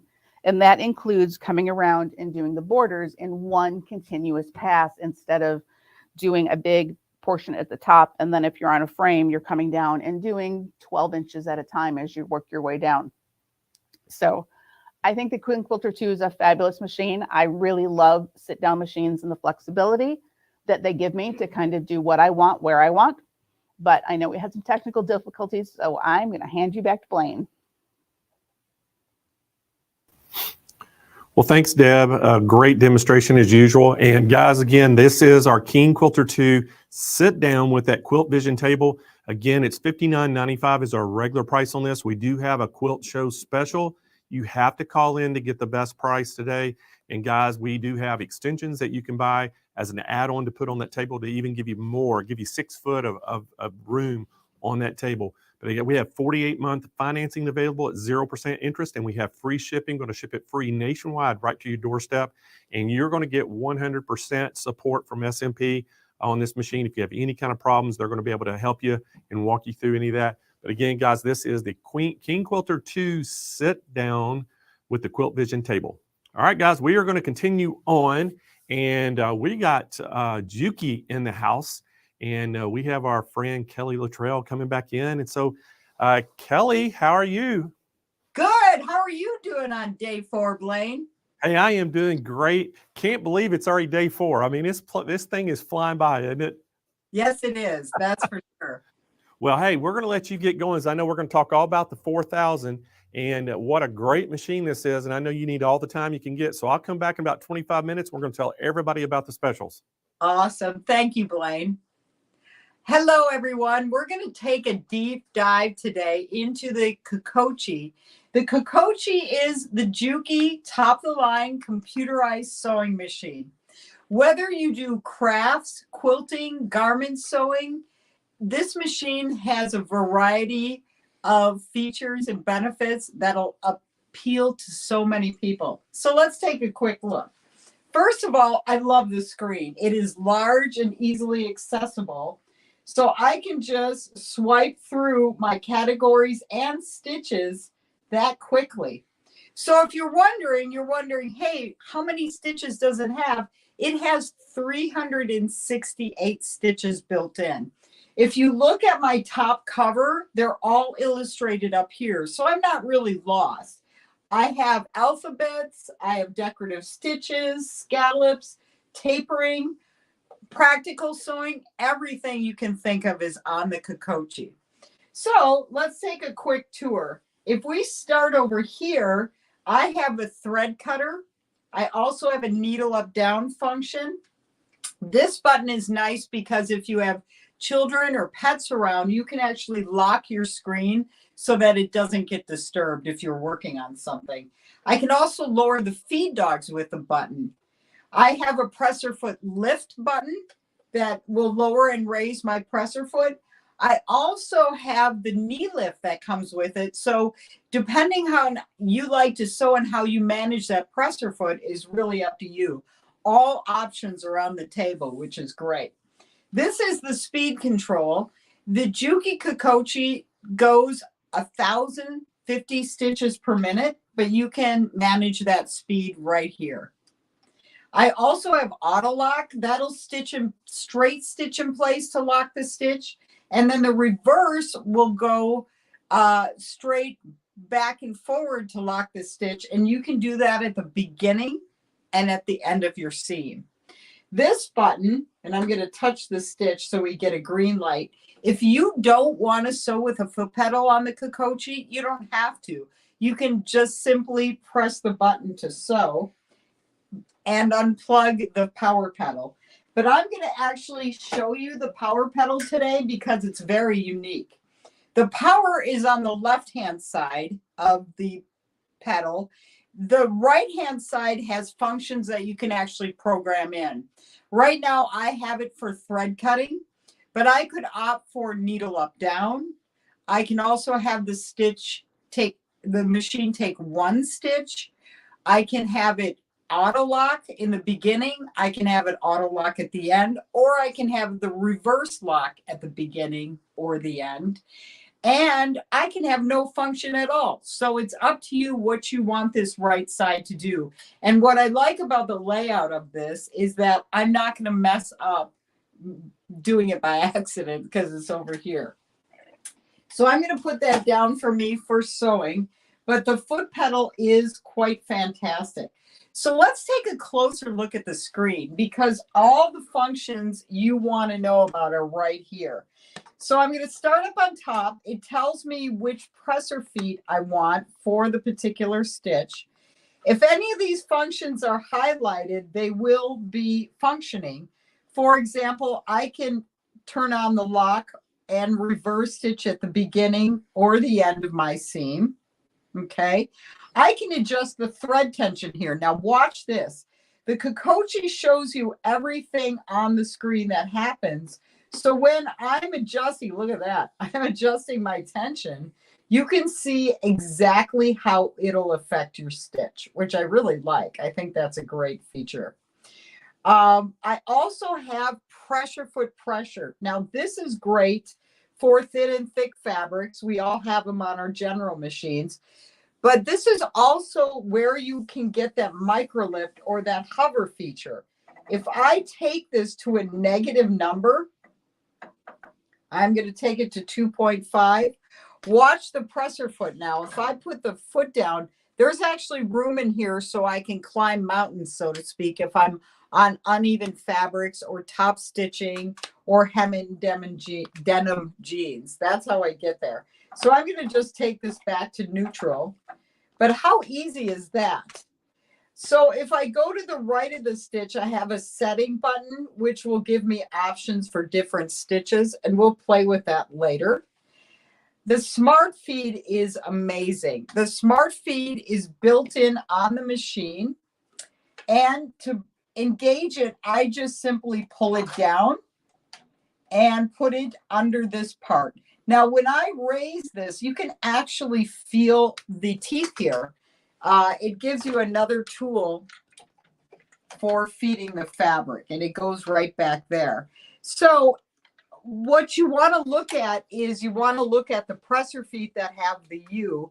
And if you look at the accessories, there's quite a few because that Smart Feet can be used on a variety of stitches as well as fabrics. There we go. Just trying to snap that back on. There we go. Let me tell you more about the Smart Feed.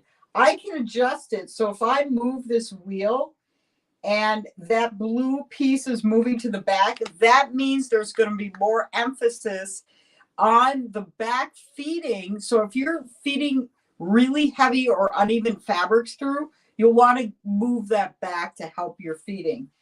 Opposite wise, if I'm feeding on or sewing on a silk or stretching it, I tend to take these up, but test your stitch before to see the effect it'll have on your sewing.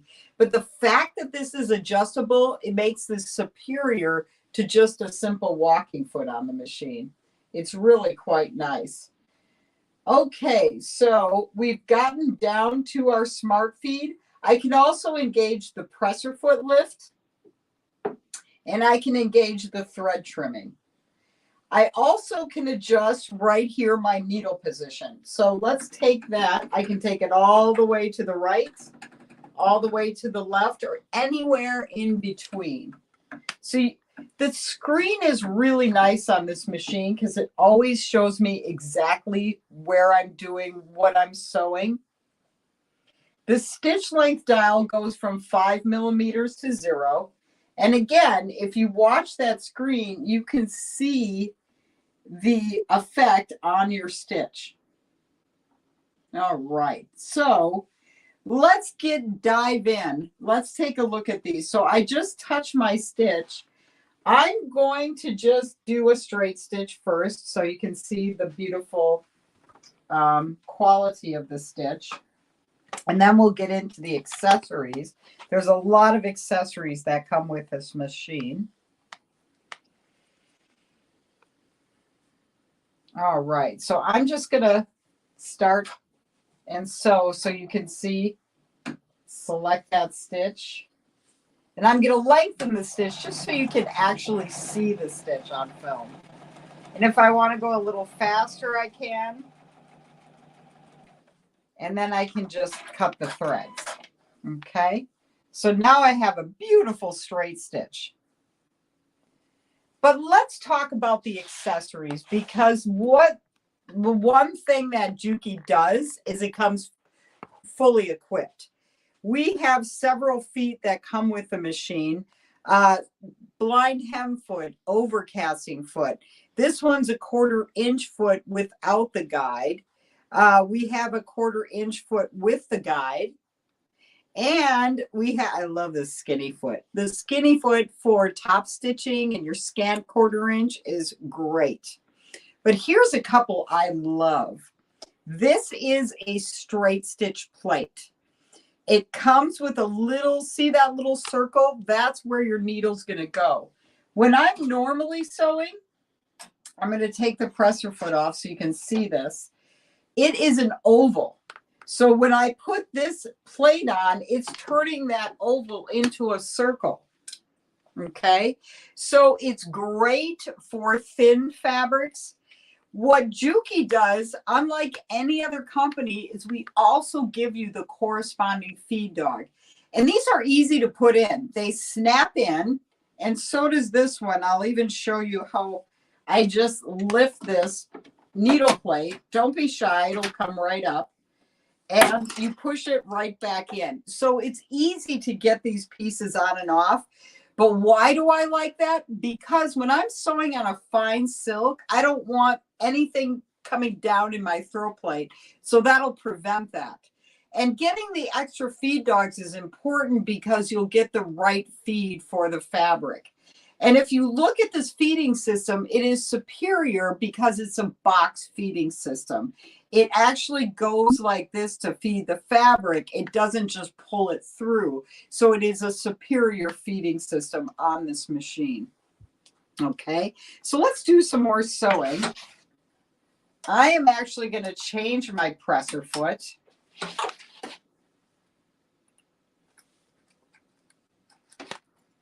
To I, and when I get into decorative, if I go there real quick, it's going to suggest I. So I'm just going to page through to find a stitch I like. And I'm going to choose the hearts, and I'm going to snap my foot on.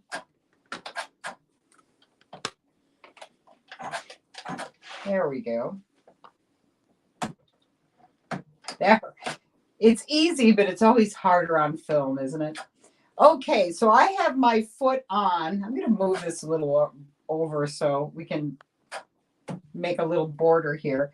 So this is my stitch. So I'm just going to start sewing, but watch the screen. The screen shows you everything that's happening, and I can speed it up a little bit if I want to. So I'll do a few of these hearts. And when I want to get down to the last one, I want to complete the stitch pattern. So right up here, I have single pattern. So I chose that so that I could end right on the pattern. Okay, so now I'm going to take this pattern and I'm going to touch setting, and I'm actually going to flip this stitch over, and I'm eyeballing this, folks. So let's start kind of where we started in the beginning. Okay.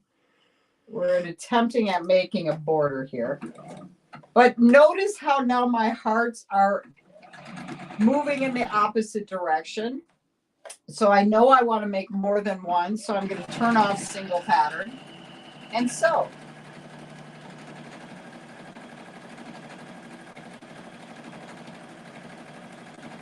And when I want to finish that pattern, I'm just going to go back to single and finish the pattern it's on. Cut my thread. And now I think we need one more in the middle. So I'm going to go back to my stitches, and I'm going to go select stitch number 780 because it's a cute for inside the border.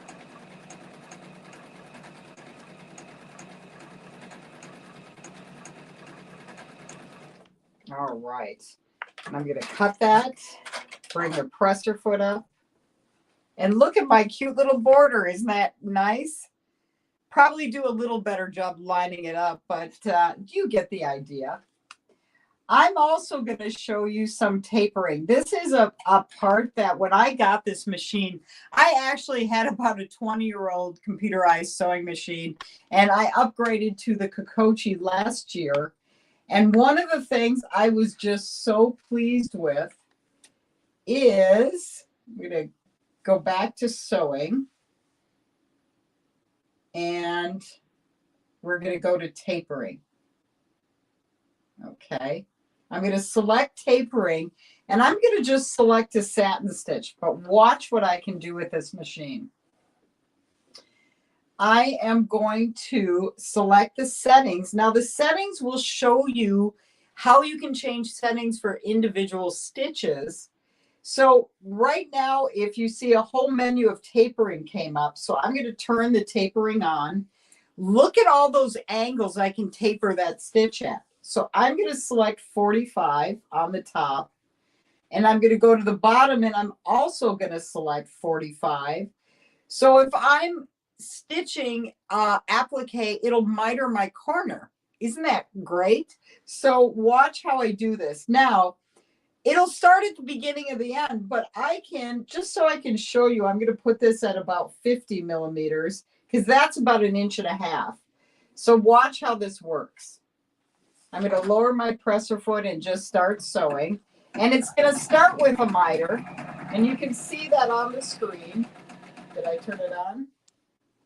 Yes, I did. Great.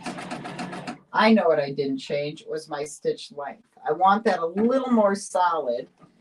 So I'm going to lift my presser foot and turn. And this one will be closer together.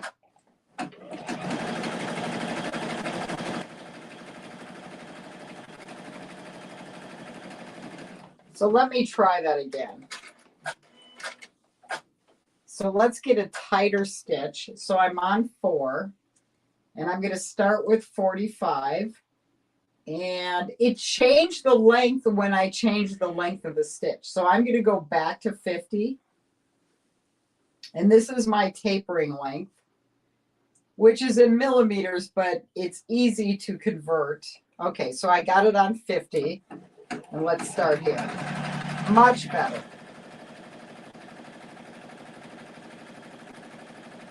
And then when it gets down, it's just going to start tapering again and lock my stitch. I'm going to now pivot, and I get a mitered corner at the end of that stitching. Okay, how great is that? So that is really a nice thing. So if you're doing applique and different things, go to that tapering screen. Let's take a look what else we have on the Kokochi. I'm going to go to Juki Sewing Net. Now get this. I have this set up to my Wi-Fi at home, and I can go to the Juki website, Now look at this. There is a QR code on here. So if I have my iPad and I just want to bring up information and go sit somewhere else, I can use the QR code. Or I can just select the button and it takes me right to my website. So if you want to check on products, things like that. But the instructional movies are fantastic. And here's another thing. I can just go to choose them if I'm sitting at the machine, or if I want to, I can do my phone or my iPad or what have you to look at it. So I'm going to select the movie. Okay. And it's the setup for the machine. Okay. And how funny it even goes to the commercials on YouTube. Okay. So I'm going to skip the ad. And then it goes into setting up the machine. So I'm on YouTube right now. Think about the potential here. If you're sewing and like music, sometimes I just put on the music, but also I can search any sewing video I want. Let's go see if we can bring up Quilt Fest. And there it is, Quilt Fest. So it's so fun to source information right from your screen. This is in Juki Sewing Net. You can go to the internet. You can go to our website. It is truly full of information. I'm going to go back home. And notice there's also a manual. I can touch this. Again, I can use the QR code, or I can just bring up the manual right here. And I can page through it and go to exactly where I want to be. History, let's go to history. The Kikochi can remember the last 10 stitches you did. So for example, I've been testing that tapering and that boarding stitch. So it's all right in here. So if you started a project and wanted to go back, it's right in your history. Settings, you have lots of different settings for this machine you can adjust. Darning, the stop of the needle position, do you want it to start up or down?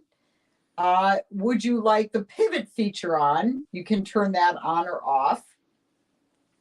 The sound volume you can adjust. You can also adjust the brightness of the LCD screen, the LED, and watch this. I can take it from a warm to very cool lighting if I so choose. The speed I can change. And the presser foot lifting height I can change. There is a bobbin detector that is built in on the machine. So I can choose from, I like to go down to the last of my bobbins. So I'm going to choose 30 there.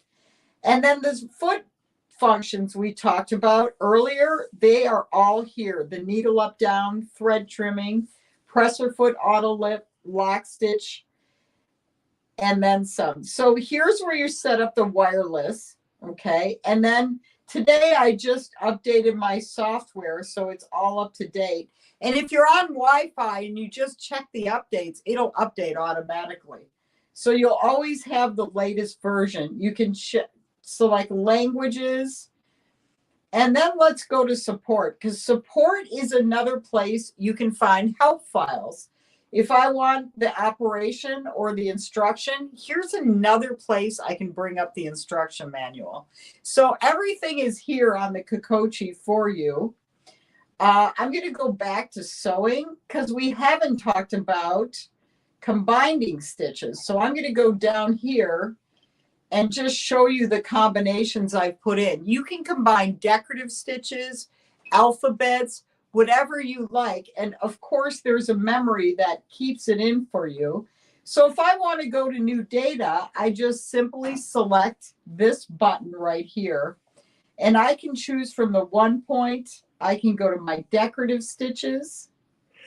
I can go to my lettering. So we've got script. I've got kind of a cursive and an outline lettering. So we'll try that one today.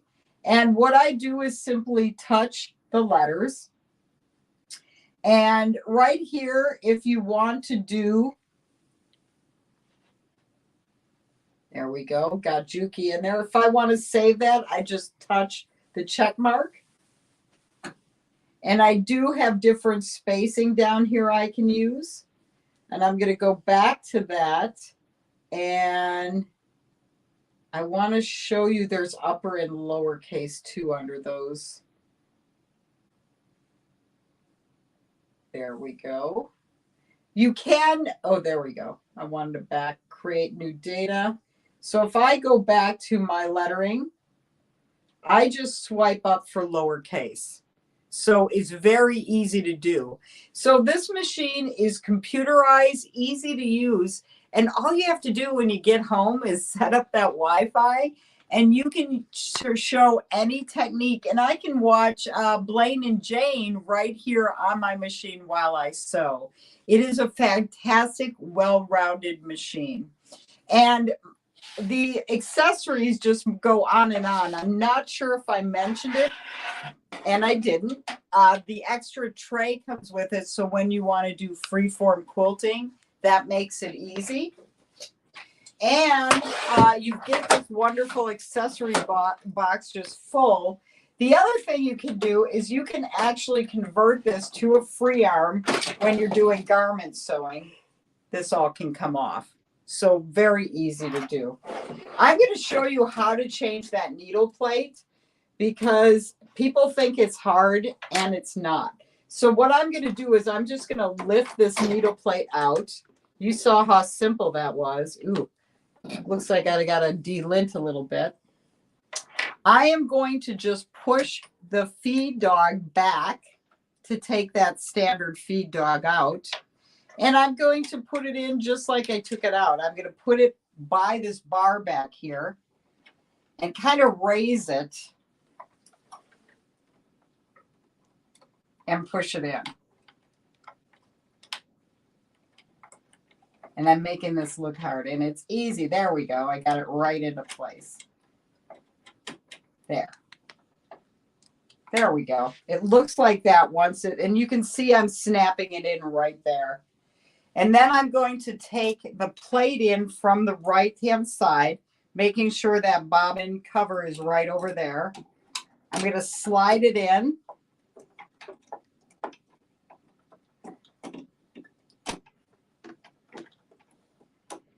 And I'm trying to be too careful, I think.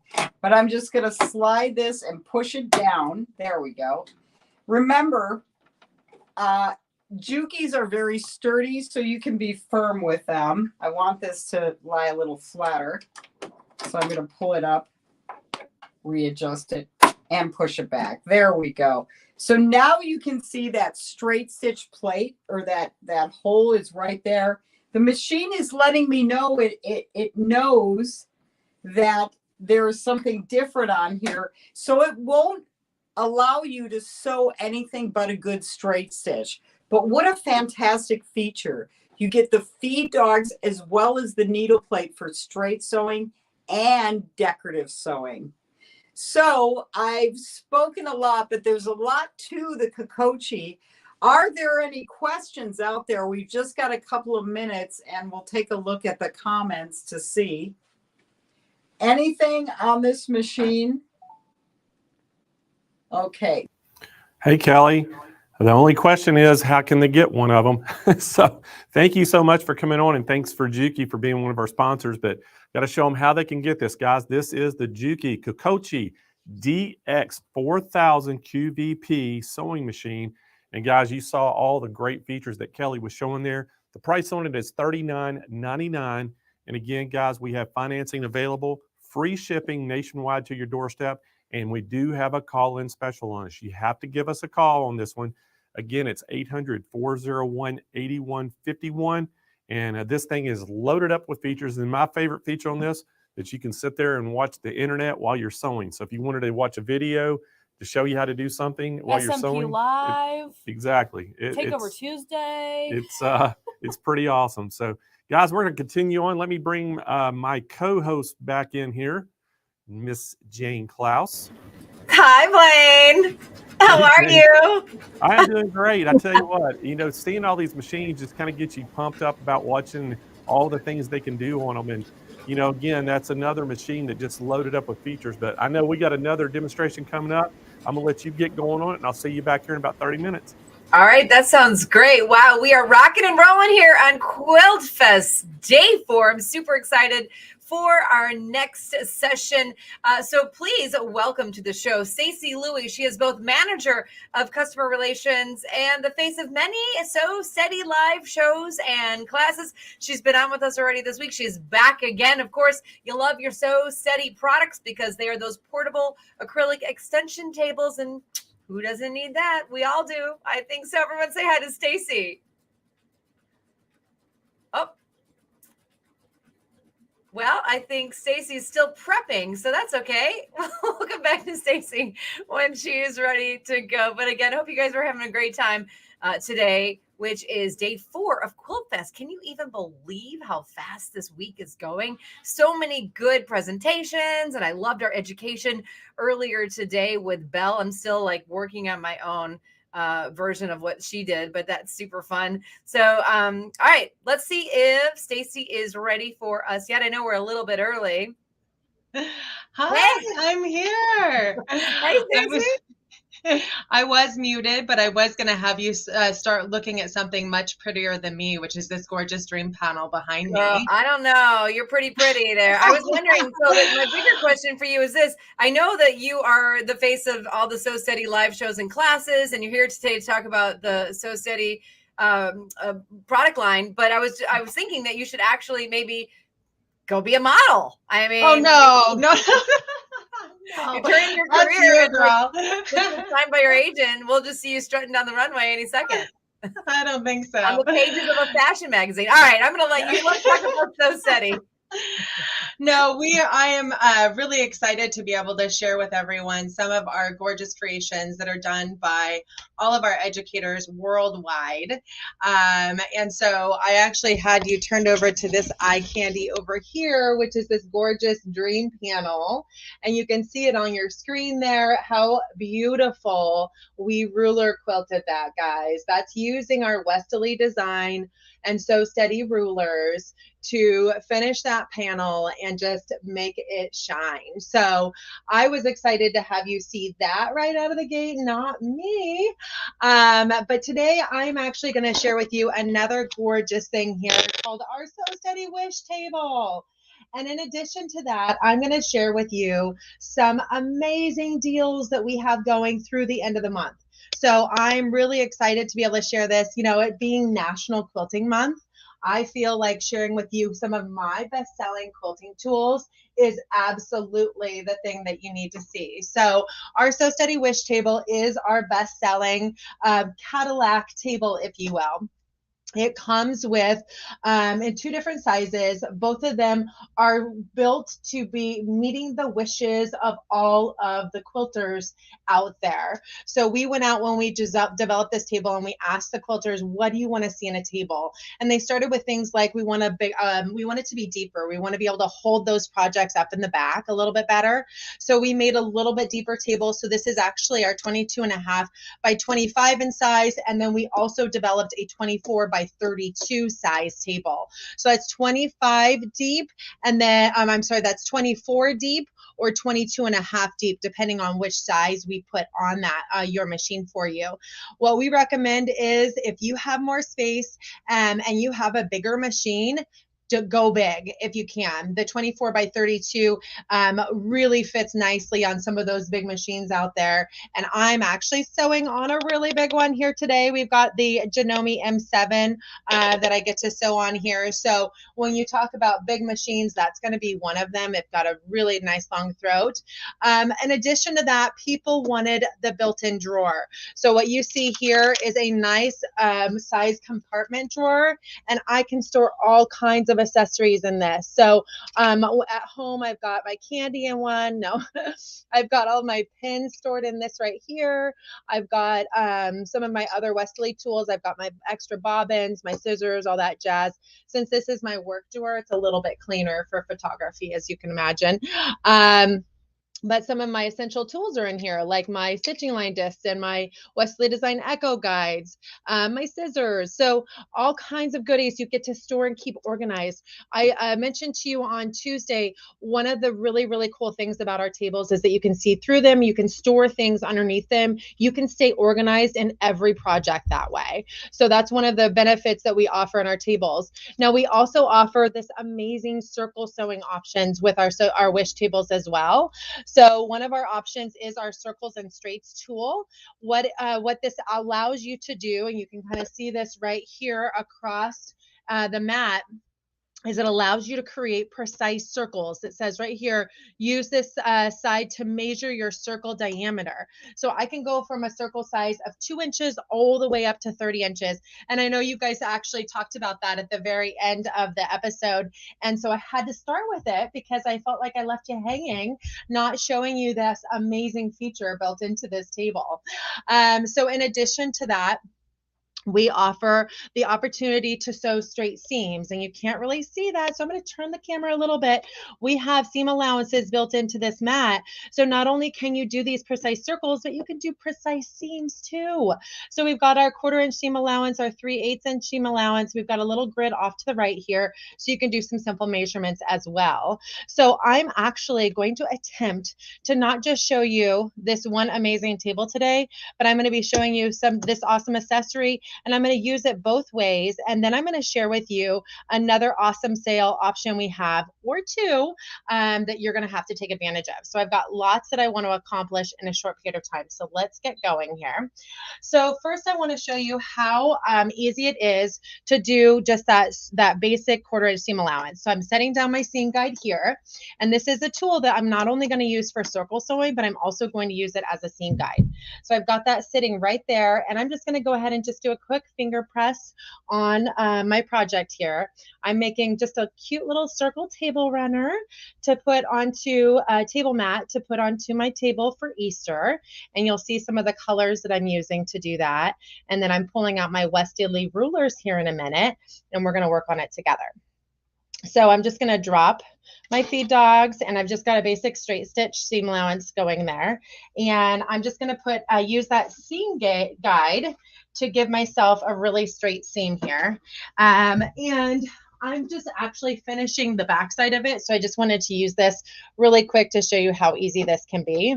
So I'm going to drop the needle and we'll get started. Okay. And notice how easy it is to sew straight seams with that in place. All right, so I'm going to go ahead and stop that because I've got lots to show you. And that's like our final step, but I wanted to be able to show you how easy that is. We've got our straight seam there. And then I wanted to go ahead and show you how we can do our circles. So I've created just a quick, easy little fabric square here. And that fabric square I've actually got layered. So I'm going to start with my pink layer, and then I've got my turquoise layer. And then on the bottom, I have my yellow layer. So what I'm going to be doing is a little what we call template technique, where I sew designs on it, and then I'm going to go ahead and cut it away.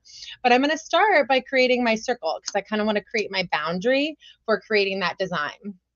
So in order to do that, I'm just going to find center on this square really quick here.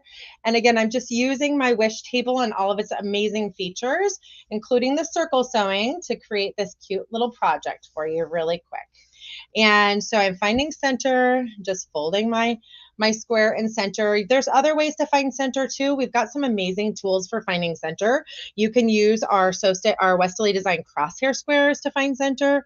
You can use all different crosshair squares that we have available. We've got a 12.5 inch crosshair square.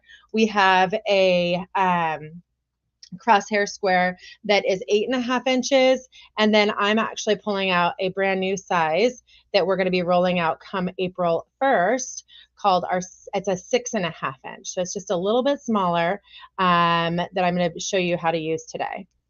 So I'm going to go ahead and just put that through the center. So I just found center really quick, and I've placed my tool With the pin up, I remove the pin more, and I'm just putting that right there on the center.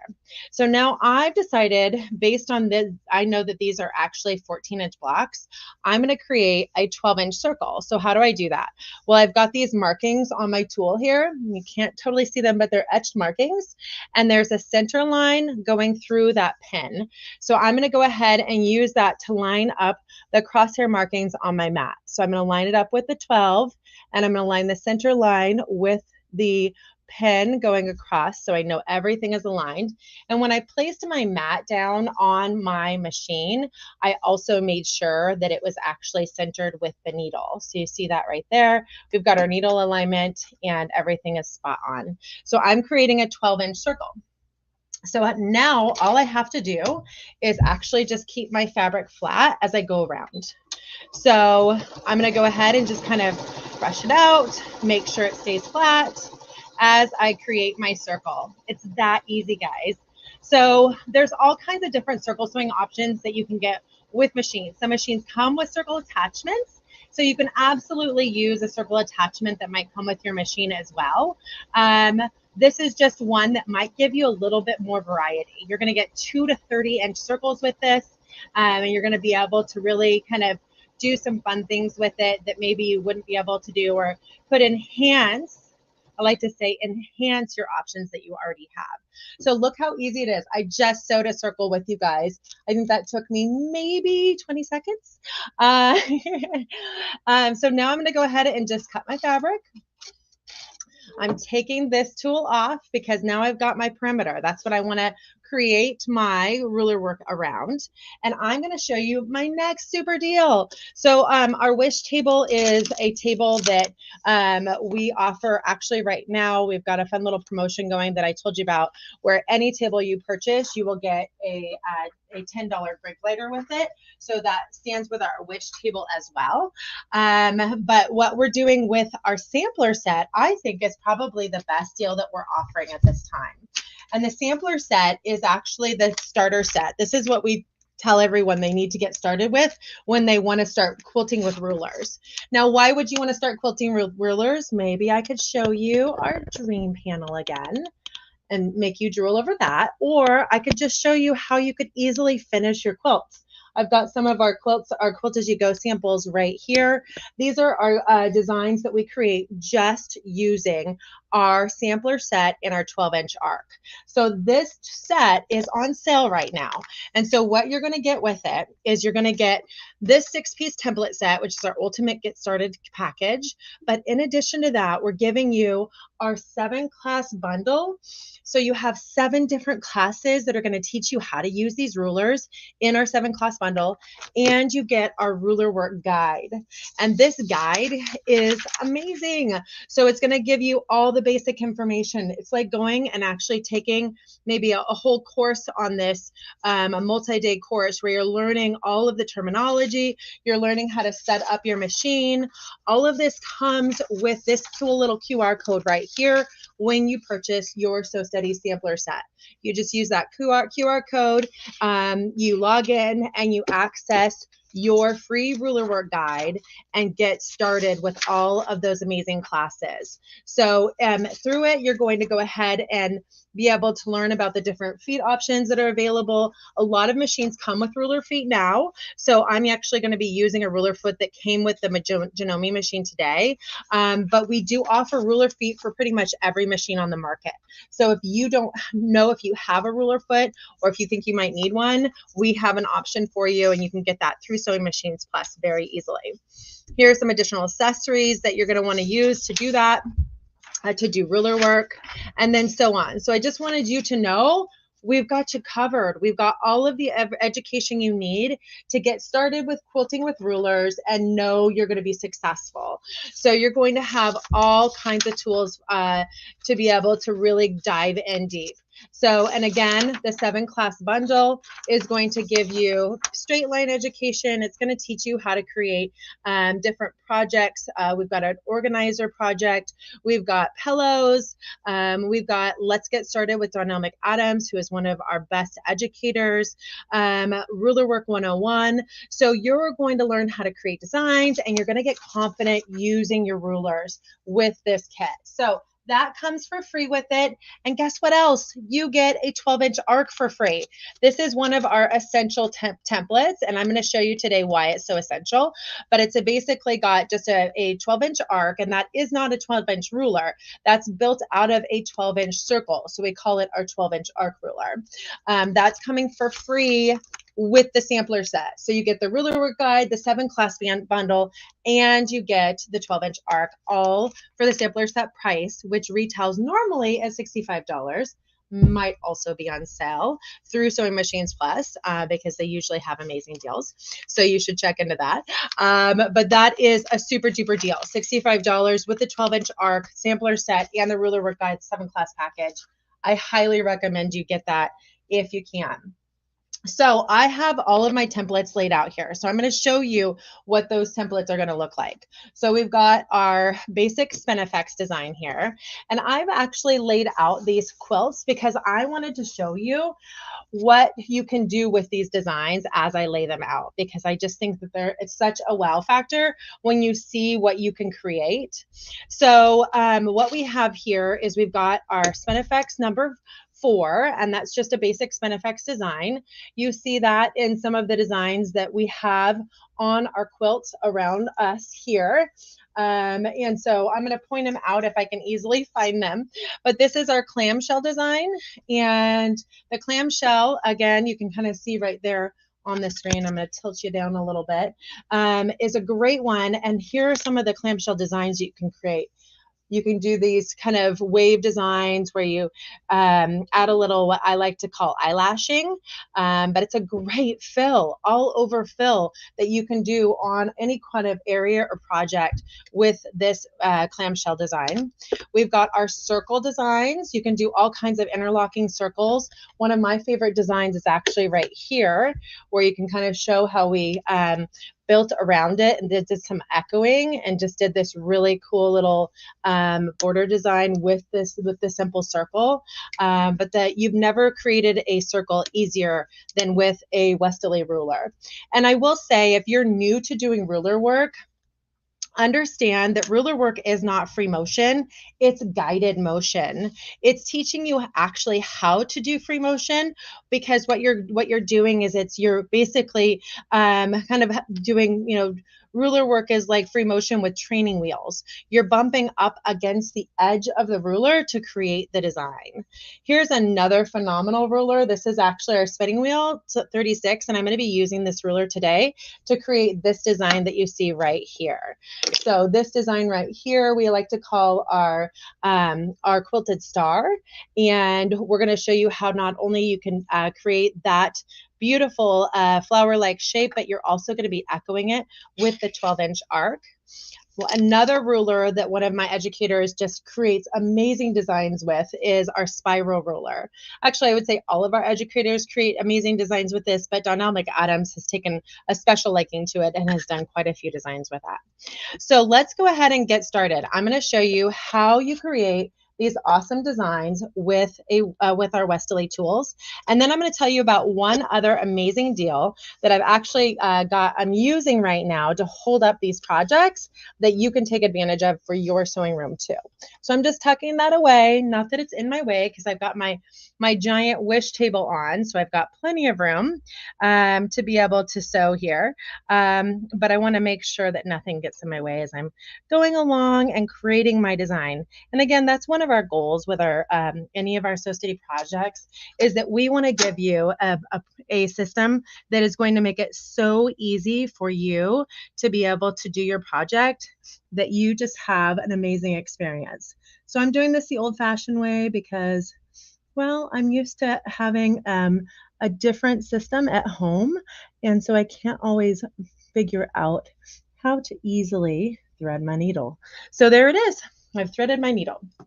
All right, so this ruler actually has an A to B start point, and it uses a pen solution. So this is one of our spinning designs. The Westerly line does have quite a few spinning designs. The Westerly design ruler line actually has, gosh, I'm going to probably say in the upwards of over 600 to 700 rulers now. So if you think about a line of templates out there, I don't know that there's any bigger line of templates out there for quilting with rulers. On our Sew Steady University, we actually have over 100 or 300 different classes teaching you how to do ruler work. So not only are we providing you these amazing tools, but we're also teaching you how to use them. And I guarantee you, you will not be disappointed if you decide that you want to go ahead and start finishing some of your quilts at home using this system. So what I've done is I've just actually put my ruler foot on my machine. So one of the things that's really important to understand about a machine is that when you go ahead and do ruler work, you want to make sure that your needle is centered in that foot. And that's what's so important. And that's why we recommend, if your machine comes with a ruler foot, we recommend that you always use it, because you want to make sure that you're using the specifications that come with your machine. If you for some reason used a ruler foot and it wasn't centered, the design wouldn't necessarily come out correctly. But in addition to that, you might run into issues with, some issues with making sure that you had maybe the needle bar could come down into the foot and it could cause damage. So you always want to make sure that you're using a foot that comes with the machine, especially if the settings are into that machine. And a lot of machines these days come with ruler feet, which is really, really great. So you don't have to worry about that not being an option. And so I didn't have my foot pedal pressed in. So I'm going to go ahead and do that because I do want to have a little bit more control when I do ruler work. The designer, Leonie West, she actually liked to call this, this isn't a race. You definitely call this more of a leisure sport. So when you're doing ruler work, you want to go a little bit slower because you have these lines that you want to stop precisely on. Now I want to note that I am actually spinning this template to line up the markings on the template, and I can't show you those easily enough here, but there's markings right there on the template. Let's see if we can get a little bit closer for you. Markings on the template, and I'm lining those up with my stitch line, and it's allowing me to go ahead and ensure that I'm actually going to create the design that it's intended to create. Now you can create a lot more designs with these templates using the Westerly Design crosshair ruler, and I'll show you just how to do that here in a minute. So I'm going from A to B, and I'm just stitching out this cute little flower design. And so I'm spinning the template. And again, some of the tips that you're going to see in that ruler work guide are things like, what kind of needle do you use? What kind of thread choices do you use? And what we recommend is that you do start with either like a 80 polyester or a more of a 90 cotton thread. And that's going to allow you to make sure that you're able to go ahead and just kind of have more successful ruler quilting. So we do say a 90-14 needle or an 80-12 needle for those. And I'm just going from A to B, and I'm spinning the template. I'm aligning the markings on the template up with the previous stitch line, and I'm creating this precise design here, guys. And again, this is something you can do on any domestic machine. We actually have a ruler foot that you can add to a featherweight. I don't know if there's any featherweight fans out there, but having an option for being able to quilt on your featherweight, I know we've had a lot of people excited about that. Just because it's one of those machines that's easy to transport. And let's be honest, there's just a lot of love for the featherweight machine out there. All right, so let's go ahead and take a look at this amazing design that we just created. And so I'm going to take my template off, and I'm going to show you that awesome design. It was that easy, guys. So we now have the center of our circle, and this is what I'm going to be doing here today. I'm going to create a little table mat, and I'm going to have my spinning wheels design be my center. And now I'm going to go ahead and use this new tool that I was just telling you about to just go ahead and create some markings really quick on my design. And what I'm doing here is I'm just kind of getting an outside shape. I want to have some markings on the outside of this that allow me to go ahead and kind of have a reference line for where I want to align my straight ruler, because what I'm going to be doing now is I'm going to be creating a little echoing, if you will, with my straight ruler, which really enhances this design, I have to say. Okay, so I'm going to go ahead and pull out my straight ruler. And I did want to point out that I have staple tape on this ruler. I didn't use staple tape on the last ruler, but if you're new to ruler quilting, I highly recommend using staple tape. It just makes it so it's so much easier, and you don't have to worry about the fabric, the template slipping or moving without you wanting it to. So the staple tape I like to put in the grip spots, and we get it in strips like this, and we just recommend you cut it down to like 1/2 inch sizes and place it on your ruler where you're going to want to grip. So depending on your hand size and so on, that's what I would recommend. So now what I'm going to do is I'm actually just going to do what I would consider like a 1/4 inch echo. Now I know, as I told you a little bit ago, that my needle is a 1/4 inch away from my foot at any given point. So I'm going to go ahead and just put my foot on the edges of the thread line on both of those points. And then I'm going to use my straight ruler to guide my foot up. So let's go ahead and start our next echo design, our first echo design. So now I'm just going to hit the point, and then I'm going to go ahead and move the template down, and we're going to stitch until we actually have the edge of the foot stop at the stitch line. And then that's how we're going to echo all the way around this design.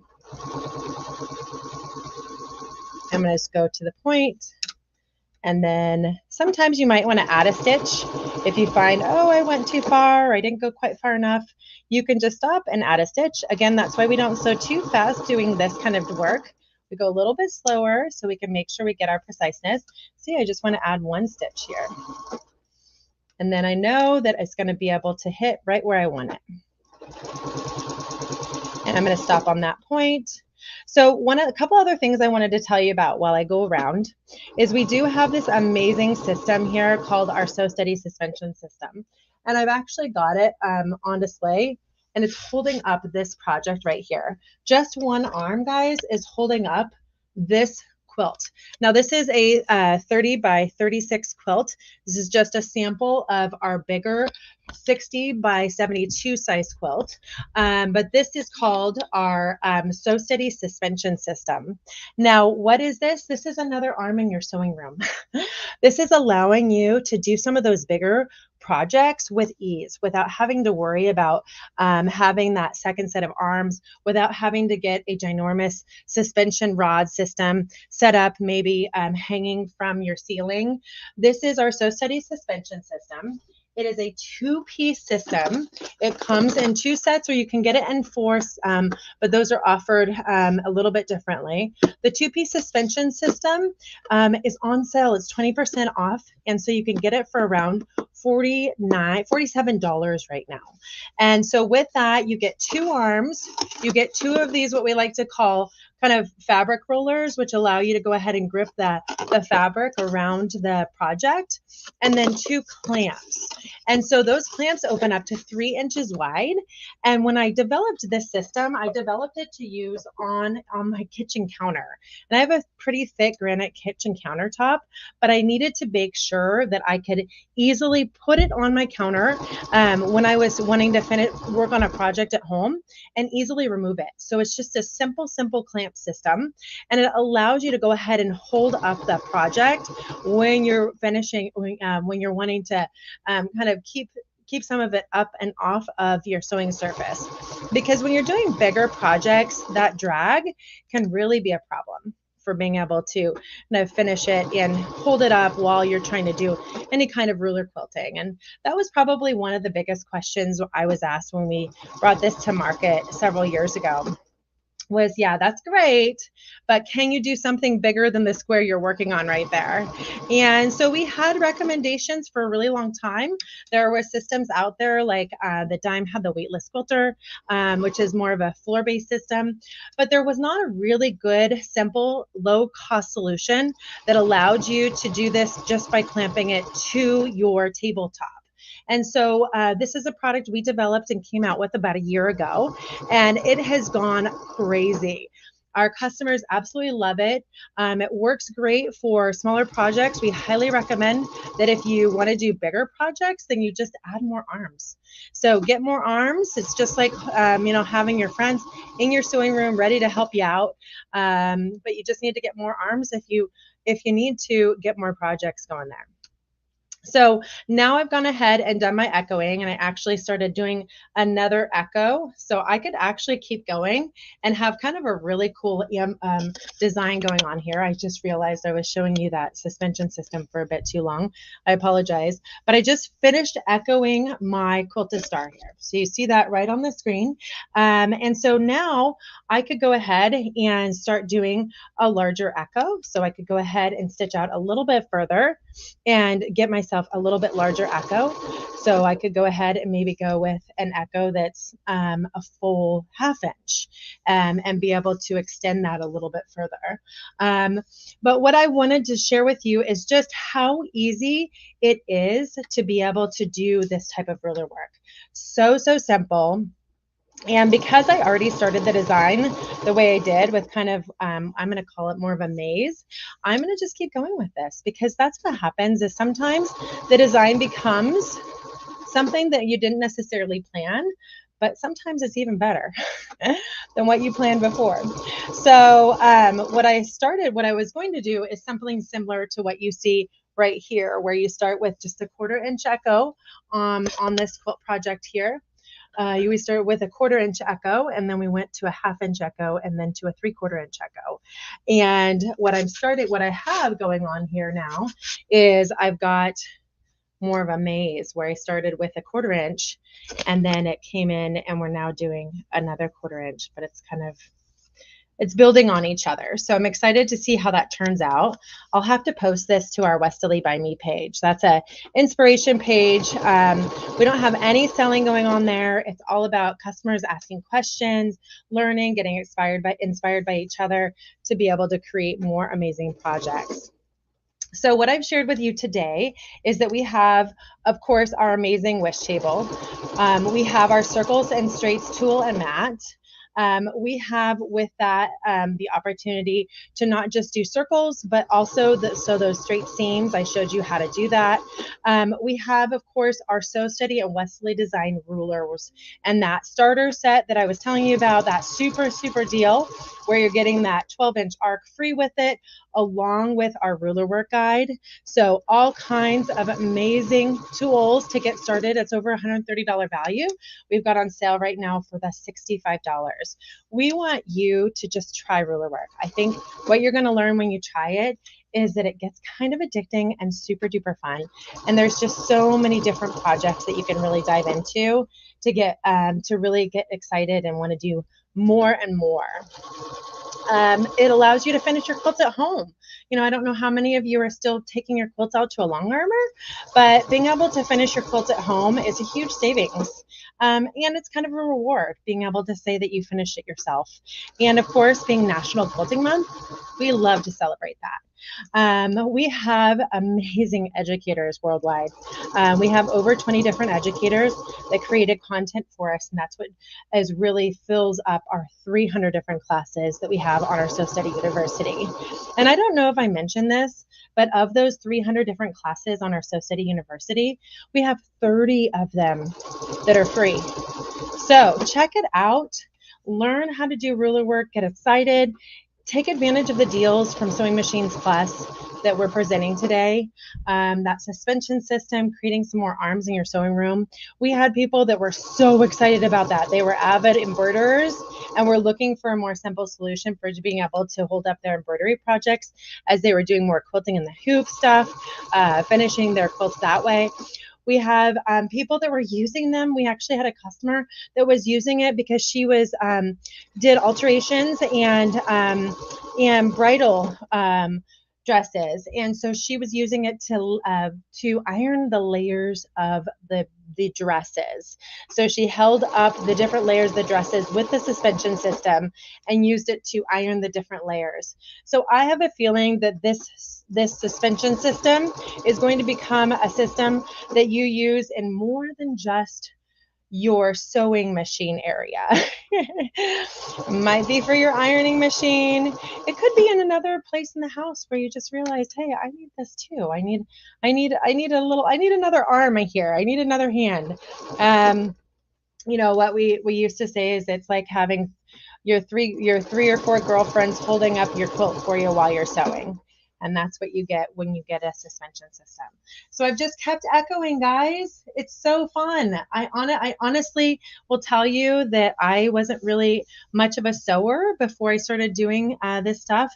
And it's so easy to be able to sit down and start echoing. You know, a lot of people will say, you know, how do you do your stitch control? How do you keep your stitch lines the same? And a lot of that is practice.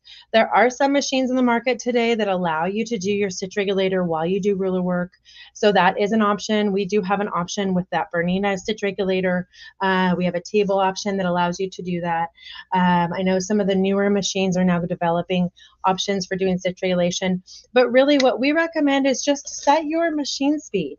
Set your machine speed to a slower speed, and then keep your foot speed the same the whole way, and it will allow you to really master your stitch length and really kind of keep that at a certain point.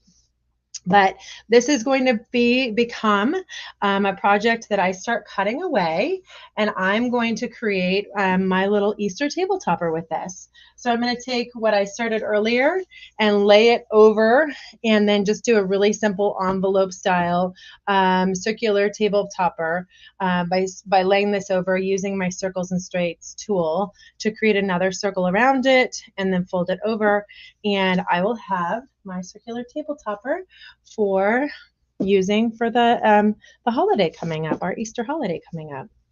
So thank you so much for letting me come on today. I'm so excited to be able to share all this. Stacy, wow. I mean, I literally just made a circular table topper for St. Patrick's Day. And it wasn't that easy. So thank you for that. I love it. Who knew? Who knew it was going to be so easy? Everyone is saying they want to see it when it's finished, by the way. So make sure you post we'll it. do it. And an extra pair of hands are great. They say you make the ruler work look so easy, but practice, right?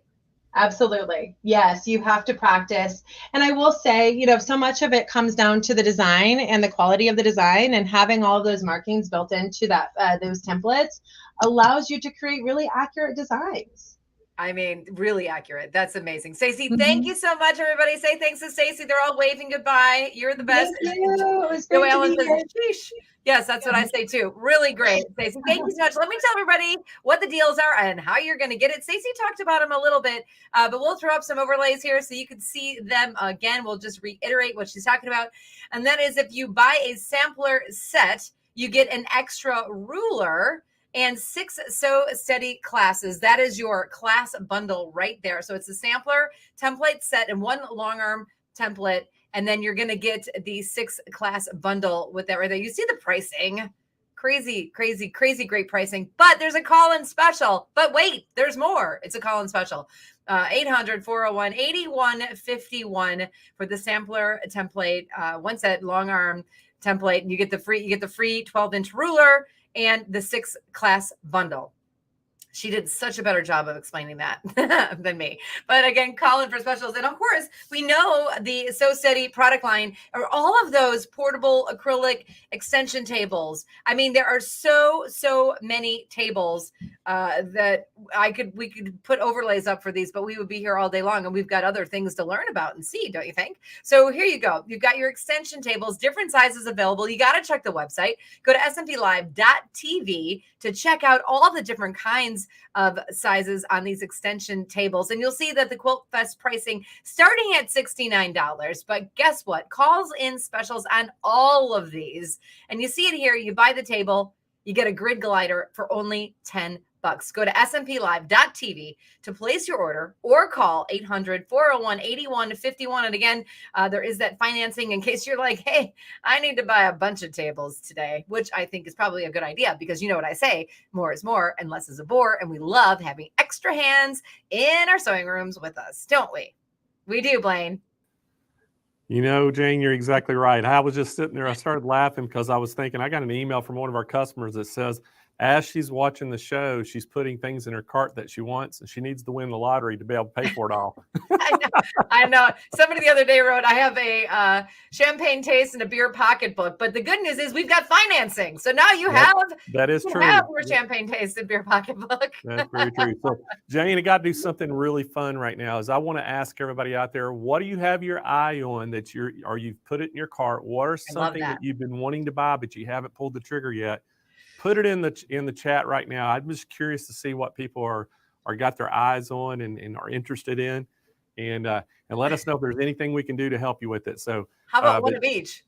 Oh yeah, I could, man. I tell you what, it's one of the things I would love to have is I'd like to have a multi-needle embroidery machine, and I would like to have that Rico printer that we saw. I love the printer. Directed garment printer. I think that even Kyle has been wanting one of those for a long time, so he could print things and then Roger's been wanting something to do patches, make patches and do hats. So we've all been having our eyes on things as well. So we just haven't pulled the trigger yet. If you don't get inspired to make something while watching the show, there's something wrong because there's like my mind goes crazy with inspiration. It's just so much fun.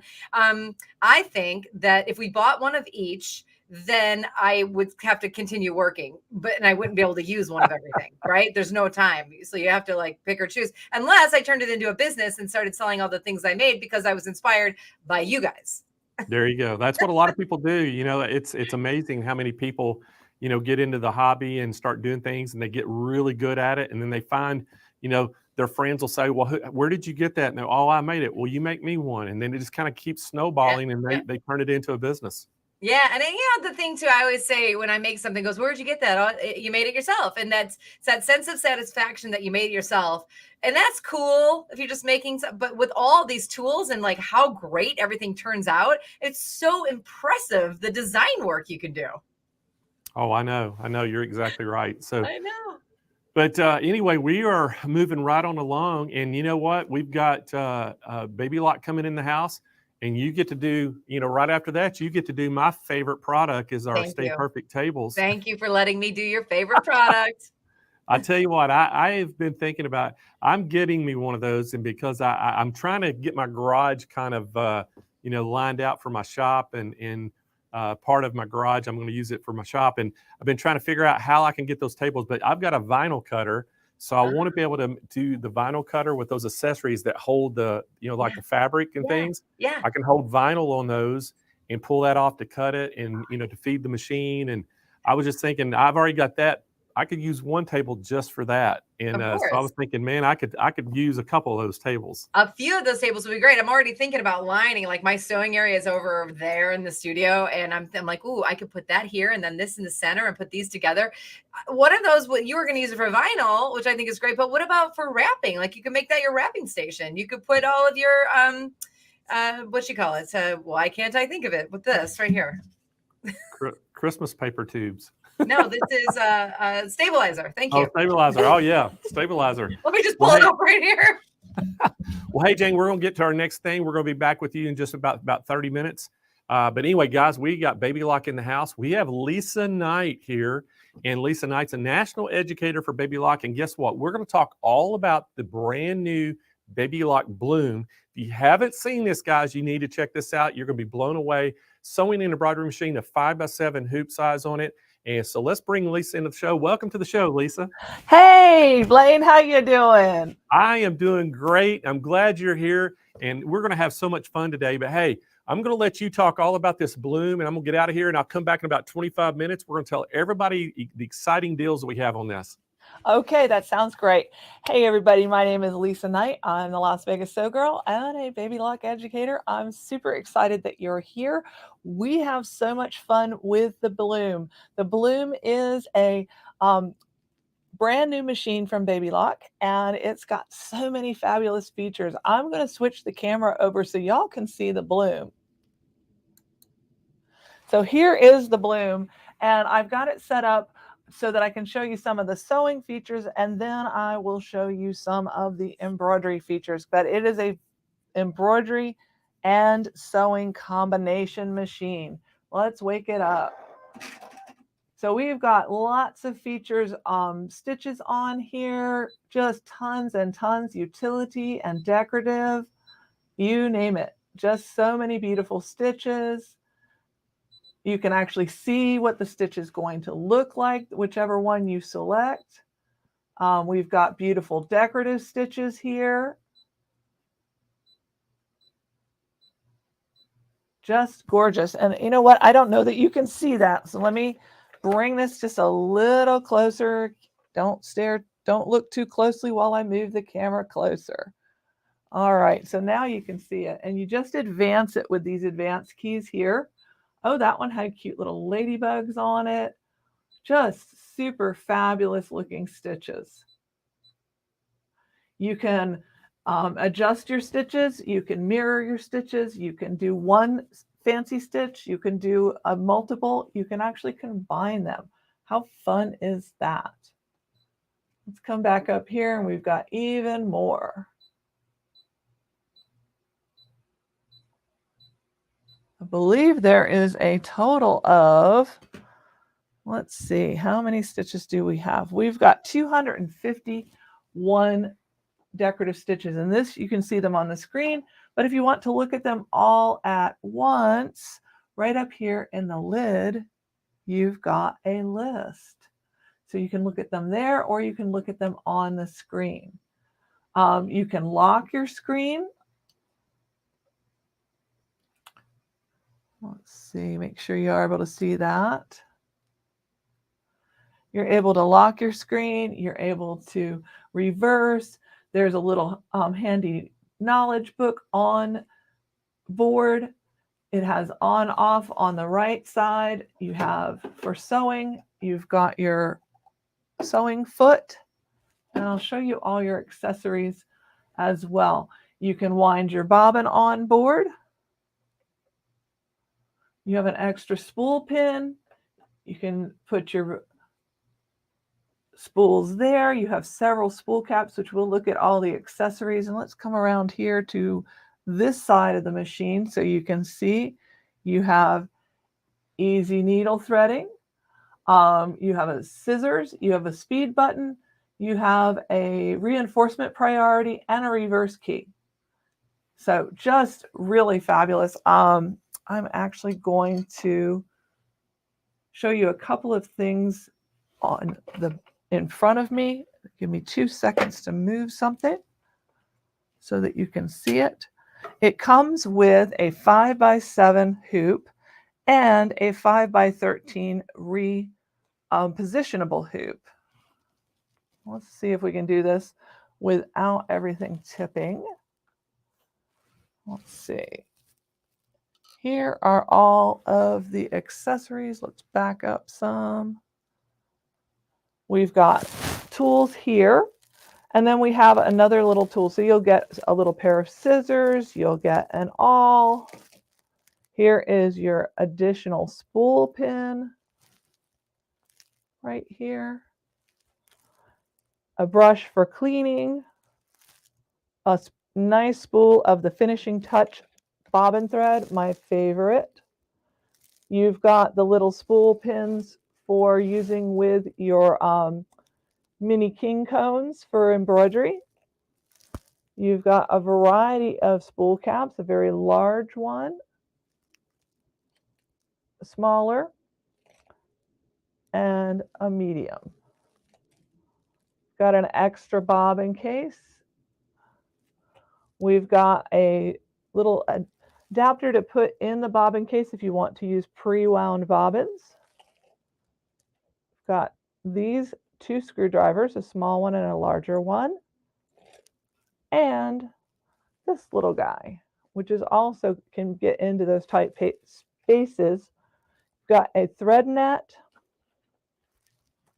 And let's see what's in this little goodie bag. And all of your items can fit into this little goodie bag.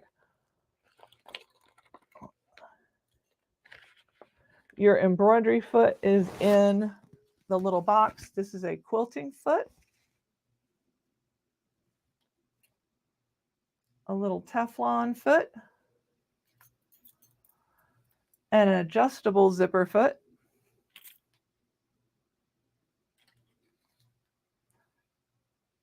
A twin needle. Oh, let me turn it this way so you can see. You may not know what a twin needle is. And some needles to get you started, as well as an open toe foot. And these are the clip-on, snap-on feet, which I'll demonstrate in just a moment, but they're very easy to put on and off your machine. And then, let's see if we can get this so you can see it. This is the sewing table attachment. Right now I've got the embroidery arm on. And see if I can get this a little easier. There we go. In here, you have all of your feet. You've got a buttonhole foot. You've got a stitch in the ditch foot. You've got a button attachment foot. And they're kind of clipped in there. So this one actually sews on buttons on your items. I love this foot. Use it all the time because sewing buttons on by hand is not much fun. Then you've got, this one is over edge foot, another zipper foot. This one you can stitch your zippers on the left or to the right. Just use your needle movement key to put it to one side or another. This is the over edge foot.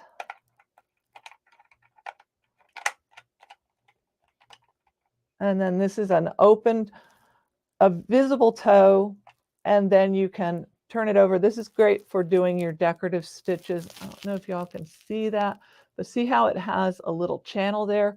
So the stitches can move smoothly as you're advancing down your item. And they just click in place, and then you have your automatic buttonhole foot. You're going to put your button right here, and then it's going to automatically make that buttonhole the size that you need it for your button. Isn't that fabulous? I love that it does that. And then, which I haven't taken out, let's see, here's your embroidery foot. And it just attaches to your machine just like the other feet. And that just sits in the bottom here. And let's put this back and put it out of the way for a moment. And then these are a couple of the embroidered items that I did. I don't know if you can see them very well. Look how gorgeous this little applique is. I did it on a hand towel, getting ready for Easter. I think this has just turned out adorable. You could change the colors up. I think the scheme on the machine, it was pink and lots of pinks and corals in here, but I thought it would look cute with the blue bunny and a nice white background with this towel.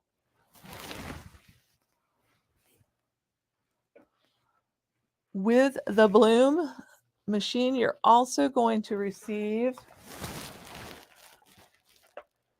a quick reference guide.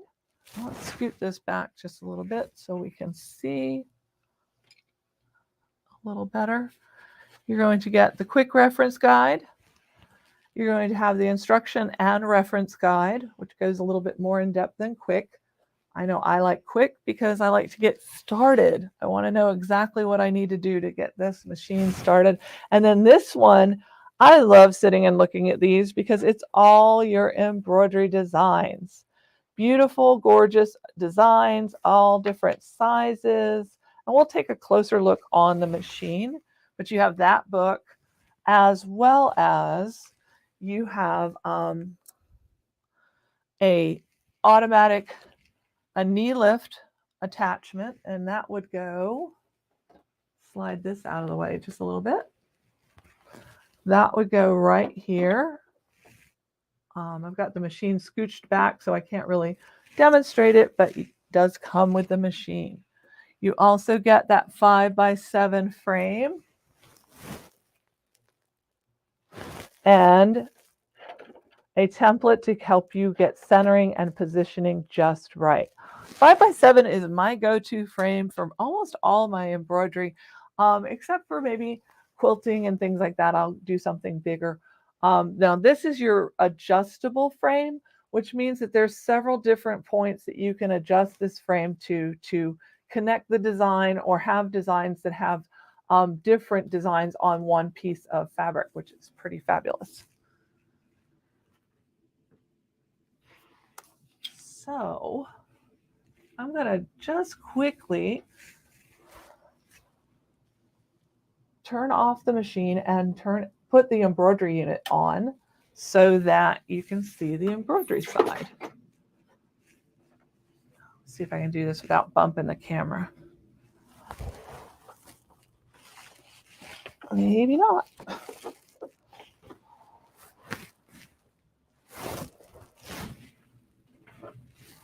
Whoops, sorry. Need to get that in there just straight on. There we go. Sorry to make it go dark for a second.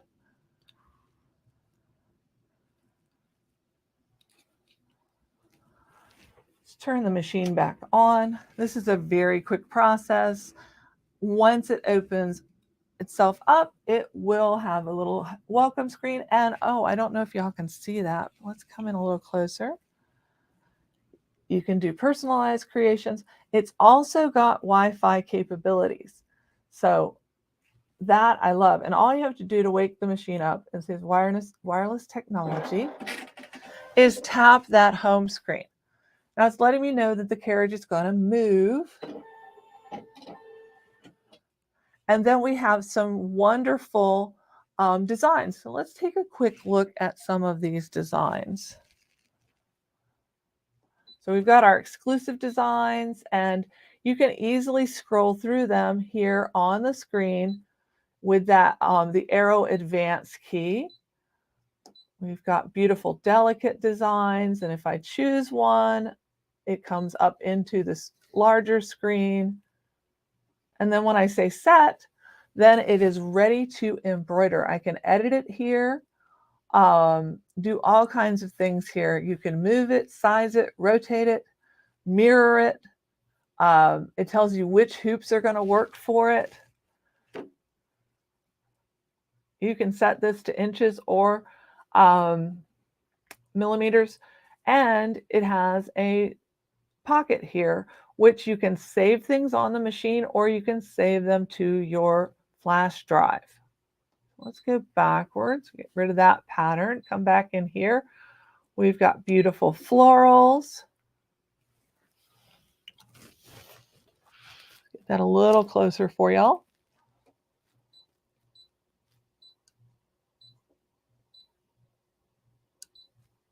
Gorgeous florals. I believe there is 342 total embroidery designs in this machine. And of course, you're able to import designs via flash drive or wireless technology. We have the Design Connect capability on this embroidery machine. Let's go to these freehand designs. These are so pretty and all the rage. This is the one that I did on the center of that quilt. We'll take a look at it in just a moment. We've got some pretty garden designs. Novelty. I love that popcorn. I'm trying to think of something I can do with that popcorn, tub of popcorn. We like to watch movies here at the Knight household. And you've got home accents. And then we've got Kids Corner. This is super cute little things in here.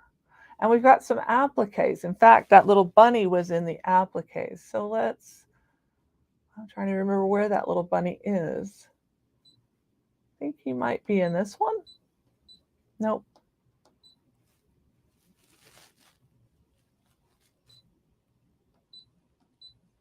I thought he was just adorable. But he isn't here. So let's go back to this page. Actually, he might be up here in one of these.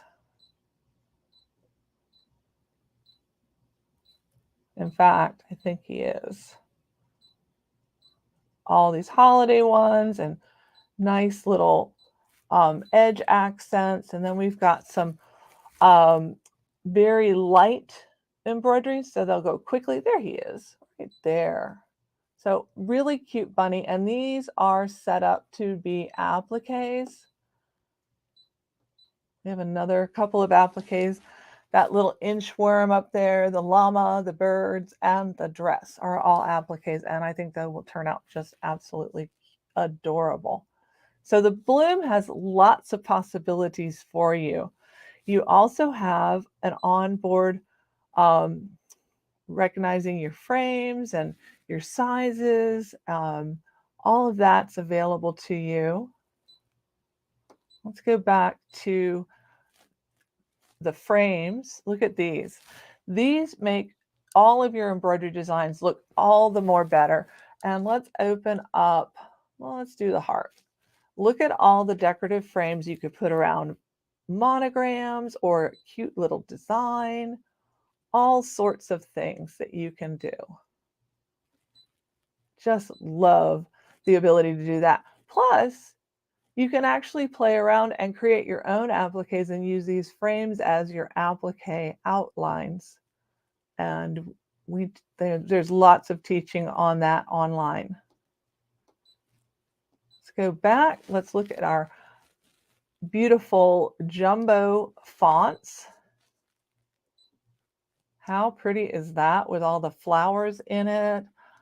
I've seen these done and they are just gorgeous. And then these have the most gorgeous little flower accents all around them.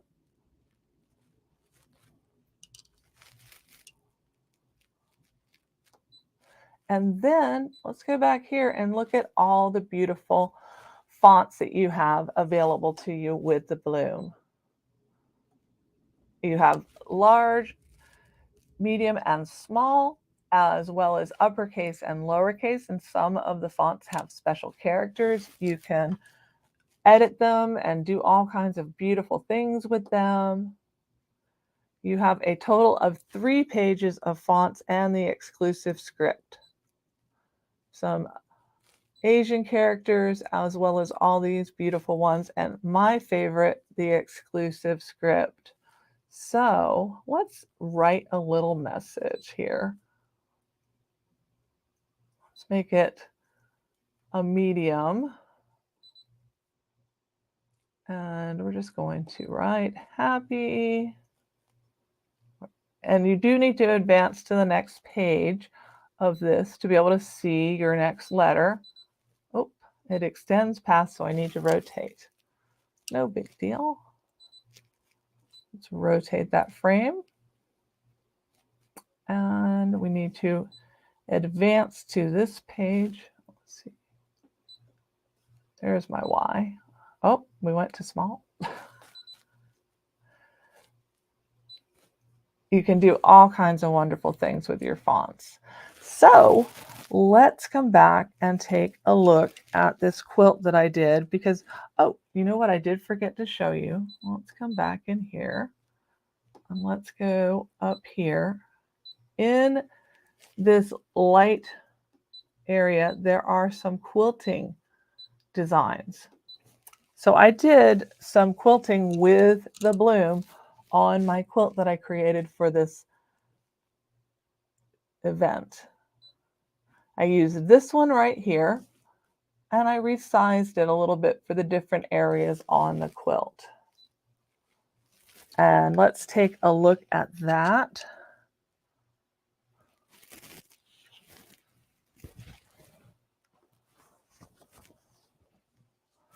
So this is the quilt that I created. It's a little big for this view, but I want to zero in on certain areas. This is one of those open designs. It looks like my camera froze. There we go. This is the open area design. And then these are the quilted areas that I did.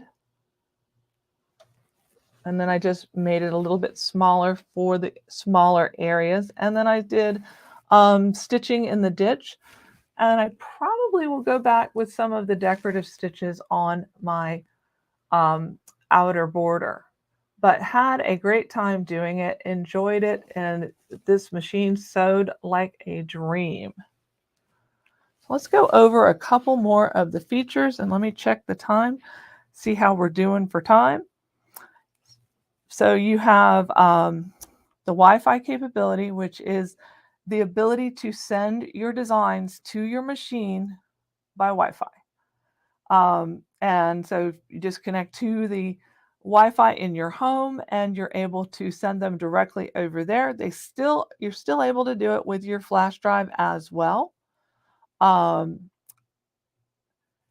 You've got the advanced needle threader on this one, 342 embroidery designs, 251 decorative stitches, as well as straight stitch and utility stitches galore. And it does have that easy threader, which is so nice to have. In fact, let's take a look at that.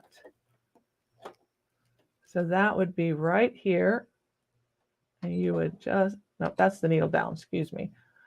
The easy threader is right here. You would just put the thread in line and it will thread it super simple for you, which I love the ability to be able to have my needles threaded very quickly. This is another little design that you can do on the bloom and add some text to it. Here is another one.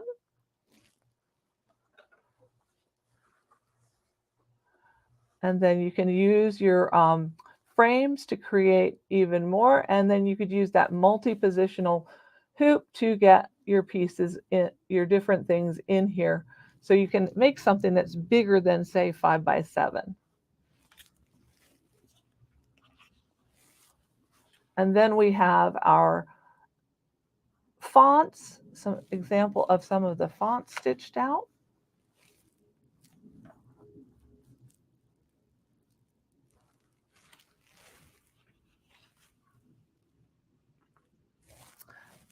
I don't think I've forgotten to show you anything, but the bloom is perfect for taking to classes, doing all of that kind of great things that you want to be able to do. I love having a nice compact machine to maybe take on travel, take with me wherever I want to go. It is just a wonderful little machine and a great place to start, or a great place to have one as an additional machine for you so that you can take it to classes or whatever you like to do on retreats. Hey, well, hey, Brian. Lisa, great job. That man, I tell you, that's an awesome machine. And I'm going to tell everybody how they can get it. And thank you so much for coming on the show. You're very welcome. Thank you. All right, guys, this is the Baby Lock Bloom embroidery and sewing machine. And guys, this thing is packed full of features. I'm telling you what, this thing, it's a 5 by 7 embroidery design. It also comes with that 5 by 13 multi-position hoop. So that means you can do a split design in this. You could, if you got the software to do the split design, you could do a split design. So that's why this thing is it's got so much punch and power for such a little compact machine. The price on it is $24.99. It is loaded up with designs that comes with it. And we have financing available. Again, free shipping nationwide right to your doorstep. And guys, it has a call-in special on it. So give us a call right now at 800-401-8151. If you want to go take a look at it, just go to smplive.tv. Across the top, you can see all the products. Just find the bloom, click on it. It'll take you to the product page. You can read all the specs and everything that comes with it. Again, guys, this is the Baby Lock Bloom, brand new machine, and it is a dandy. All right, guys, let's continue on, and let's bring my co-host back in, Miss Jane. Hello, Mr. Blaine. How you doing? I am doing fantastic, and I love all these new machines that we got on the show.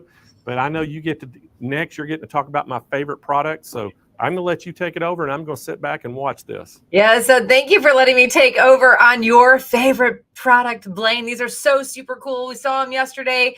I can't wait to hear more. Of course, these are the Stay Perfect lift tables. There's 3 of them, and the lovely Deb Donovan is going to talk us through them all. Of course, she is Sewing Machines Plus very own educator and guru on all things crafting, quilting, sewing, tabling. It's Deb Donovan. Hey, Deb.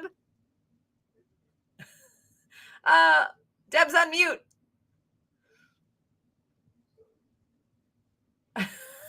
That's okay. You know what? You can just keep talking. We'll read your lips. Hi there. Hey, Deb, how are you? Hi. Are you going to talk us through all 3 today? Yep, we're going to touch a little bit on all 3 of the Stay Perfect tables that are available today. So there's a lot to cover because I actually was telling them yesterday, I didn't really think that there was this much to talk about until I tried to put all of it together. And I'm going to fill all 3 days with different material, I think, on the Stay Perfect tables and why they're so great. They are so fantastic. We love these tables. I don't want 1 of each. I want 2, 3, 4 of each so that I can have them all over the place because they're so fantastic and all those amazing features. So listen, I'm going to stop talking and I'm going to let you take over, Deb.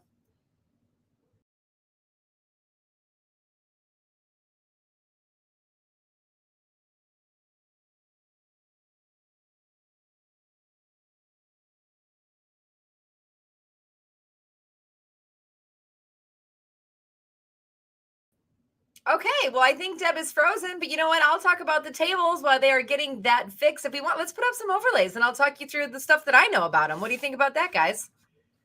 I think it's great. Okay, cool. All right, this is awesome. This is your Stay Perfect all positions single lift electric, Stay Perfect all positions single tier electric lift table. Now, this electric lift table is perfect for all of your sewing needs. It's got a 30-inch by 48-inch tabletop. You can see it there, and dual electric motors with an adjustable height. The table, check this out, can hold up to 225 pounds. Wow. So that makes it totally safe and sturdy. So no worries about your machine. I know we have big machines and they're kind of heavy sometimes. You put that machine up there and probably a couple other machines too. And with a touch of a button, you can adjust the height to fit your comfort level while you're working on your projects. And we love that so much.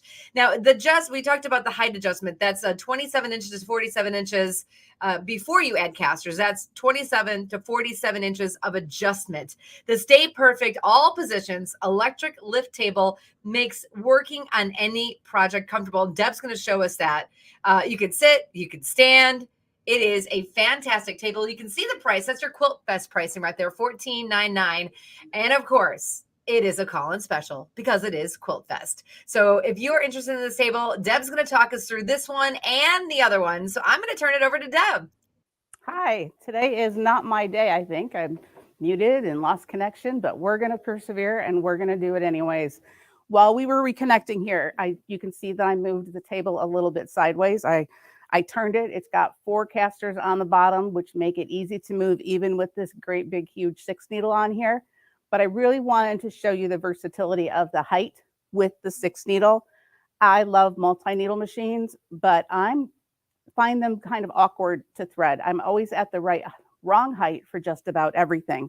So with this one, if I was on a regular table, see, these are over my head, and then these are even further over my head. This is not a comfortable place for me to reach. So what I can do, sorry, I keep catching, the mic pack's catching on something over there. Oops, wrong way.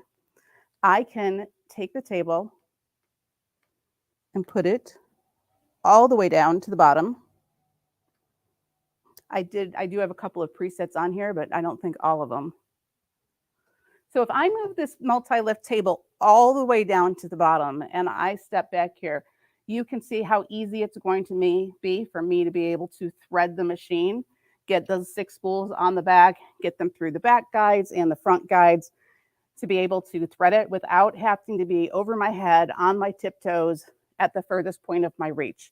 So that's one of the things that I really love about the multi-lift table is it's going to give me the flexibility to thread even a 6 needle with ease. And then from there, I can come around to the front right here. If I go on the front of a 6 needle machine, I've got more, they're not complicated, there's just steps. I have guides and I have tension dials and I have threading paths. And I can see them all because I had the ability to adjust the height of my table all the way down. This is the front of the machine. I don't exactly remember what all my presets were now. We had a moment. So I'm going to lift the machine up so that I can, so this would be a comfortable spot for me to thread these without working over my head or under my head. And threading the needles is actually my least favorite part. Wrong button. Threading the needles on a multi-needle is my least favorite part because they are so low. I end up either on my knees or crouched over on a chair. And with this, I can sit here and bring all the needles all the way up. So they are at eye height for me.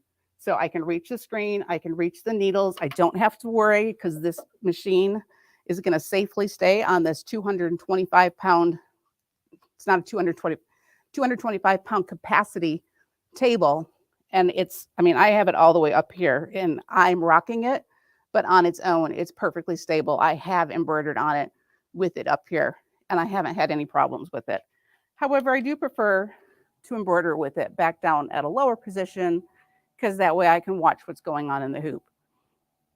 So this takes one of the things that is my least favorite chore about a machine and turns it into something that's just run of the mill for me.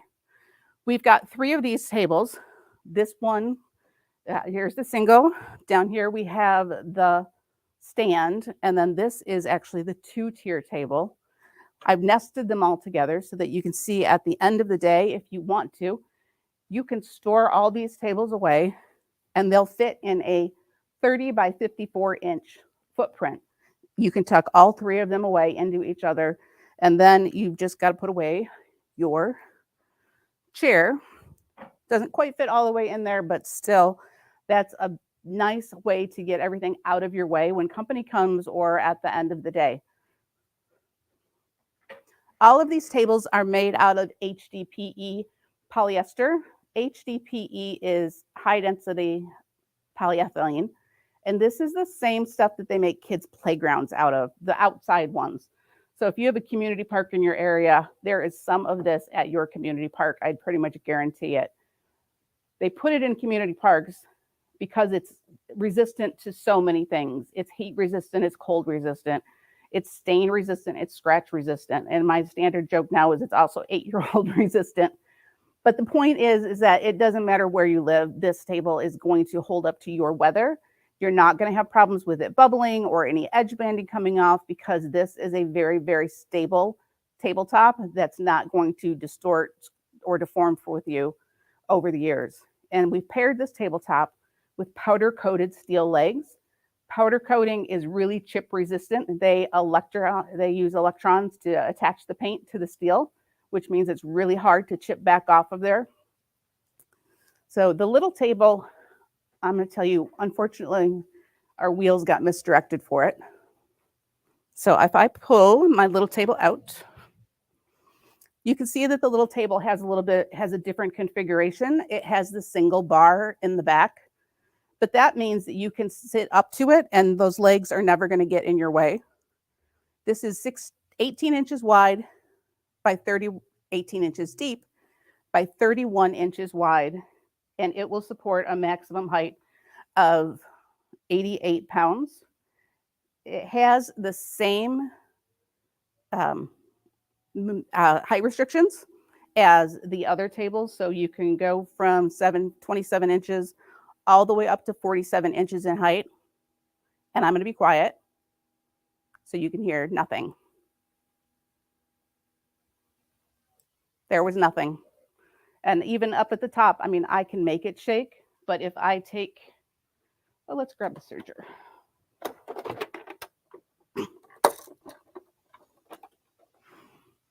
But I can put a serger up on the top of here and it will safely hold it.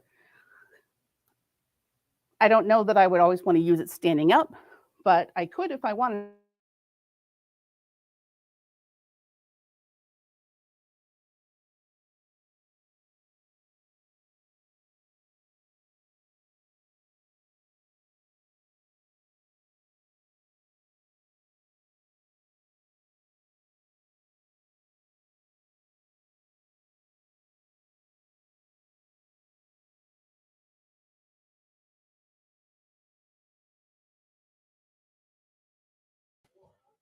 All right, then. Here I am again. Dub's going to get that fixed, and Roger, they're all working on it for you. But maybe let's put the overlay up there and we'll talk about, there we go, the 2-tier electric lift table. Oh, man, do I love this table. What do you think, huh? Okay, so let me pick up where Dev left off. That the tabletop there you'll see is 30 inches by 54 inches on the tabletop. It's got those dual electronic motors. Super funny. She was talking about the powder coating, how sturdy and how resistant it is. And somebody texted in, that's what I need, child resistant. I agree with you. So again, this is a fantastic quality material. With the touch of a button, you can adjust the height to fit both you and your home sewing machine or your serger. And it adjusts again from 27 inches to 47 inches. And that's before adding casters, if you want casters on there to make it roll. Again, this is the Stay Perfect, all positions, 2-tier e-lift table in white. Oh, hi, we're back. Okay. Hi, Deb. How are you? Oh, I'm great. I'm just selling the tables for you. And again, they're husband resistant too. Thanks, Michelle. Mm-hmm. So what I've done here is while I was off the screen, I made a couple little changes to sell it. So I could show you the versatility of all of these tables, either working separately or working together. So this is the top half of the 2-tier table. I kind of call it the hutch normally. You saw earlier that I had a cutting mat and the embroidery module stored up there. This is 30 by 54, so that's your maximum size. The little table that's what we call it, is 24 by 44 inches. So even on its own, it's still a pretty good size table to do something with, to sew at or do whatever you'd like with. And you can pair it with the other tables as well. But because these are on casters, you can move things around and really get different configurations depending on your sewing room or really the project that you're working on.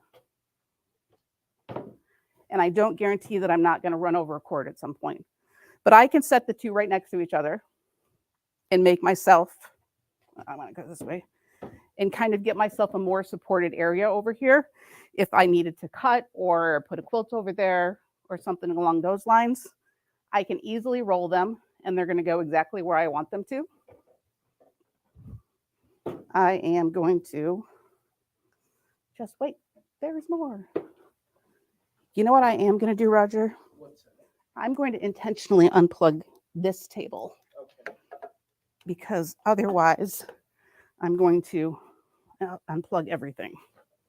And I'm going to do the same to, no, this one's fine, I think. Nope, this one's going to be a problem too.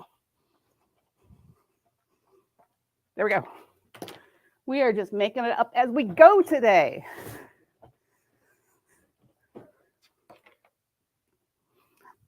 You can roll over the cords with these and then it just ends up.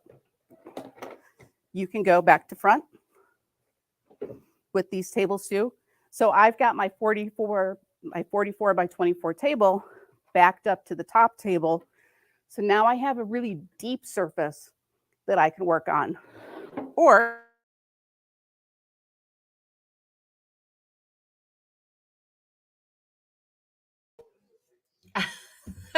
Well, I think there's little gremlins at the Sewing Machines Plus studio today. What do you guys think? That's the beauty of live TV, boys and girls. We love it. Okay, so let's keep going. Let's put the slide back up and we'll talk more about the lift stand table with casters. Now, I love this one. This is a single motor. It's going to adjust the height smoothly, as we said, super quiet. It goes quickly, and that's such a great, what do we say? You can, people in the middle of the night, you could be sewing and you need to move things around, and you could be doing this in the middle of the night while everybody's sleeping and nobody will know that you're up with the gremlins doing things. Okay, the construction, again, we talked about that heavy duty powder coating steel. Now that is solid enough to, help you out through your kid resistant, your husband resistant, the gremlin resistant. So that is a fantastic coating that's on there. This table holds up to 88 pounds. That's the load capacity on this table. So it's a really great, strong support for your quilting workspace. And again, adjustable height, tabletop dimensions, 27.5 inches, and it adjusts all the way up to 45 inches tall. And the dimensions, again, are 18 inches by 31.5 inches. And you've got that easy control panel. You can see it there in the photo. You can save 4 memory positions, which I love because you just got to get it right. And it's a nice clear display. You can see exactly the height of that desk. This is a fantastic price, friends, don't you think?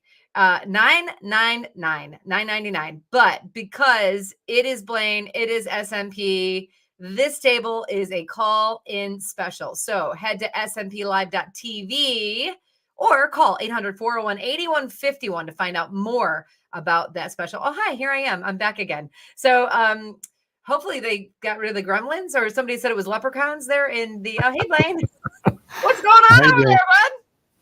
The leprechauns and gremlins all came out, and I think their computer crashed. So anyway, we were, I think Deb was getting close to the end of it anyway. But again, Jane, these tables are just awesome. We are so proud of these tables, and that polyethylene high density plastic is so tough. I mean, you can't hardly break these things if you tried.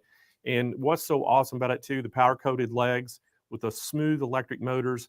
There just makes it easy, so easy to adjust and the perfect height.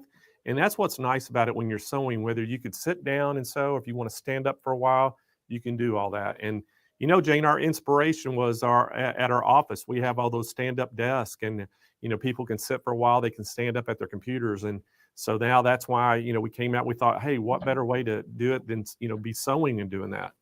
So you've got there's the 2-tier table, and those kind of sandwich in together, those like hide underneath each other. Then the middle one is just the big flat tabletop, right? The largest of the size, and that'll go up or go down. And that one has the accessories that go up on the side, like where you were going to put your vinyl and I was going to put wrapping paper, and this, since we don't know what the name of it is. It's kind of just like a all-purpose table, I guess you could say, because you could do, you can get the big ironing mat that goes on it. So you could do ironing on it. You could do cutting, has a big cutting mat. So there's so many things you can do on it. And then you could also, you could put 2 sewing machines on it if you wanted to.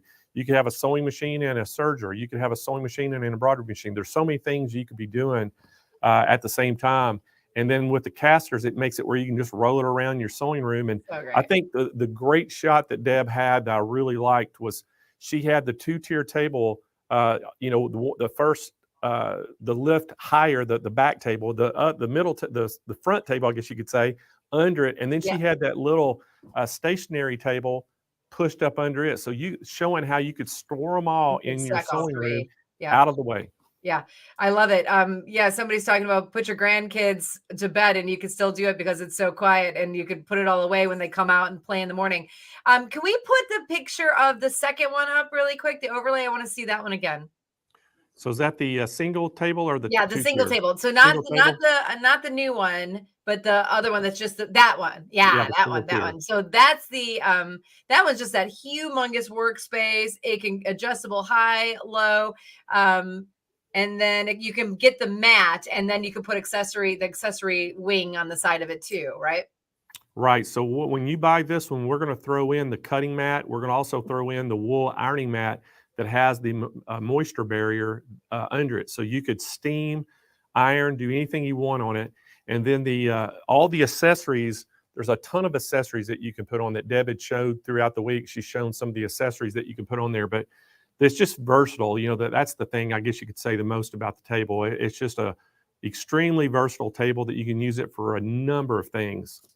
I mean, it is really fantastic. Like you said, the inspiration came from your standing work desks, and so many people have those these days. And a lot of people, whether you have them at work, at your office, or you're working from home, this is a great table, not only to have in your craft room or your sewing room, because goodness gracious, I love it here. But you could also have that in an office. So again, you know, what I always say, you know, buy two because you're going to lose one, but because these are so big, you might lose it in another part of the house, and then you put this in your sewing room, right? Well, you know, and it's not just for sewers. I mean, if you think about, you know, guys out there who are hobbyists that are woodworkers that have little, you know, jigsaws and sanders and scroll, you know, those cutting machines, you could put those on there and also get it the perfect height for whatever height you are. So there's just so many uses for it. And that's why we're so excited about them. And I think once the word gets out and people start seeing these more and more, I think they're just going to be buying a lot more of them. I got to say, Brenda Johnstone, she said, this table would be so handy when canning. And you know what, Brenda, I can. Every summer, every July, August, I'm making my blueberry lime jam. And you're right. This would be so great to have when you're canning because you have all of your jars. And so there's so many reasons, Blaine, you could be baking. This would be great. So this is great, really and truly, in any part of the house, no matter what your hobby is. All of these tables are great. I feel like whichever one you choose, you're going to find a use for them. Again, get all three because you're going to be like, why didn't I get the other one? Yeah. Well, you're exactly right. So, but anyway, guys, it was great presentation. I'm sorry that the computer crashed on Deb over there. She is so good with these tables and she loves them, and you can tell she really is passionate about them and uses them herself. So that's why you know, I hate that we cut it short, but I think everybody got the gist of it, and you got to see it earlier in the week as well. So, but hey, you know what? It's ready to go. We got one more demonstration left, Jane, and then you're going to come back and help me give a bunch of stuff away. Is it that time already? Yeah. What the heck? What's going on? Okay. It's going by fast. All right, guys. Well, hey, we're going to our next product demonstration, and we're going all the way over to Utah to Handy Quilter. And guys, man, we are going to talk all about some software. Are they in? They're in? Okay, good deal. But we're going to talk all about some robotics again. We're going to talk about that Pro Stitcher Lite. And this is the one that fits on that Moxie. And you got to see the Moxie earlier. And hey, guys, we got Christina Whitney, and we have Denise Dowdrick. Oh, so Kim's coming? Okay. All right, so we got Kim Sandberg instead of Denise, and Christina Whitney. So, guys, let's go over to Utah. Welcome back, ladies. Thank you. Blaine. Blaine, I'm so impressed. I think you got my name right this time. What was that? Sorry. Yeah, Denise has got she's got a little bit of a cough today, so I'm filling in for her. Yeah, I never know. They just keep juggling on me. So, well, hey, we're going to let y'all, I know there's a lot to cover with the Pro Stitcher Lite, so we're going to let y'all take over. I'll come back in about 25 minutes. We're going to tell everybody how they can get it. So we'll see y'all back here in a little bit. All right, sounds great. Pro Stitcher Lite, Christina. The ultimate accessory for the is. Moxie and the Simply 16. That's exactly right. We love Pro Stitcher Lite. It is so fantastic because it makes a Moxie with a Pro Stitcher Lite super affordable, doesn't it? It does. I mean, the combined price for the entire package, the Moxie with the Lite, is equivalent to some of the larger machines. Just the machine. Just the machine. Yep, exactly. So it's a great deal. And you get that computerized perfection. Yep. So it's great. It really is. So computerized quilting is so fantastic. It's great if you want to do those edge-to-edge designs, which a lot of people love to do. You can get lots of really fun themed designs. In addition to the designs that come with Pro Stitcher Lite, it comes with over 350 designs, which is a lot. That is a big library to start with, isn't it? Yeah, and it's not just edge-to-edge designs, but there's blocks, there's triangles. So there's a variety of different types of designs in there so that you can make them work with whatever you're quilting. Exactly. And you can do amazing custom quilting with Pro Stitcher Lite. I've seen some absolutely just outstanding quilts done with Pro Stitcher Light. I've seen like show winners, it's just amazing. So you can do, even though it's our light system, you can still do all kinds of amazing quilting with it. Yeah, you can pretty much do everything that you can do with the Pro Stitcher Premium. There's a few of the features that have been simplified or removed, but for the most part, you can do the exact same stuff. The videos you can watch, because we've got the Pro Stitcher YouTube channel, and we've got a bunch of videos on there. So you can watch those videos. That'll walk you through some of the different tips and techniques using the Pro Stitcher Light. Yep. So. We have full, just like Christina was saying, videos and tutorials to get you started at Pro Stitcher Light, or ProStitcher.com, sorry, Pro Stitcher Light, under the Pro Stitcher Light tab. That can definitely get you started on that. And the education, once again, you know, we take a lot of pride in our education. We've got everything you need to get started with it. So I'm trying to think if there's any other. It's just the best thing that you can add to the Moxie. I really think it is. Yeah. So another fun thing with the Pro Stitcher system is that you talked about all of the designs that come with it. You can also download designs off of the website. Yeah. There's lots of different digitized designs companies that make them that sell those designs, and you can purchase whatever you want, put it on a USB stick, put it on the Pro Stitcher Light, and run those designs as well. Exactly. So you're not limited to those 300 plus designs. Yeah. So yeah, you can do pretty much everything. Yep, you can. And as a matter of fact, what we want to show you today is how you can use a special feature in here to create your own designs, and it's called Mark. Now, we usually have a little bit of fun with this, and we like to be like, oh, let me tell you about Mark. I love Mark. Well, our husbands both got wind of that, and neither one of which is named Mark. And so we don't make that joke too much anymore. But Mark is really fun. It allows you to create straight line designs on your project. And it's awesome because you can use it for stitch in the ditch, which I do a lot. I mean, I know Christina loves breaking out the rulers. I'm all about the Pro Stitcher. So it's really great because you can create those straight line designs, and you can make them fit your space perfectly, stitch them out, and you can even save them and then use them again on other projects down the road. And if you add Pro Stitcher Designer, which is software that allows you to edit and create your own digital quilting designs, it's 100% compatible with Light. It is not included. We just want you to know that, not included, but you can absolutely add it to it. You can take any design you create in Mark, and you can take it in there and you can zhuzh it up a little bit and just make it even more amazing. Can I talk about Designer for just a moment? I think you should. That's what I've been using a lot lately. I know, so I've been working on a quilt at home, and it's this really strange shape. It's not like a square. And when I do multi-point, I probably do 32 different points to make this one section. To make an area. Yes, Wow. to create the area that I want to put the design inside of. Yeah. And the design's just not fitting into all the little corners exactly how I want it. But with Pro Stitcher, I can create that area, put the design in, and there's a button on here called Tools. It's under Tools. And then a button for Designer. So we can look at that Tools, screen. And then the Designer, it's right there on the screen. And it will pop it over into the Designer software if you've got it registered on your tablet. And I can just tweak the design right there on the spot. I even have a little mouse that I've got connected so I can do all the movements and not have to touch the screen. And I get the design exactly how I want it to fit. And then I can send it back. I just hit the send button. It sends it right back into Pro Stitcher. It keeps it in the same position, and I can stitch it out.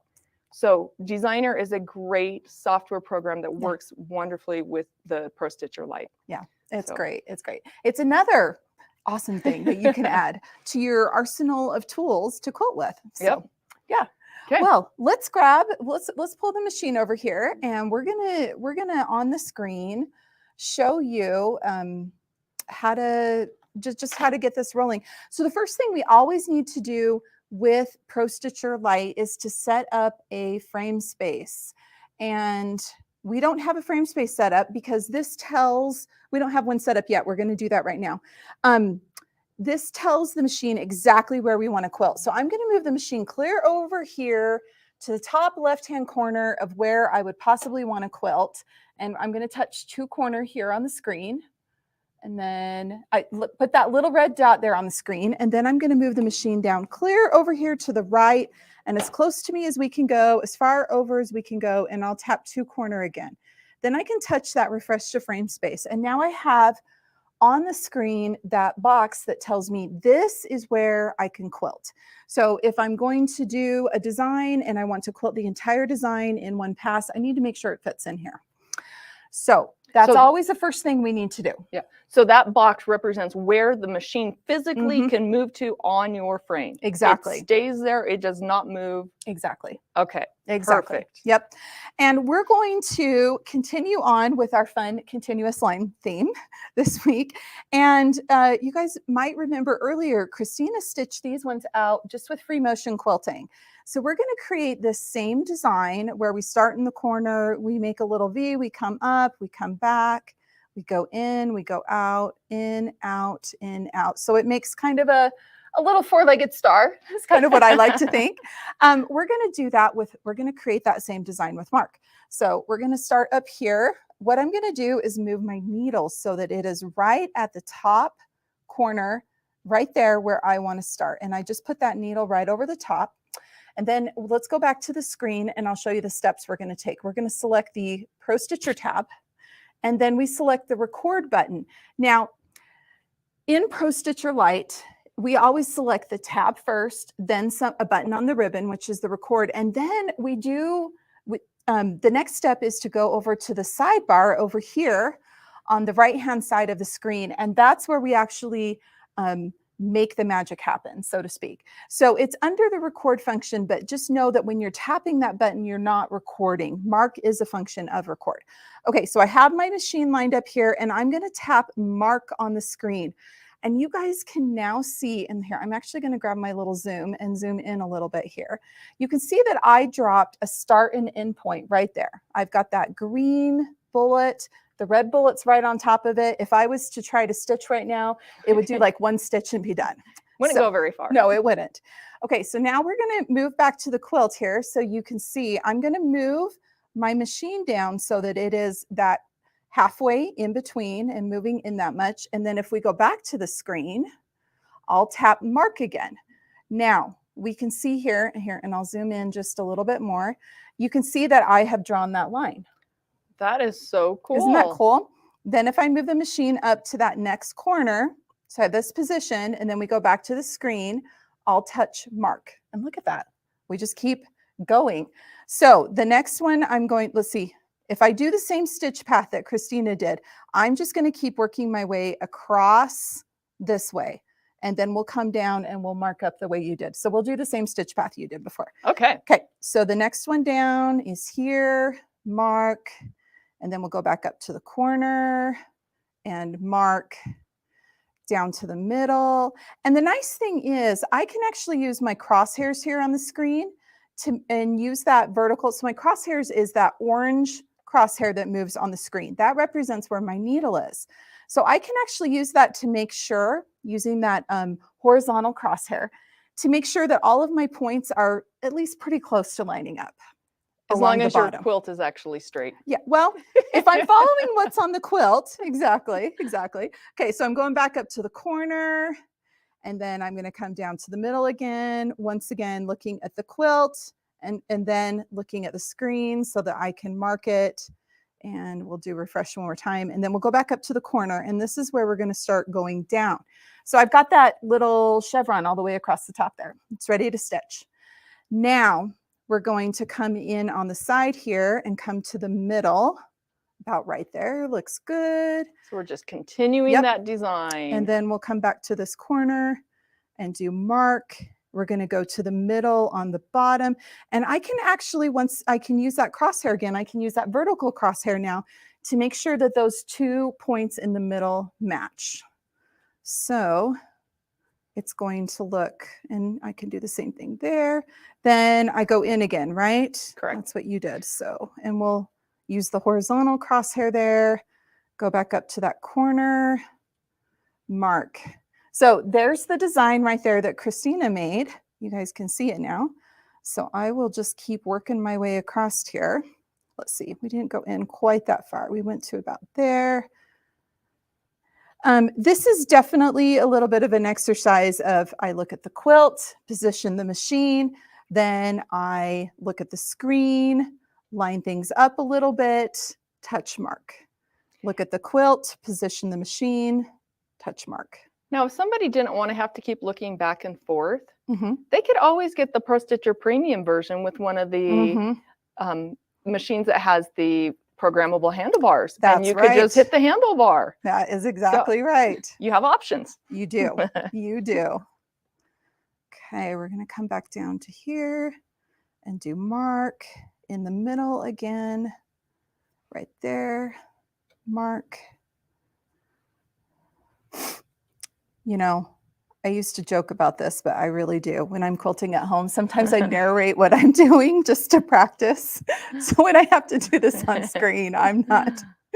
All right, mark. So sometimes when I'm doing this and I'm wanting it to be really consistent, I would take like a penny or something and put it in the center and hold it there. And I'd make sure that the edge of the foot would come in and touch that penny on all four sides.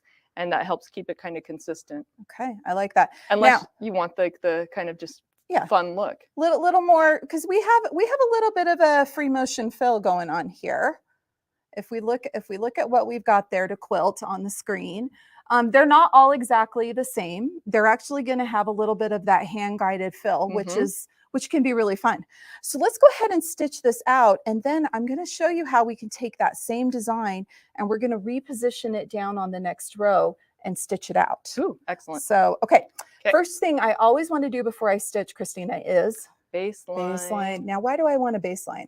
That freezes all the changes, makes it an actual design itself. Exactly. It's no longer just a bunch of recorded points. Exactly. And at this point, I could even save this design if I wanted to. So let's go ahead and select quilt, and then we are ready to go ahead and start stitching. So I'm going to tap run, verify my settings here. Everything looks good. And the machine takes that first stitch.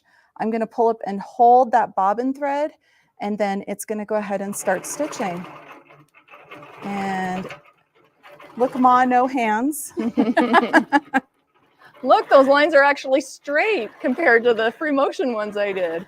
But you know what? It's its own different kind of quilting, isn't it? Exactly, yes.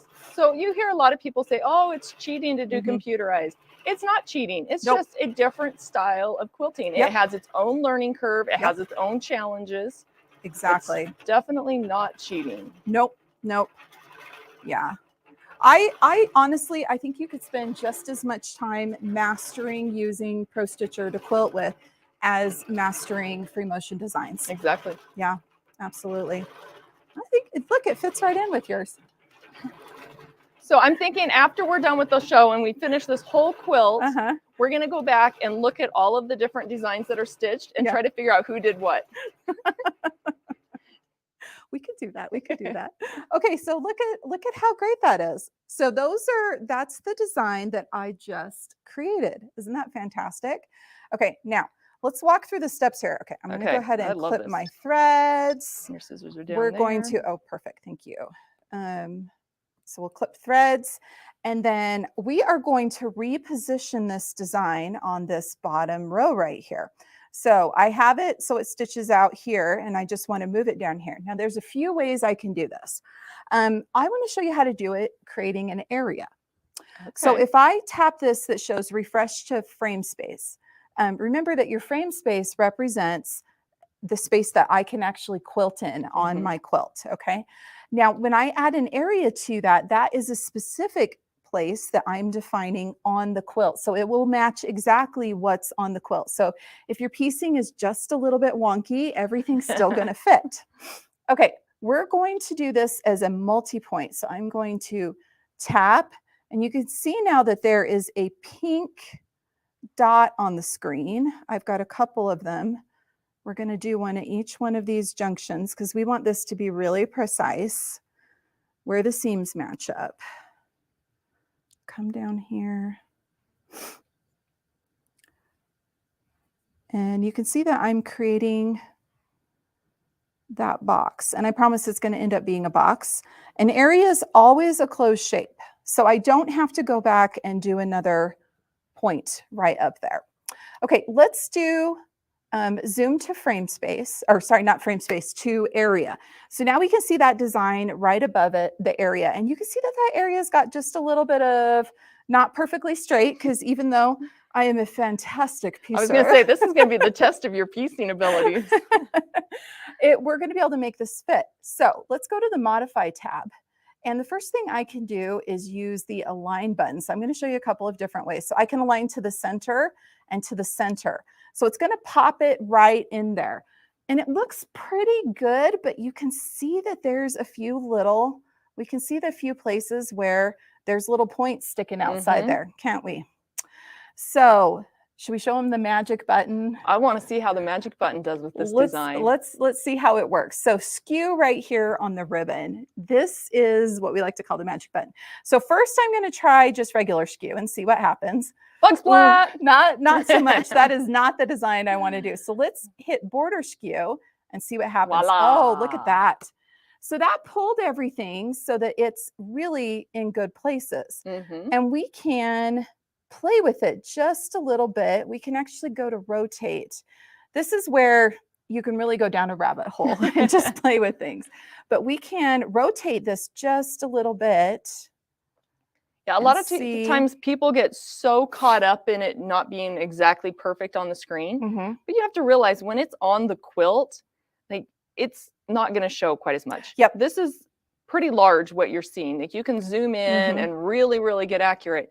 But really it's not going to show. And usually you're not going to use lime green thread, and it'll blend a little bit more usually, not always. Burgundy and orange. Yeah, so example, so that you can see the size of what this area we're actually in is if I tap the area tab. So the width of this is just under 8.5 inches, but it's only 2.13 inches tall. So this is really not a big area. Okay, well, we're ready to stitch. So once again, I am going to baseline before I stitch. Then I'm going to select my Pro Stitcher tab. Quilt is already selected, so all I need to do is tap Run, and my settings look good. My needle is up. I'm going to tap Proceed. It'll pull up that bobbin for me, and we'll go ahead and let this stitch out. And it's just going to go ahead and stitch that design for me. Look at how easy that was. I created it once, and I'm using it twice. I love it.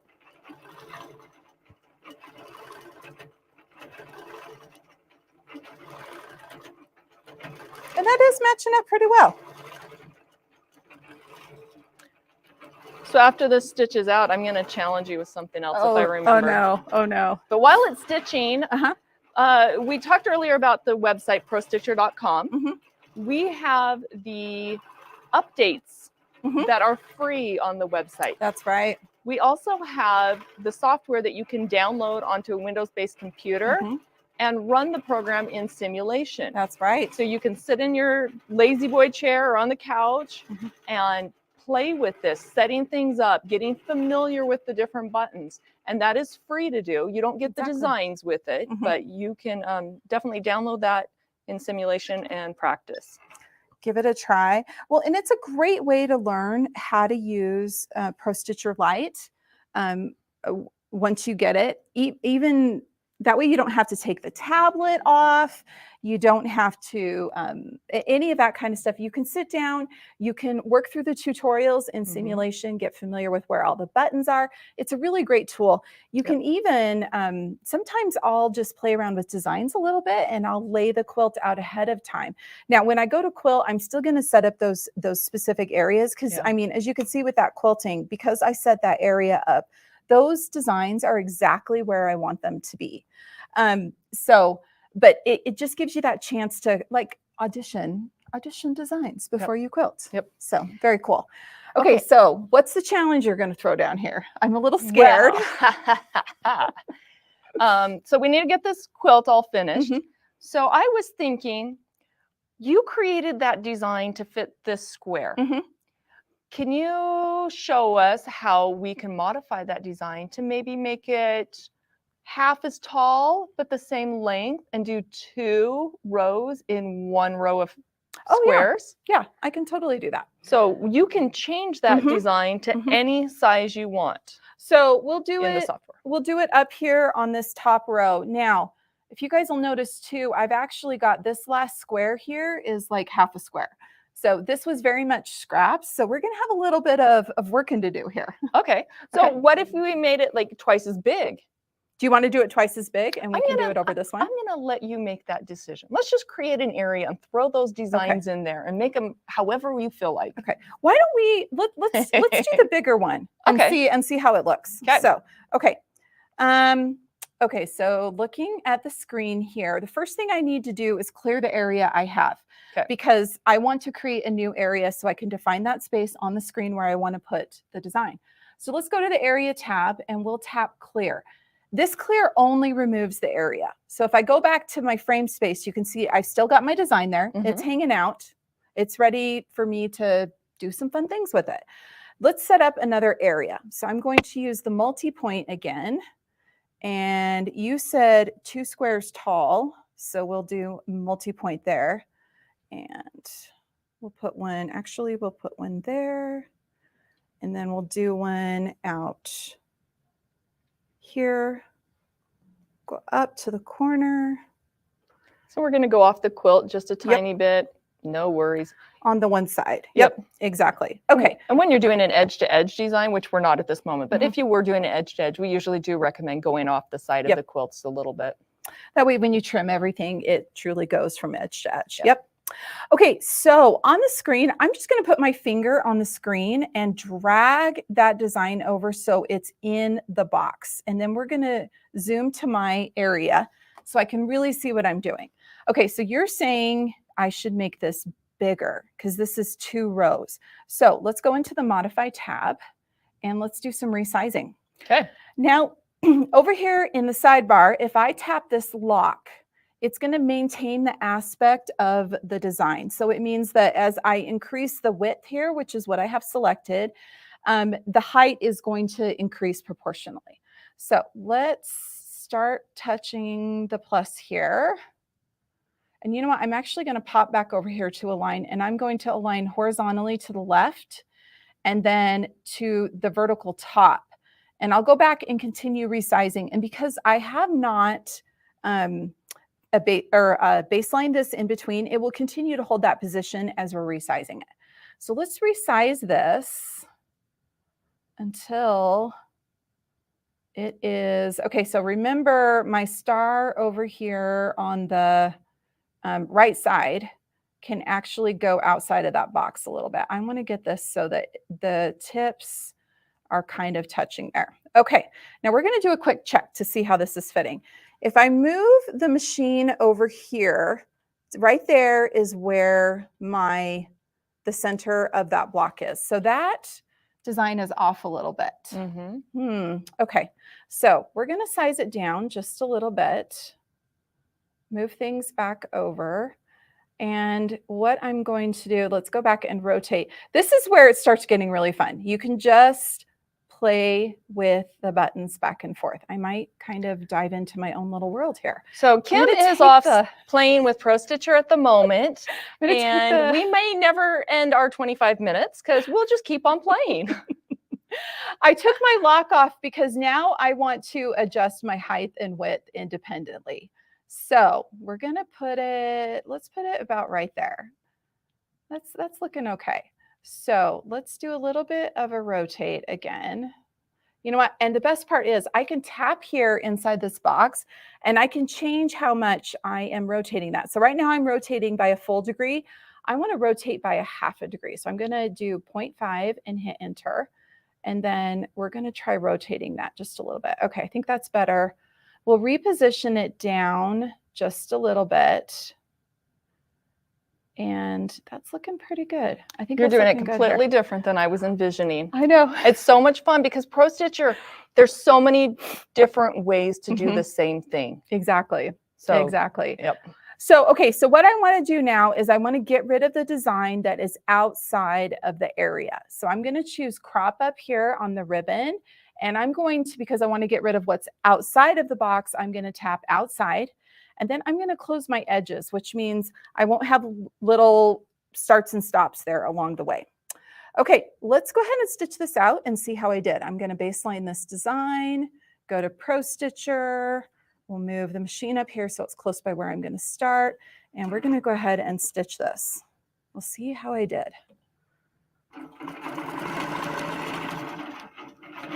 Not too bad. Looking pretty good so far. Yeah. And this is going to go off just a little bit, and that's okay, because I wanted this to be, when we get done, it will end up inside the binding, which is good. Oh, we hit that point pretty well. Look at that. Yeah. Oh, I'm liking this. And then add some little fills in between. Oh, wow. Oh, we could have some fun with this one. We might be hanging out here for a bit longer tonight. Just finishing up some quilting. This is really fun, though. This lets you see the versatility of using a tool like Mark to allow you to create a design and then look at the customization I was able to do with that design.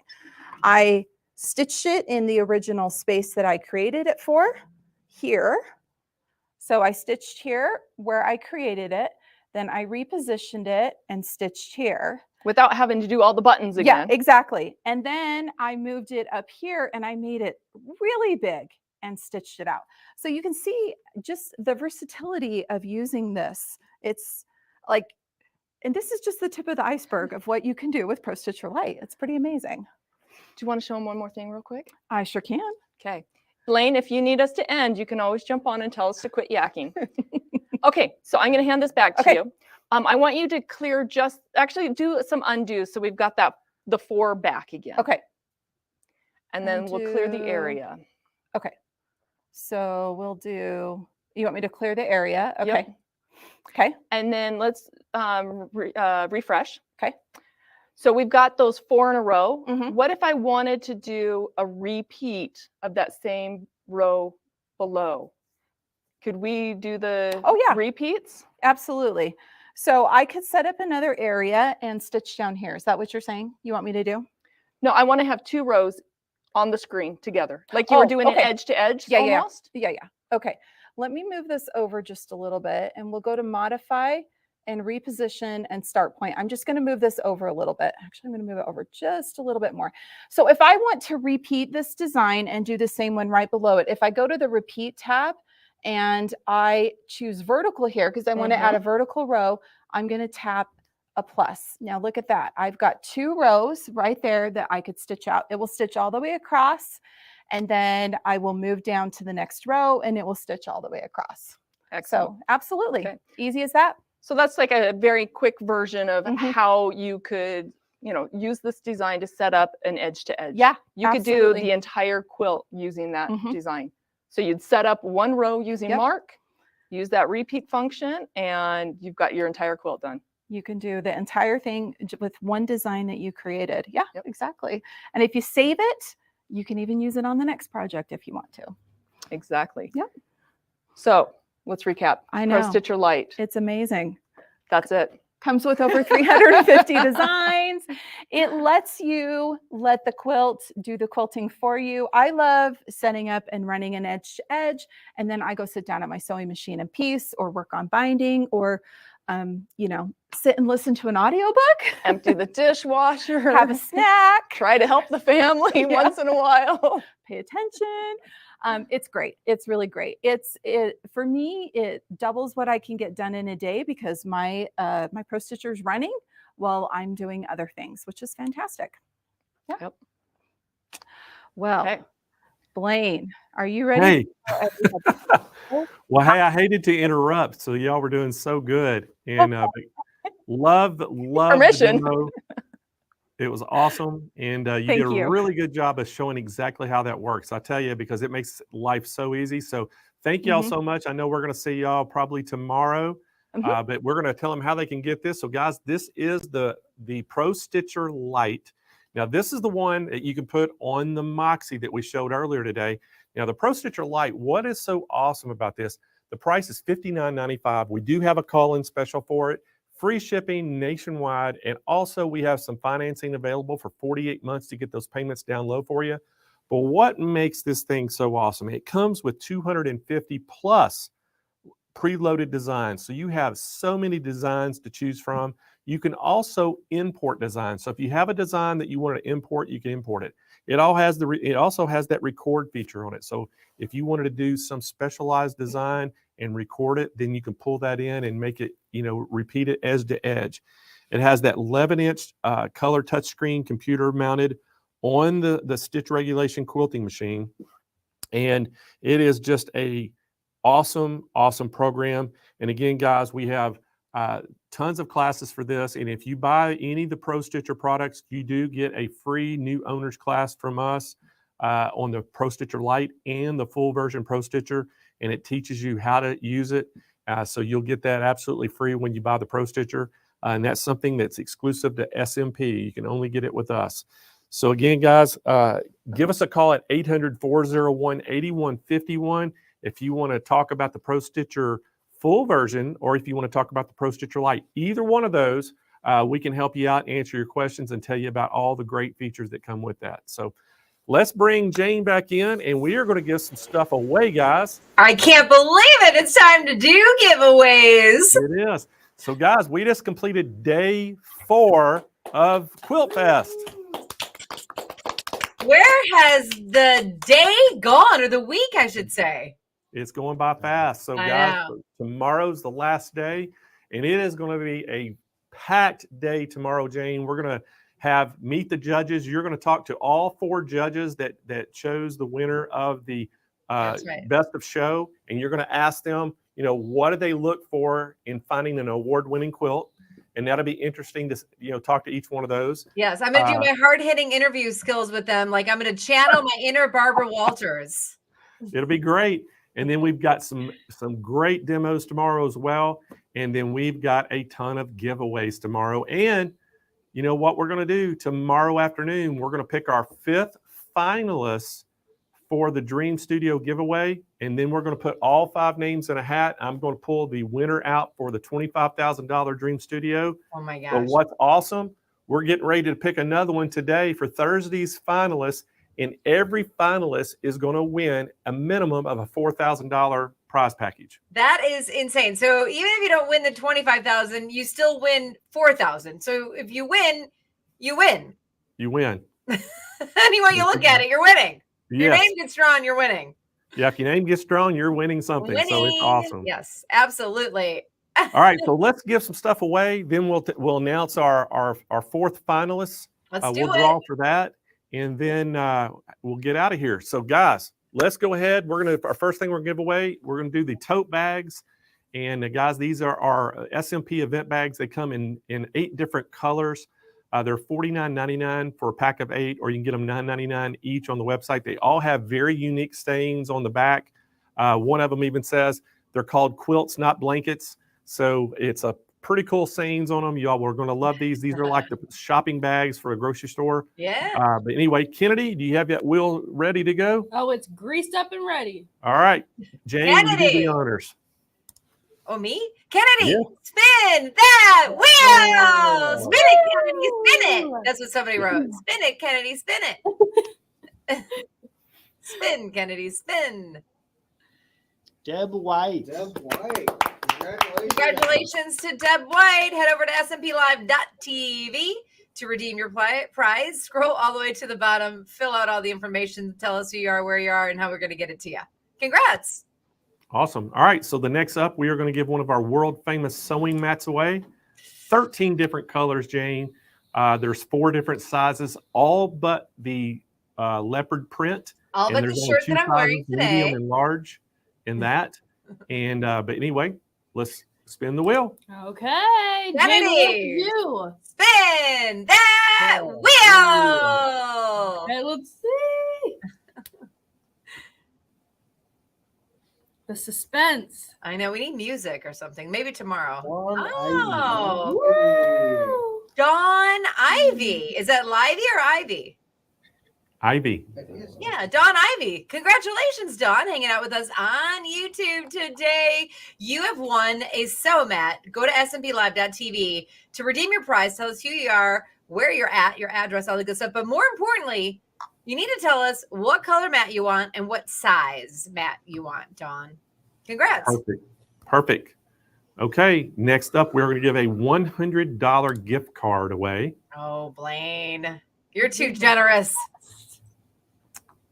All right, do your thing, Jane. Kennedy, spin that wheel.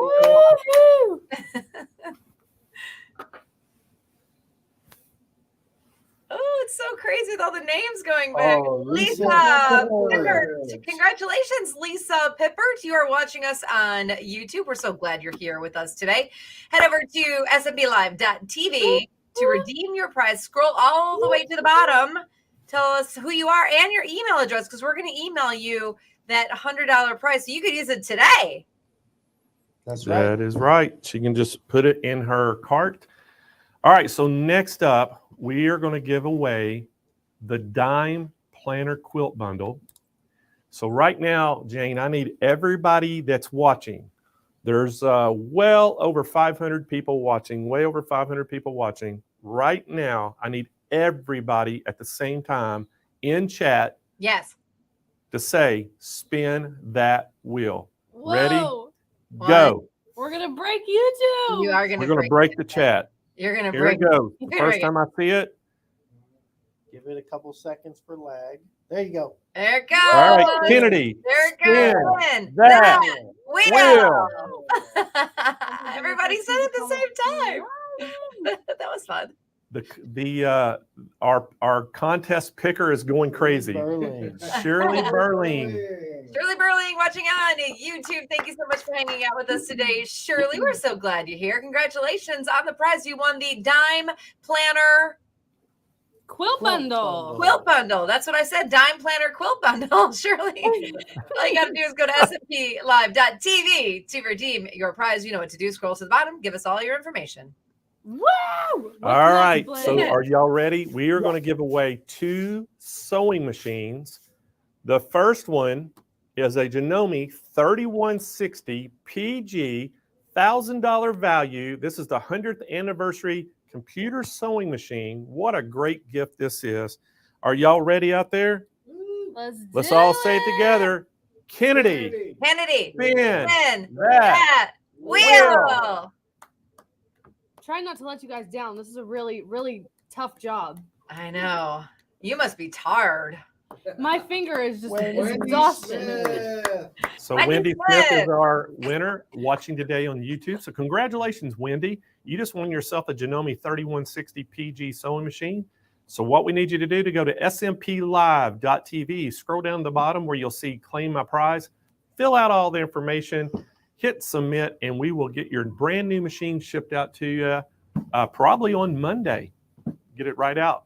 All right, guys, this is a big prize coming up next. Jane's gonna love this one. Oh no! We are giving away a Brother. Y'all ready for this? Yeah. Drum roll. 3700D sewing and embroidery machine, a big 6x10 hoop. This thing has over a $3,000 value. Jane, I love your face right there. This is the N. You understand what this is, people? This is the NQ3700D. D stands for Disney Sewing and Embroidery. That hoop size is amazing. Yeah, Jane is gonna love this. I think everybody should be pretty pumped about this machine. This is crazy. All right. Sorry, Jane. Let's do it. Woo, woo. All right, so I need everybody out there right now to be on the same page with me and Jane. We're going to all say this together on 3. 1, 2, 3. Kennedy. Spin that wheel. No pressure. Here we go. No pressure. No pressure. Good luck, everyone. Jane, this is a big prize. GOODLU. Yvonne Chambers. Oh my God, Yvonne, do you know what you just got? Amazing. Yvonne Chambers, Congratulations. you just won a Brother 3700D. This is called the NQ 3700D, which is a 6x10 hoop. It is a sewing and embroidery machine. This is a Cadillac. Oh my gosh, what a great machine. Over a $3,000 value. And Yvonne, it's all yours. Go to SMPLive.tv, scroll down toward the bottom of that page, and where it says redeem my prize, fill out the information, hit submit, and we will probably get your machine shipped out to you Monday. So how's that, Jane? That's so cool. Wow. That is awesome. 2 awesome machines from a Janome and brother to give All away. you gotta do is hang out and write in and share and be a part of it all and spin Just watch the the wheel. show. All you gotta do is watch the show. And by the way, I know it's like you have to write in so your name gets entered all the time, but I love when people write in because I read them all. It's like we're hanging out together, like you're my friends. And I see everything you're writing. So thank you. All right. So guys, now's the time we're gonna reveal our 4th finalist. Monday, our finalist was Debbie Poole. Debbie Poole was on Monday. Tuesday, it was Christine Curion, right? Curion. Wednesday was Michelle Kelly. So today, we're going to get our 4th finalist. So is everybody ready? Are we ready? This is big. Okay, are we Kennedy, ready to spin that wheel. Oh, this is a big prize, people. This is a big prize. Make your own music in your head.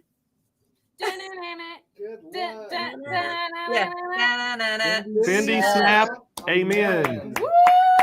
Cindy Snap, amen. Congratulations. Oh my gosh. Cindy, you are our 4th finalist for the $25,000 Dream Studio giveaway.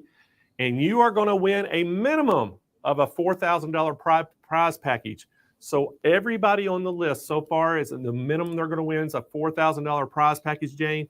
But one of these 4 right here still have a chance to get the $25,000 Dream Studio. So tomorrow afternoon, we're going to pick our 5th finalist for that. We're going to put all 5 names in a hat, and I'm going to draw it out live on TV. How excited. So amazing. But by the way, so there's one more entry tomorrow, right? Yeah.